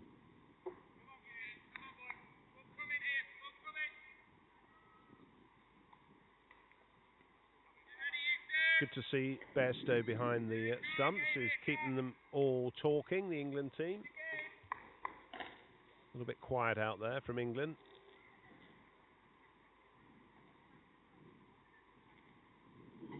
Gidley's now in his 5th over. He's 1 for 23 to that LBW, Boombla. Easy single there. There's lots of runs there. England certainly looked very keen to take the singles and work the ball about. India have been a little bit sort of flat-footed in that respect. There's plenty of gaps there. Yeah, there we are. And again, that's a good throw. Again, easy singles there. Only 3 in that inner ring. 1 at the extra cover region, 2 on the leg side at the mid-wicket and slight wideish mid-on. Big shout for LBW, but not responded to by umpire Patel there.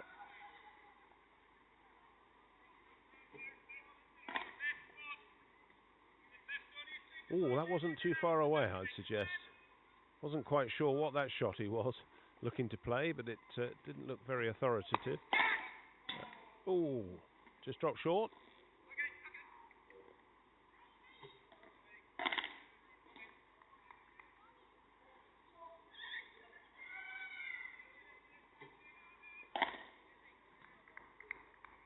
Might have been a chance, that. Caught and bowled from Gidley. So it's all happening here. 90 for 1. He's just looked to play that round the corner. Easy single.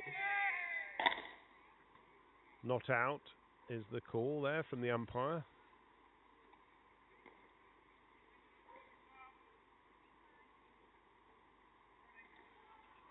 Trotman was the fielder there, just behind. He's been put on the 45 duty. That's nicely played off the leg. No run there. Oh, and a good piece of fielding from Snellgrove. So good over there from Gidley. Only 3 off the over. It's just pegging India back a little bit. To see the way that he walked across, that was on middle and leg. Played that on the onside. No run. So 20 overs gone. 91 is the score for 1. So good start from India. Got to start picking it up now, though, if they're going to put themselves in contention. Run rate required is at 10.36, so that's a hell of a run rate to go from now. It'll be interesting to see when they start, or whether they're just looking to have a bit of a bat here, knowing that they're never going to get to England's total. It'll be interesting to see. Yeah, there's no run there for sure.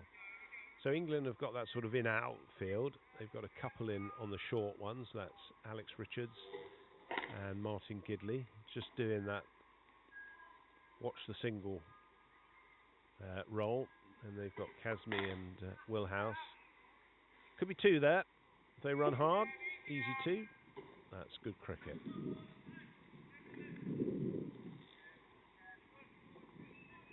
Good cricket there from India.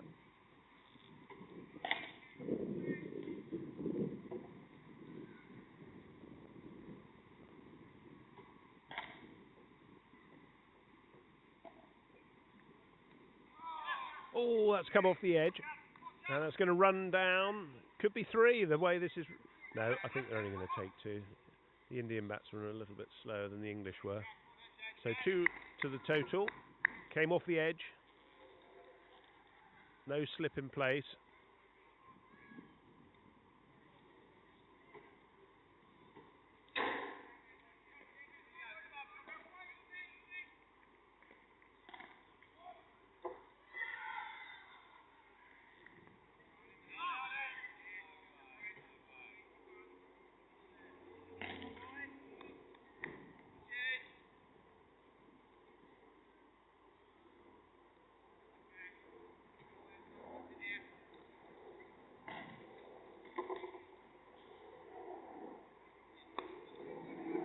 Up in the air, over the outstretched hand of Willhouse. And that's going to be 4 runs.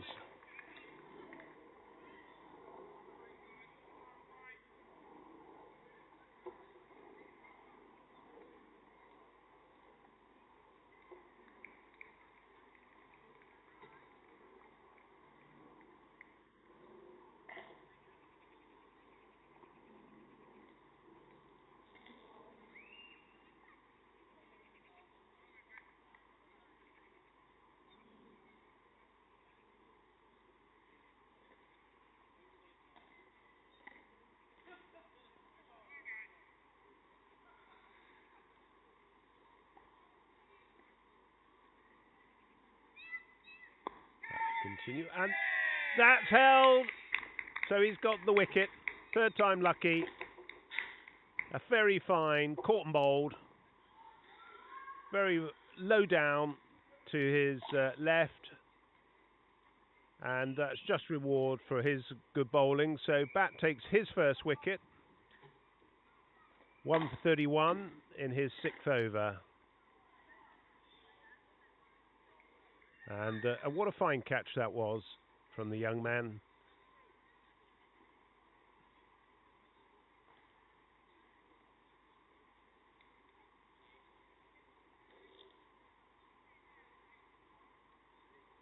The new incoming batsman is going to be AJ Ramichandra Sainis, number 21 on his back.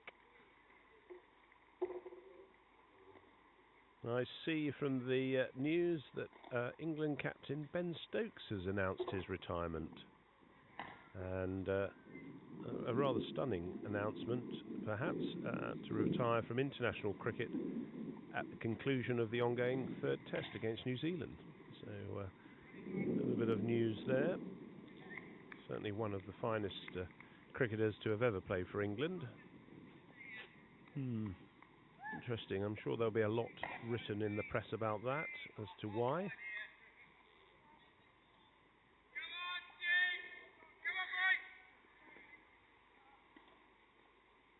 Right, Gidley to continue. Oh, there's a little indecision there. Could be a run out. Just a little bit too wide from the throw of House there to Bairstow. 2 wickets down now. India looking for their 100. Oh, that's a good hit. That's a super hit. And that looks as though it's going to bring up the 100 with 4 runs. So a nice square sort of pull shot. One-legged down. Not a slog sweep. But very quickly to the boundary. So really, really good shot to bring up the 103 for India off 21 overs. As you see on the replay there, just a little bit on the leg side there. Marley looked very much in control of that. And again, it's gone square again. Should be picked up, and it is. Good throw in there. I think that's Richard Cooper who's doing the boundary rider duties there.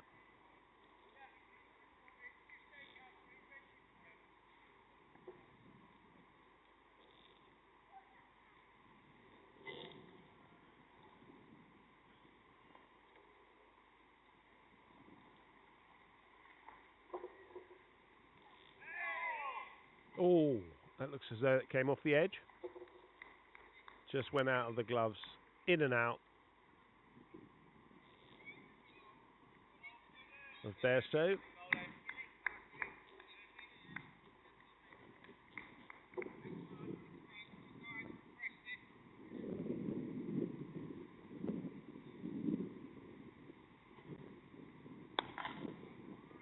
That's a fine hit. That's going to be 1 bounce to the boundary. Oh, and nearly hit the children who are playing totally oblivious to the cricket. But fortunately no one's hurt. Just hit the pavilion and bounced back. So 4 runs off the bowling of Gidley there.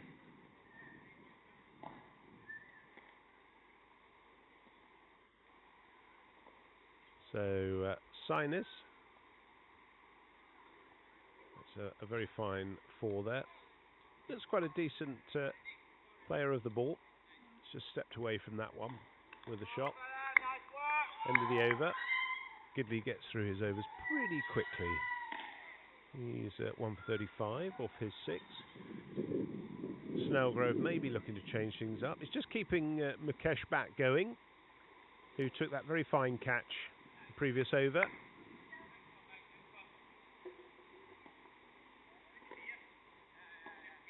Just having a look at the worm there. Yep, you can see that India underneath, but not too far off the England run rate. But it's going up 10.52 now, so they need to start pushing along a bit. Otherwise, it's going to go well up beyond their reach. And there's a big shout for LBW, and he's been given out. Playing across the line. So, a second wicket for Mukesh Bhatt there, who's terrorising the Indian batsman here. Wonderful display of controlled left-arm orthodox bowling here. So Marley falls after a very good innings, and a 36, was it, Will? Of 64 balls, an excellent innings. He gets a nice round of applause as he comes in.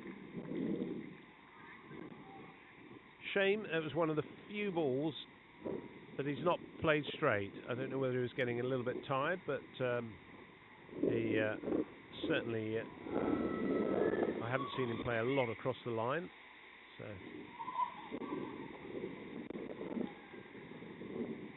so he's struggling a little bit. Oh, he's got the key, sorry, for the change room.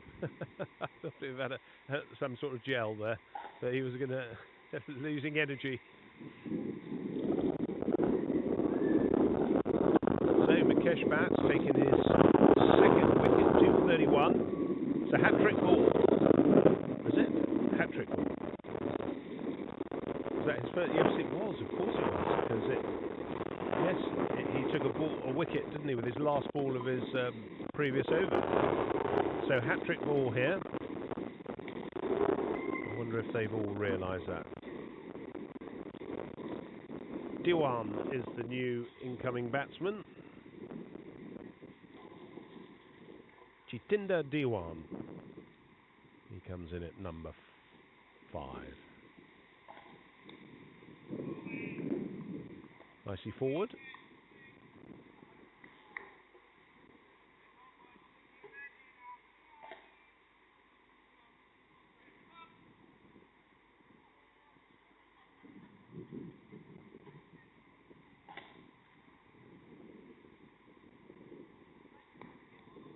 That's good length from Bhatt.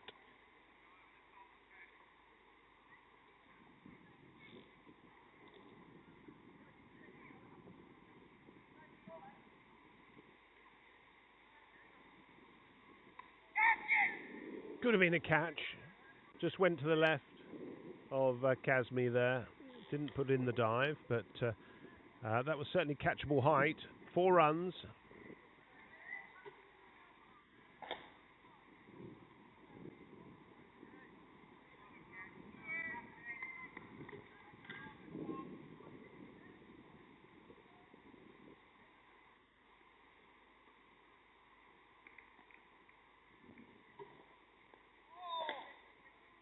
Just played that on the onside. No runs there. Richard Farrow is the fielder there. Quickly sweeping up anything there.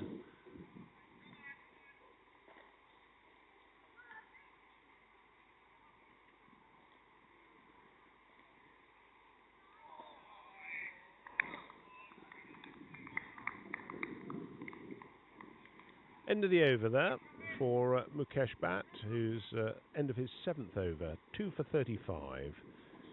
Just a 1-4 off the over, and that wicket off the first ball.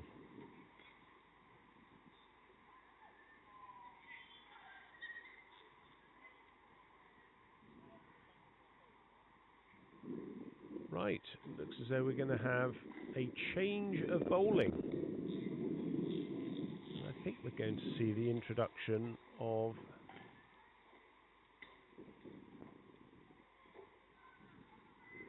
a player who hasn't featured too much. Is this Kevin Gilder? To date, so far. Been trying to work out where Kevin is, and that's him. He's been out on the other side of the ground all game, so he's coming on to have a bowl now.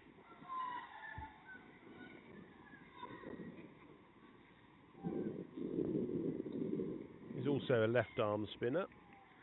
Does bat right-handed. Maths teacher from Wisbech, plays in the Cambridgeshire, I believe, ECB over-50s team. So good luck to him. So England have got 2 left armers now on.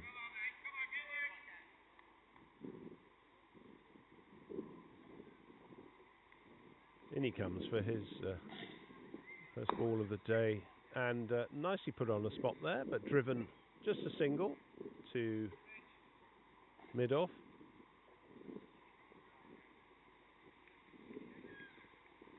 I know he's been delighted to be involved in the England over-50s setup, and rightly so. It's a very good setup here. Lots of opportunity for new cricketers coming through. Some of the older ones move aside.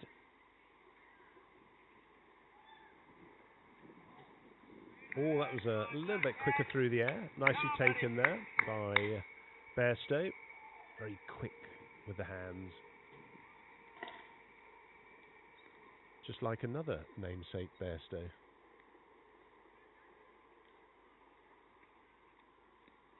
That's a lovely length. That's a very well bowled ball. I don't think that's the shot. That one round the corner. It's just keeping a little bit low.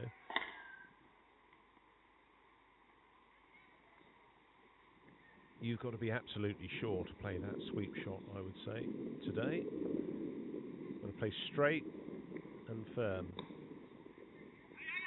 That one's come off the face. That'll be just one to Trotman. Oh, he's taking a little bit of time to get that in. There's 2 runs there to the total. Should have only been 1 there, really.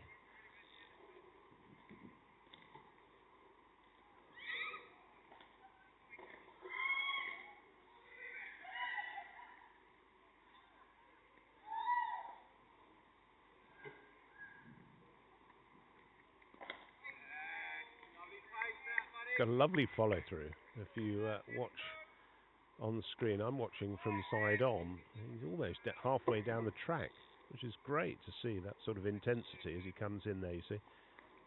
He's looking for that ball, that one that just pops up off the leading edge. There we are. Well done. So excellent start there from Kevin Gilder. Nice support there from the England team as well for his bowling efforts. Maybe he was a fast bowler in his earlier days, coming down and that follow through.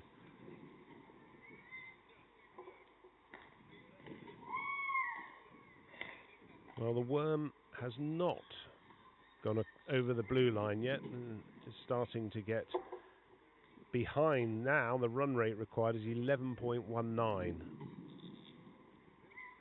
24 overs gone, 115 for 3. Sanis on 5 and Diwan on 6. So these two have really got to start getting on with it and building a partnership. Mukesh Bhatt, he's in his 8th over.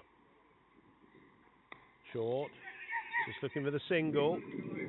Will House is the fielder there.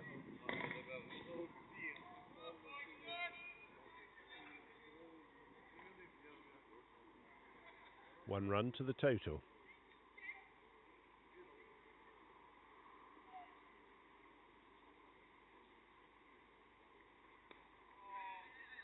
There's another single there.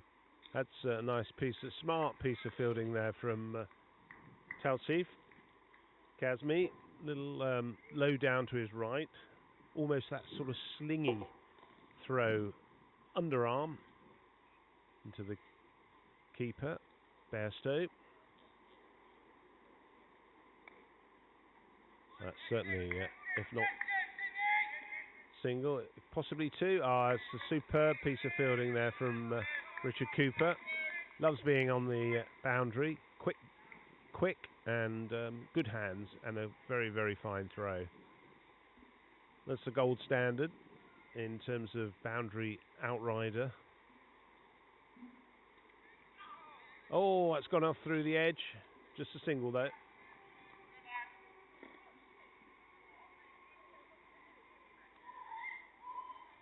Nice to see some of the Indian cricketers just wandering around the boundary. Got a smile on their face, enjoying themselves. It's been a lovely day here today at Broxbourne. Beautiful place, Broxbourne is. Not far from Hoddesdon. Sun shone. We've got a lovely crowd coming in, and more are coming in. Lovely seating area to our left. Oh, that's very well hit. Just to the long off, David Snellgrove. Yeah, we've cracking day here. Not too hot. Very pleasant. Nice breeze. What more could you want? Right, end of the over. 120 for 3. After 25. So we've got 20 overs to go. Here we are. Bat has got the 2 wickets. Gidley got the other one. 2 LBWs and a Corton bowled. That was a lovely catch down to his left from Mukesh Bhatt.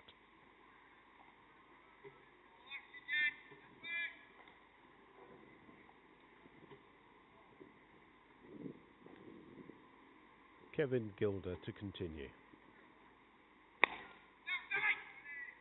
That's very well fielded. Great fielding there. David Snellgrove in that extra cover region. That went sharp. That was quick. He was down. His fielding has been outstanding today, David Snellgrove. He certainly led from the front as a skipper.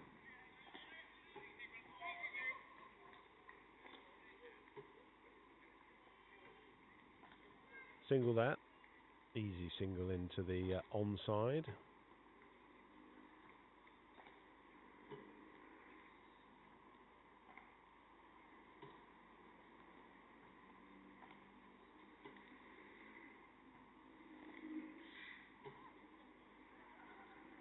Nice to see some of the support for the team. Luke Jarvis, who said good luck today, lads, to the England team. He's not obviously playing today, but watching from afar.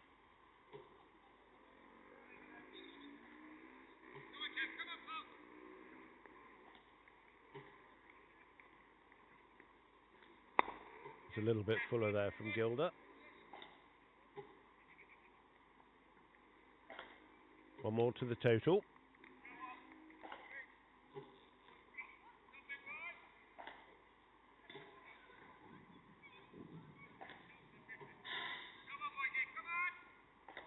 Not a lot of grippage here for the spinners. Oh, that's gone in the air. That could be out. Kazmi is under it. And it's a great catch. What a snare that was. And he's pleased with that. Big smile on his face. That was a great catch. Got round well to his right. Smashing catch. And that gives Gilder his first wicket of today. And I think his first wicket for England. So let me just find the stats on that. But that was a superb piece of cricket there. Nice piece of bowling from Kevin Gilder. Put some pressure on the batsman there. And yeah, he's bowled very well there. Only the one game, I think, that Gilder's played before this. Yeah, one game. Oh, he has got a wicket before. I do apologise. 19 his average prior to this game. At 2.11 was his runs per over. So previously 9 overs, 1 for 19. Well, he's got 2 now. So well done to Kevin Gilder. Great to see, and nicely held catch there from Tausif Kazmi, who came in from the long on region, and he's delighted with that. I can see, because it was sort of stretching out to his right. Probably hear the thud of the ball into the hands. That'll bring a smile to the England fielders. 122 for 4 now. New incoming batsman. Oh, Fakir Dungaria, who also plays for England. And that's going to be a first ball, is it? No, it's dropped. So, good effort there from Will House, but dropped in that mid-wicket region. Did he? Will House? Oh, Fakir Dungaria, yes. I'll get the stats up from Fakir Dungaria. He's forward there. No problems for the batsman there. So, first ball that could have been. Good over from Gilder there.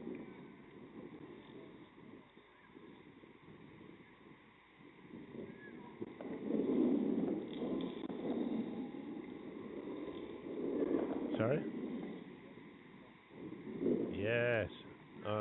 Everyone likes a stat, don't they, as a cricketer? Whether it's your own or... I'm sure he played for England, Fakir Dungaria. I'm going to get that up. I'm going to have to prove myself right or wrong. Looking through these.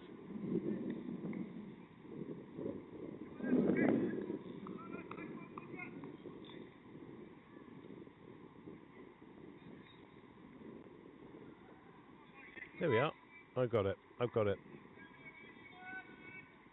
Well, now I've got these through Jim Morrison, these stats. So it's a little bit. It's difficult to decipher actually, because it says he's now been playing for India as of July 2022, and in those games for England and India he's played 36 matches, 31 innings, 727 runs with an average of 25.96. But he used to be a bowler, and he's kept wicket today, and he bowled 168 overs at an average of 26.35, 31 wickets off 817 runs off his bowling. So that's not a bad bowling average as well, and a good wicket haul. So a very talented all-round cricketer. He's keeping wicket as well. Let's see what he can do with the bat for India. With a wide-brimmed floppy hat on.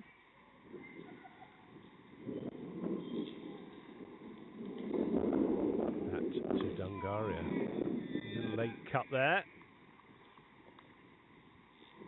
I think Mukesh Bhatt's enjoying this battle with Dungaria.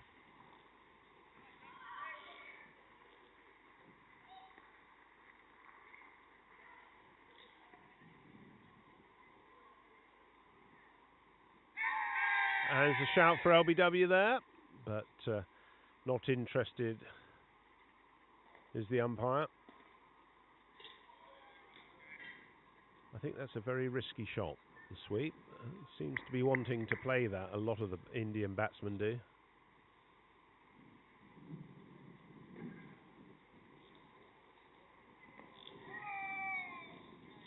Better length.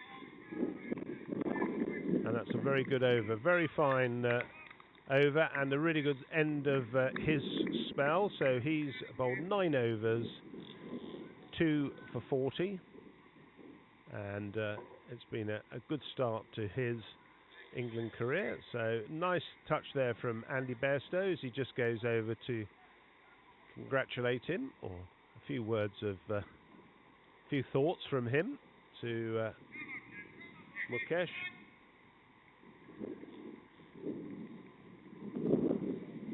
Right, back to Dungaria. What have we got, Will?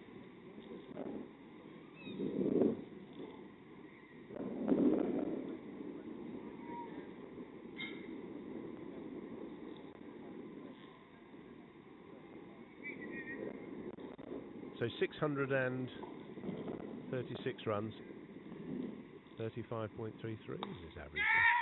Oh, that's a lovely shot, but it's going to be out. I'm sure that's been nicely held. So Gilder's taken a wicket, caught by Richard Farrow in the deep there. Wonderful start there from Gilder, who's looking very much the part. So a nice collective there from Farrow and Gilder. Sounds like they should be in business together, doesn't it? Farrow and Gilder. It sounds like a very good company name. So I'm not sure what sort of business they'd be in, but they'd be in the business of taking wickets together, I think. So nicely put up there by Gilder, and very easily snaffled there by Farrow.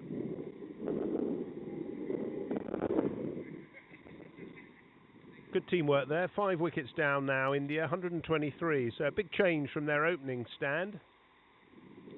There's a little bit more confidence in the England side now. Snellgrove's just giving them a little bit of a team chat. Looks like we're going to see another change of bowling as Will House is getting warmed up, just stretching his hamstrings, groin, anything else that moves.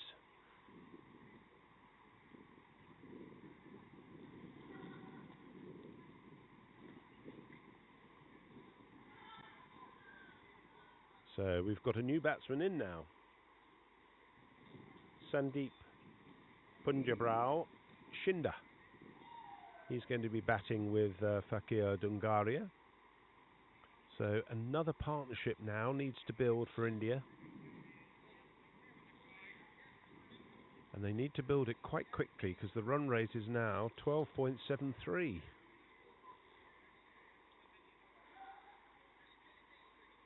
suspect that total now is well out of their reach. But cricket's a funny game. You never quite know what's going to happen. But Gilder continue, and he bowls a full toss. First ball, and it's nicely played away. And again, it's Farrow who's in the action. This time with a very, very fine throw, saving 4 runs. So the big man, tall man, must be a good 6'4". He's got down there very quickly to that. Went very quickly to the boundary. Gilder to continue. Probably a run-up that would be comparable in length to Derek Underwood. Derek Underwood in his pomp, playing for Kent and England. He's got big strides, and that's just gone past the outside edge. So India looking to sort of steal a bit of a march now. Whilst he's got a very long run-up, Gilder, he doesn't actually take too many strides. There's 1, 2, 3, 4, 5, 6, 7, 8, 10 strides, and he's into the wicket. And that's gone. So that's a lovely shot off the back foot. 4 runs. Takes India on to 129 for 5. A little bit loose there, short from Gilder. He knows it. Just walked away from his mark and felt that he hadn't put enough on that ball there.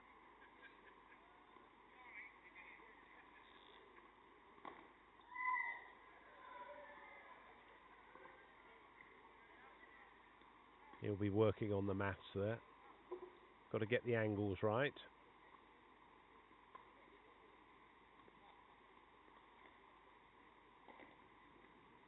A little bit fuller.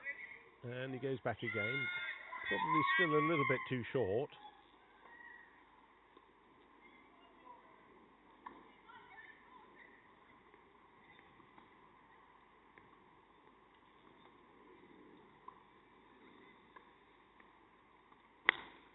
Oh, it's a cracking shot through the offside, and that had class written all over it.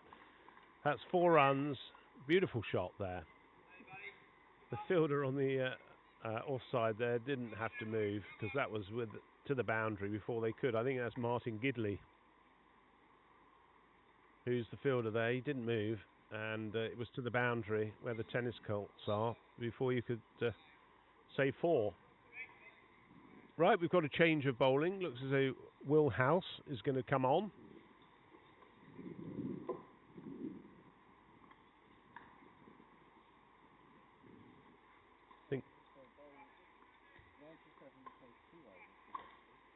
Did he now? 30, 20, do you say 24 wickets? 24 wickets at 13.75. 90, how many overs? Not 97 overs. So, no, good all-rounder.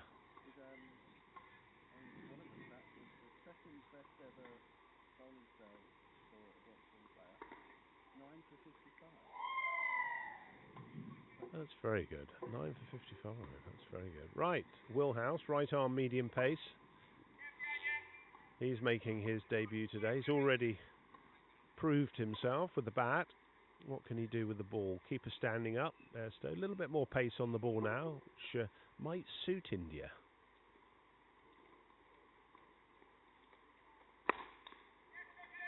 And they played that, and that's just gone down to Trotman in the long off region. Nice free-flowing shot there from Dungaria.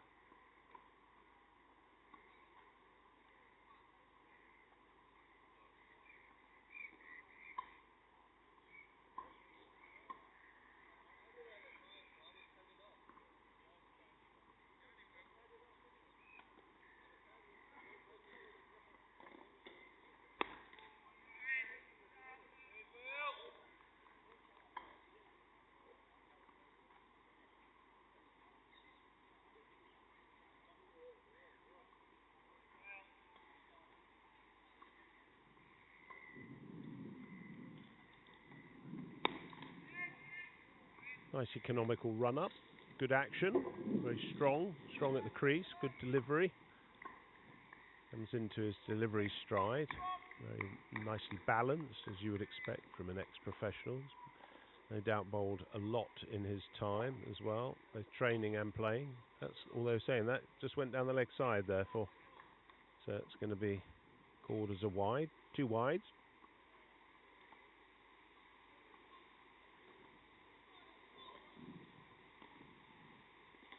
Now, I'm intrigued by your scoring, Will. We'll come on to that. I've been watching you as you've been scoring. No run there. It's looking to finish off the over here. Not a typical scorecard or score sheet. Is this one you've made up? Oh, and it's just over the outstretched hand there of Richards.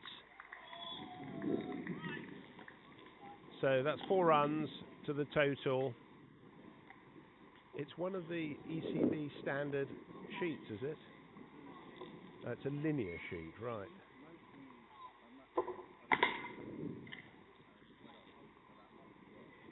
Right.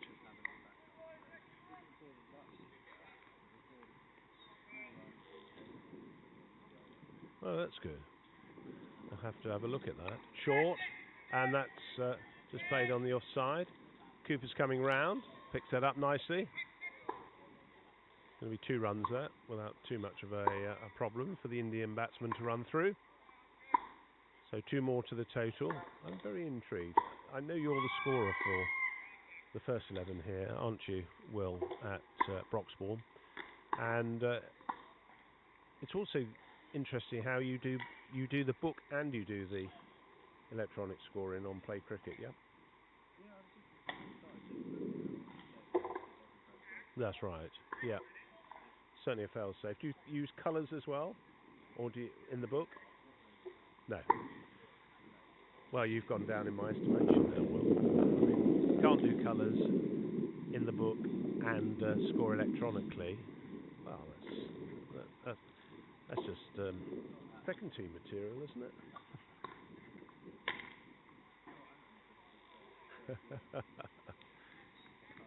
Yeah, well, good for you. Nothing like it. Nothing better than a book in colours. Do you like the look of Shinder? Looks a free-flowing batsman. You're at university, is that correct? Which university are you at? He's at Southampton. So if you're on the lookout for a scorer in the Southampton area, and that's a lovely shot for 4 runs. Lovely off drive there by Dungaria. A little bit too much width there, and bang, that's gone through the offside. So Dungaria just finding his shots a little easier to play with that width on the ball. Looks as though he loves to drive the ball. Smallish man, not overly tall, but very compact and very classy in his stroke making.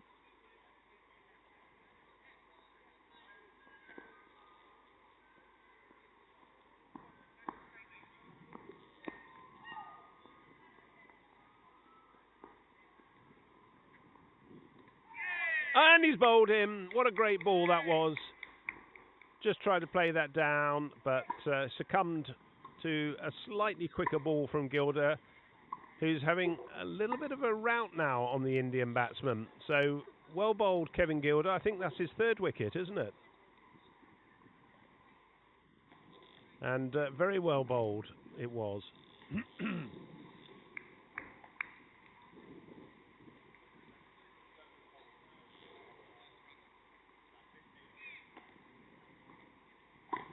As you can see, it was a little bit of a nothing shot there from Dungaria. Just lost his concentration.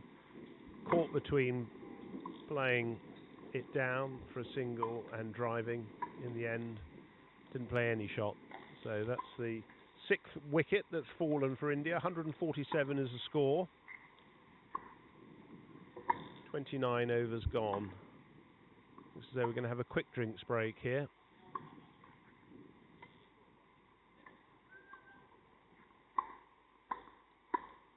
I see the England Brains Trust, Peter Ryder, has gone out onto the field of play. He's just looking to get some clarity on something as well. And Stuart Felstead there, who's been taking some photographs. Working with Peter today. I think Stuart is also chairman of the ECB O50s competition. He's sorting out the drinks there today, so good for you, Stuart. If you can come over in this direction, we'll be pleased. And Budge is there with him, the match manager, making sure everyone's fed and watered today. Done a great job here at Broxbourne Cricket Club. I mean, always do. I was looking at some photos at the tea interval of President's Day tea, and the table that was set was incredible. I mean, it must have been a table that was 6 by 6 full of food and cakes, and it was an amazing display of food. Yes, yeah, you could have been eating for a week on that. I think that was yeah, it was an incredible. I've just given the signal to Budge, who's coming over. Budge came over to Sri Lanka with us, actually, in Dizzy. They were the supporters tour, and I think they had a great time there. They went off and did a few bits of travel. They came to all of the games on the coach with us, and yeah, they had a great time. That's what it's all about: friendships, new friendships. Stuart's going off and. In the other direction, but Budge is coming over our way, which is fantastic. He's got about half a jug of orange there. Thank you, Budge. That's very kind of you.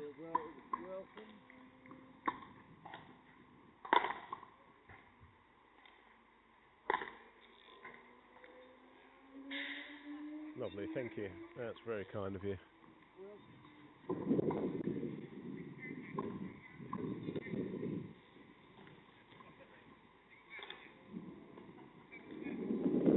After the restart, Gilda's continuing. India 147 for 6.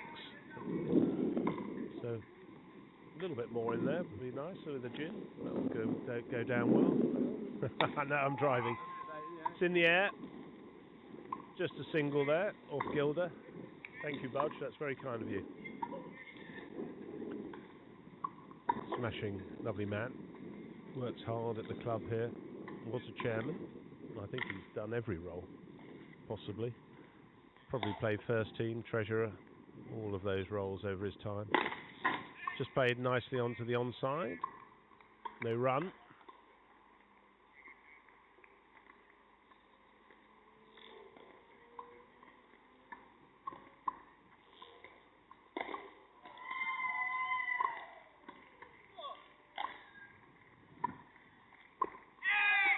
It's a shout for LBW, muted sort of appeal. Arms went up from Bairstow, but it wasn't convincing. Gilda takes his cap and wanders off to the far side.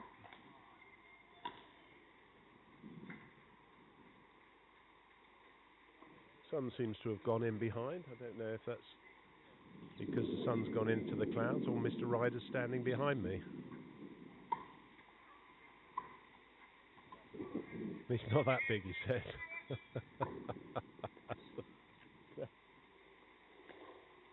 Right. It's going to be Will House to continue.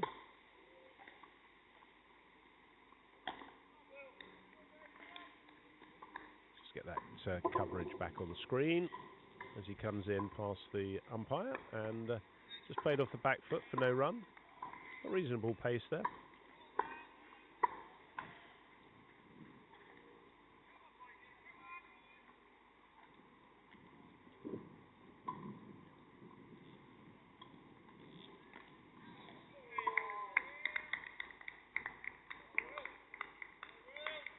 Oh, he's out. Gosh, that happened quickly. We both turned away for a moment. So it looks as though he's been bowled. I'm not sure yet. Just looking at the replay there. Looks as though that's nipped back and bowled him. So a very quick wicket.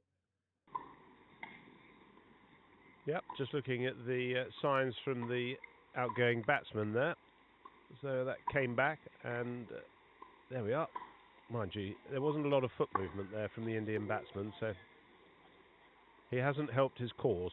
So India not putting up too much of a show here now, looking quite weak in that middle order. 148 for 7.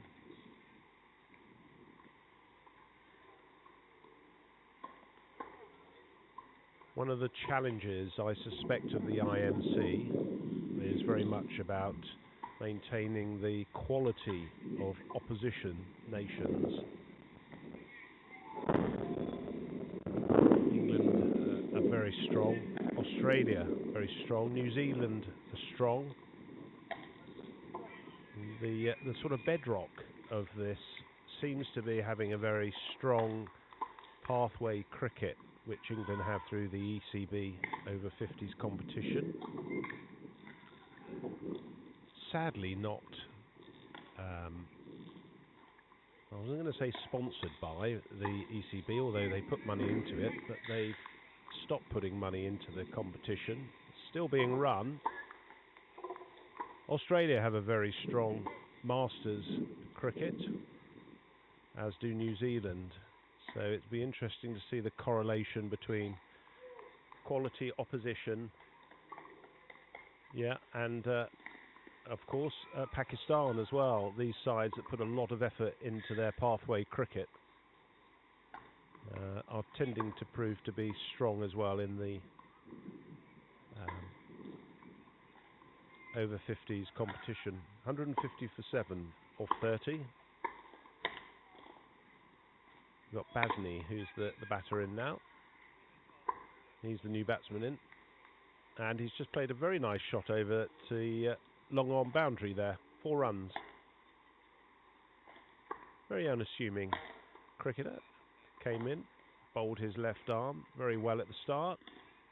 Came back for a second spell. Had a few runs taken off of him, and he's now going about his business with the bat. So, good cricketer.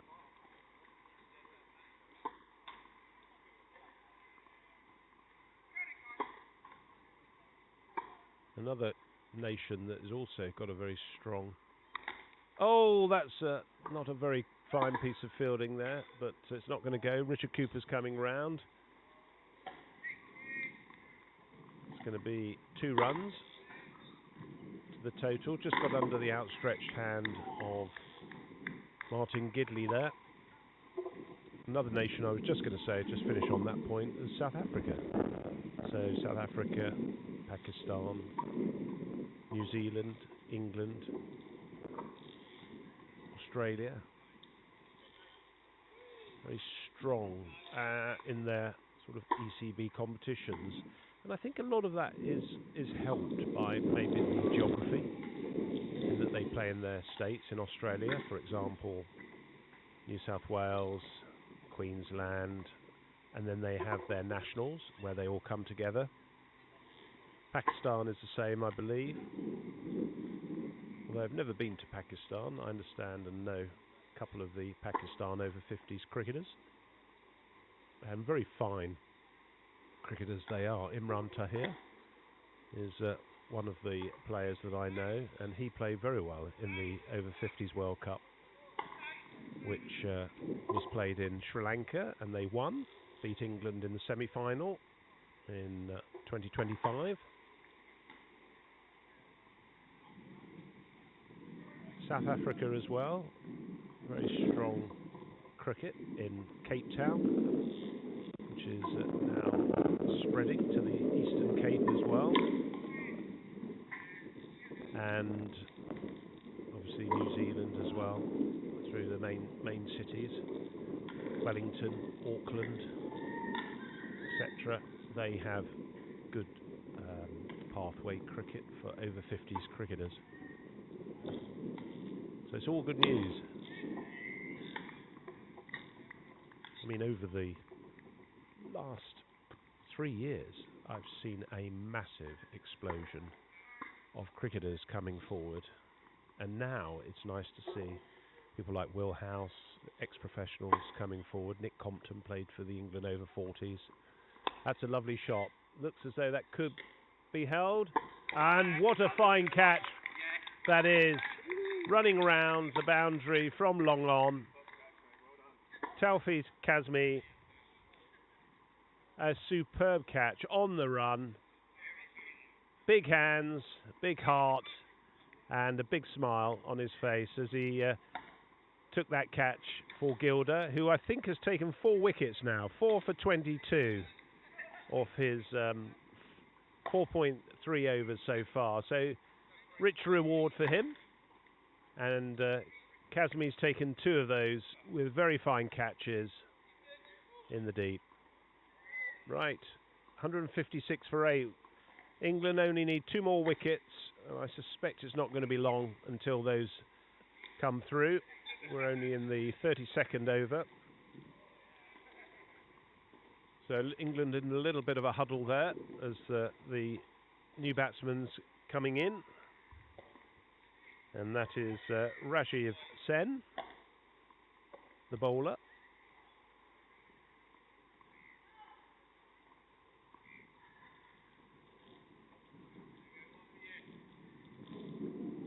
Other emerging nations, and this is a little bit of a chat about the IMC actually. I don't know how I've managed to descend, well, not descend, but the commentary has found its way to this place is the USA, who seem to be on the rise in terms of their cricket. The amount of cricket facilities that are being built in Dallas, the number of tours that they go on. And that's across all the age groups as well, 40s, 50s, 60s and 70s. Very, very prolific in their touring. Always keen to learn and... oh, there's a take. Given not out. Bairstow quickly round, pointing at the umpire. A little bit of pressure there, perhaps, on the umpire, but a fantastic take. He's probably got a little smile on his face as he just trots back there, puts the bails back on. He's a character, Andy Bairstow. Just played into the offside. Yeah, what a character. Aren't generally wicket keepers characters? They're sort of little Jack Russells, aren't they, behind the stumps, always yapping away, you know, the batsman, always giving little words of advice, having a chat with the first slip.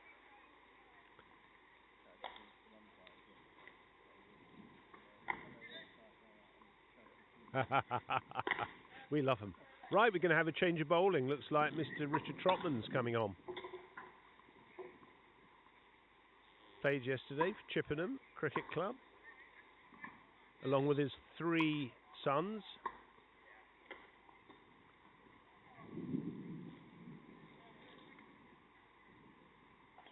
Four Trotmans in the Chippenham first 11. I think that's Max Trotman. Oh, I'm going to get caught out now. I'm going to forget the names. Now I'll stop there. 3 Trotmans plus Dad Trotman. I think it's Arthur. I was thinking of the A. It's Arthur, Max, and I think it's Henry Trotman. If I've got those wrong, sorry guys. Right, Richard Trotman for his first ball of the game. Right arm medium pace. And a shout for LBW to start with. Just gone down the leg side. Should be a leg bite, which is signalled by the umpire. Got good pace, Richard.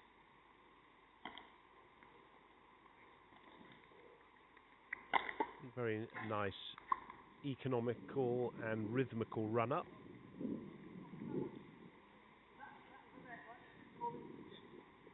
He is actually the captain of the Chippenham side, the first 11, playing the West of England Prem, I think Division 2. Yeah, go on, let's go for the names, see if I got them right or wrong. Henry Trotman. Yes. And Arthur, that's it. nice and full. Just a single there. There we are. We've given a shout out to all the Tropmans in the Chippenham cricket side, and I think his brother Ben Tropman has played for the England Lions as well. So there we are, Ben. If you're listening, you can let me know in time if I got that right or wrong. Oh, nice take. Nice take there from Bairstow.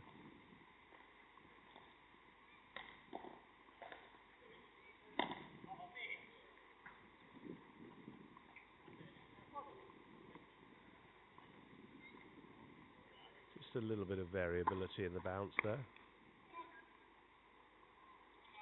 Basney's going pretty hard after it. Pretty much what Tropman was trying to do to Basney, actually. So there's a little bit of role reversal here, which is quite ironic.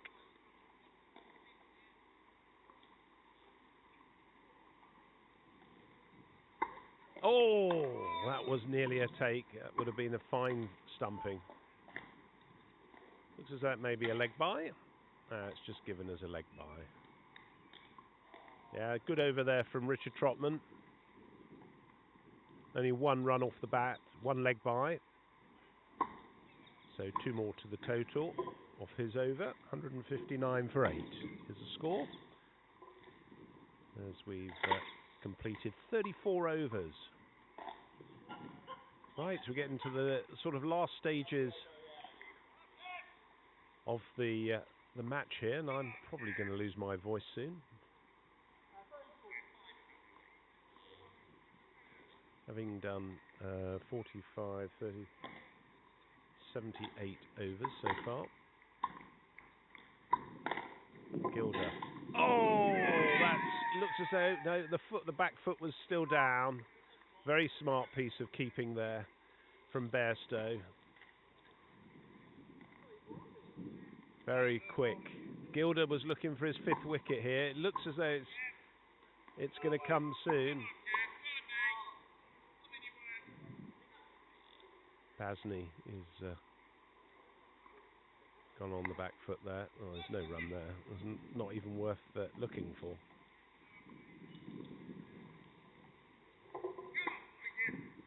I think if he just slows it down and throws it up a little bit, there's a man who's going to gratefully take that here, down to my right.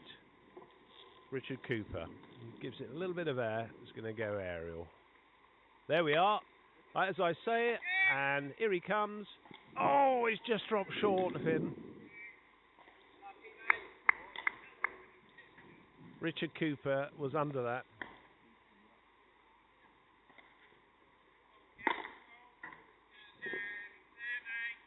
You can just see it, can't you? It's played out so many times in cricket. A little bit more air, just get it above the eye line, not so flat. And the tail enders love it.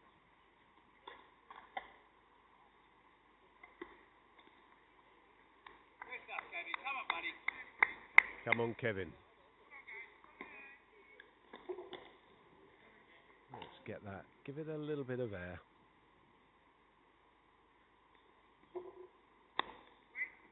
That's a very nicely bowled over so far.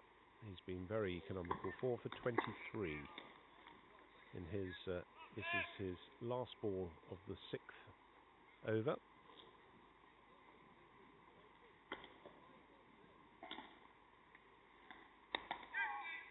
Oh, there's a misfield there. That was a poor piece of fielding from England.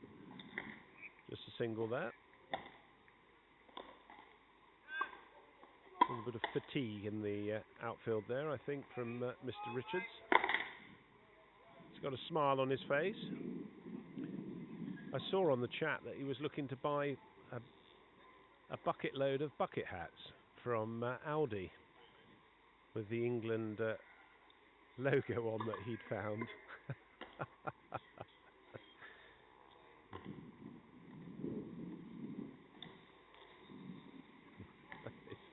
Such a character as well. Right, Tropman. Has he shortened his run? Looks as though he may have shortened his run from what was a shorter run.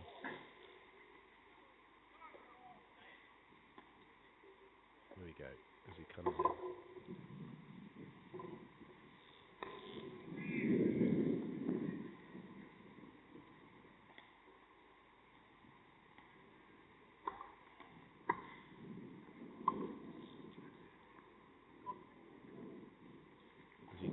distance on his mark. Good little hops. He's played on the onside. There's a very nice shot from Sen.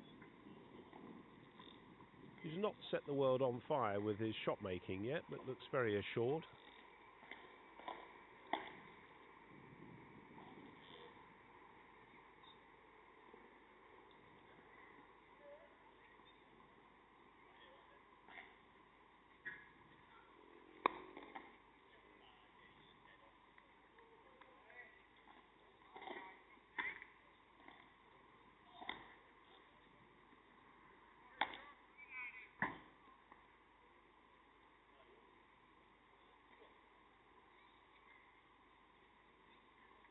Oh, there's a big shout there, and he's been given. So that wasn't sliding down the leg side. Went back, and he's been given out LBW. So Trotman gets a wicket. So that's his first of the day. He's currently 1 for 2 now in his second over, and India 162 for 9. So just the final batsman, Mukesh Patel, to come in, who bowled very well in the India bowling innings. Well, India bowling. He got 2 wickets, I think 2 for 50 something, with his slow left arm spin.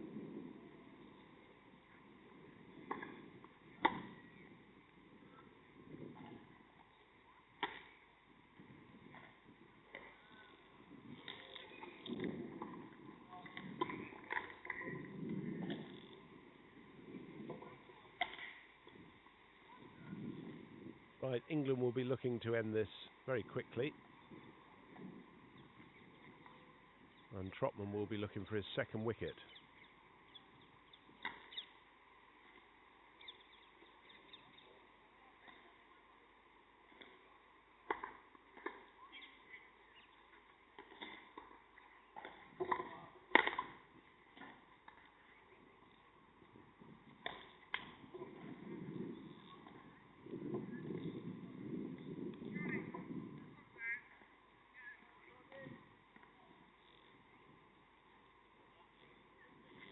Oh, inside edge. And that's just gone down to the fine leg region. Certainly wasn't looking to play himself in.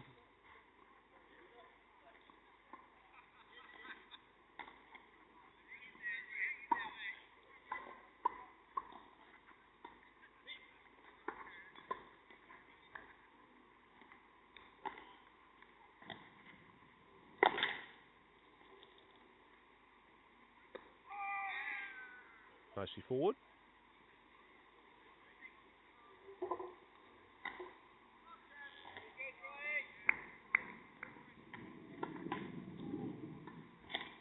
End of the over there. So just running through where we are on the India innings so far. Rajinder Bumla, 48 runs, or 51 balls. He got them off to a very good start, actually. Madhusudan, Mali, 36 or 64. Nayak, well, he was caught and bowled by Mukesh Bhatt for 15 or 14 balls. And Mali was also out LBW by Bhatt for 36 as well. And he's bowled him. And that's a fine and fitting end to the game for Kevin Gilder, who's got his 5 for and thoroughly deserved that. He's bowled very well. And there was no resistance from the India batting at the end. So he wraps up the India innings with his 5 wickets. 5 for 24 off 6.1. And it's going to be handshakes all round. India are all out for 163 in 35.1. And Gilder ends up on 6.1 overs, 1 maiden, 5 wickets to the good for him. So handshakes all round as the India players look to clap off the England team. Good win for England in the end. I was just going through the rest of the India play card. And Nayak was caught and bowled by Mukesh Bhatt for 15 or 14 balls. Sinus was caught by Tausif Kazmi, bowled by Kevin Gilder for 9 off 11 balls. J. Dewan was caught by Richard Farrow off the bowling of Kevin Gilder, 9 off 15 balls. Fakir Dungaria was bowled by Kevin Gilder for 12 off 13 balls. Shinder showed a little bit of resistance there in the middle, but he was caught very smartly by Tausif Kazmi off the bowling of Kevin Gilder for 11 off 14 balls. Varma was out bowled by Will House, one that just nipped back for 1 off 3 balls. And Basney was out LBW by Richard Trotman for 8 of 12 balls. Sen was not out on 3, and Patel was the last man out there, bowled by Kevin Gilder. On the bowling side for England, Richard Cooper was the opening bowler. He went for he had 5 overs, no maidens, 0 for 25. Tausif Kazmi, who also opened the bowling, was 5 overs, 1 maiden, 0 for 13. Mukesh Bhatt, 9 overs, 2 maidens, 2 for 40. Martin Gidley, 6 overs, no maidens, 1 for 35. Kevin Gilder, 6.1 overs, 1 maiden, 5 for 24. Will House, who had an excellent debut for England, 2 overs, no maidens, 1 for 16. And Richard Trotman, 2 overs, no maidens, 1 for 3. My man of the match today, well, I'd probably give it as an opportunity for Kevin Gilder, in the sense that he bowled very tight and deserved those 5 wickets with his bowling. Others may see it differently, in that Will House was also there, 93 off a very well struck 61 balls, with an average of 152.46, and then the final pairing of Trotman and Tausif Kazmi really showed the way for England at the end. So good hitting at the end. Thank you all round, and thank you to the match officials. So England win, and it was a very, very competitive game at the start, but fell away by India right at the end. So hope to see you when we're next on air, which will be, I think, on Tuesday. Thank you very much, and nice to see you, Mr. Patel. Thank you. Well done to the match officials today. You were outstanding, and a long day.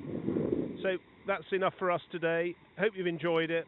A very solid win for England, and we'll be back at Woodford Wells on the 2nd of July.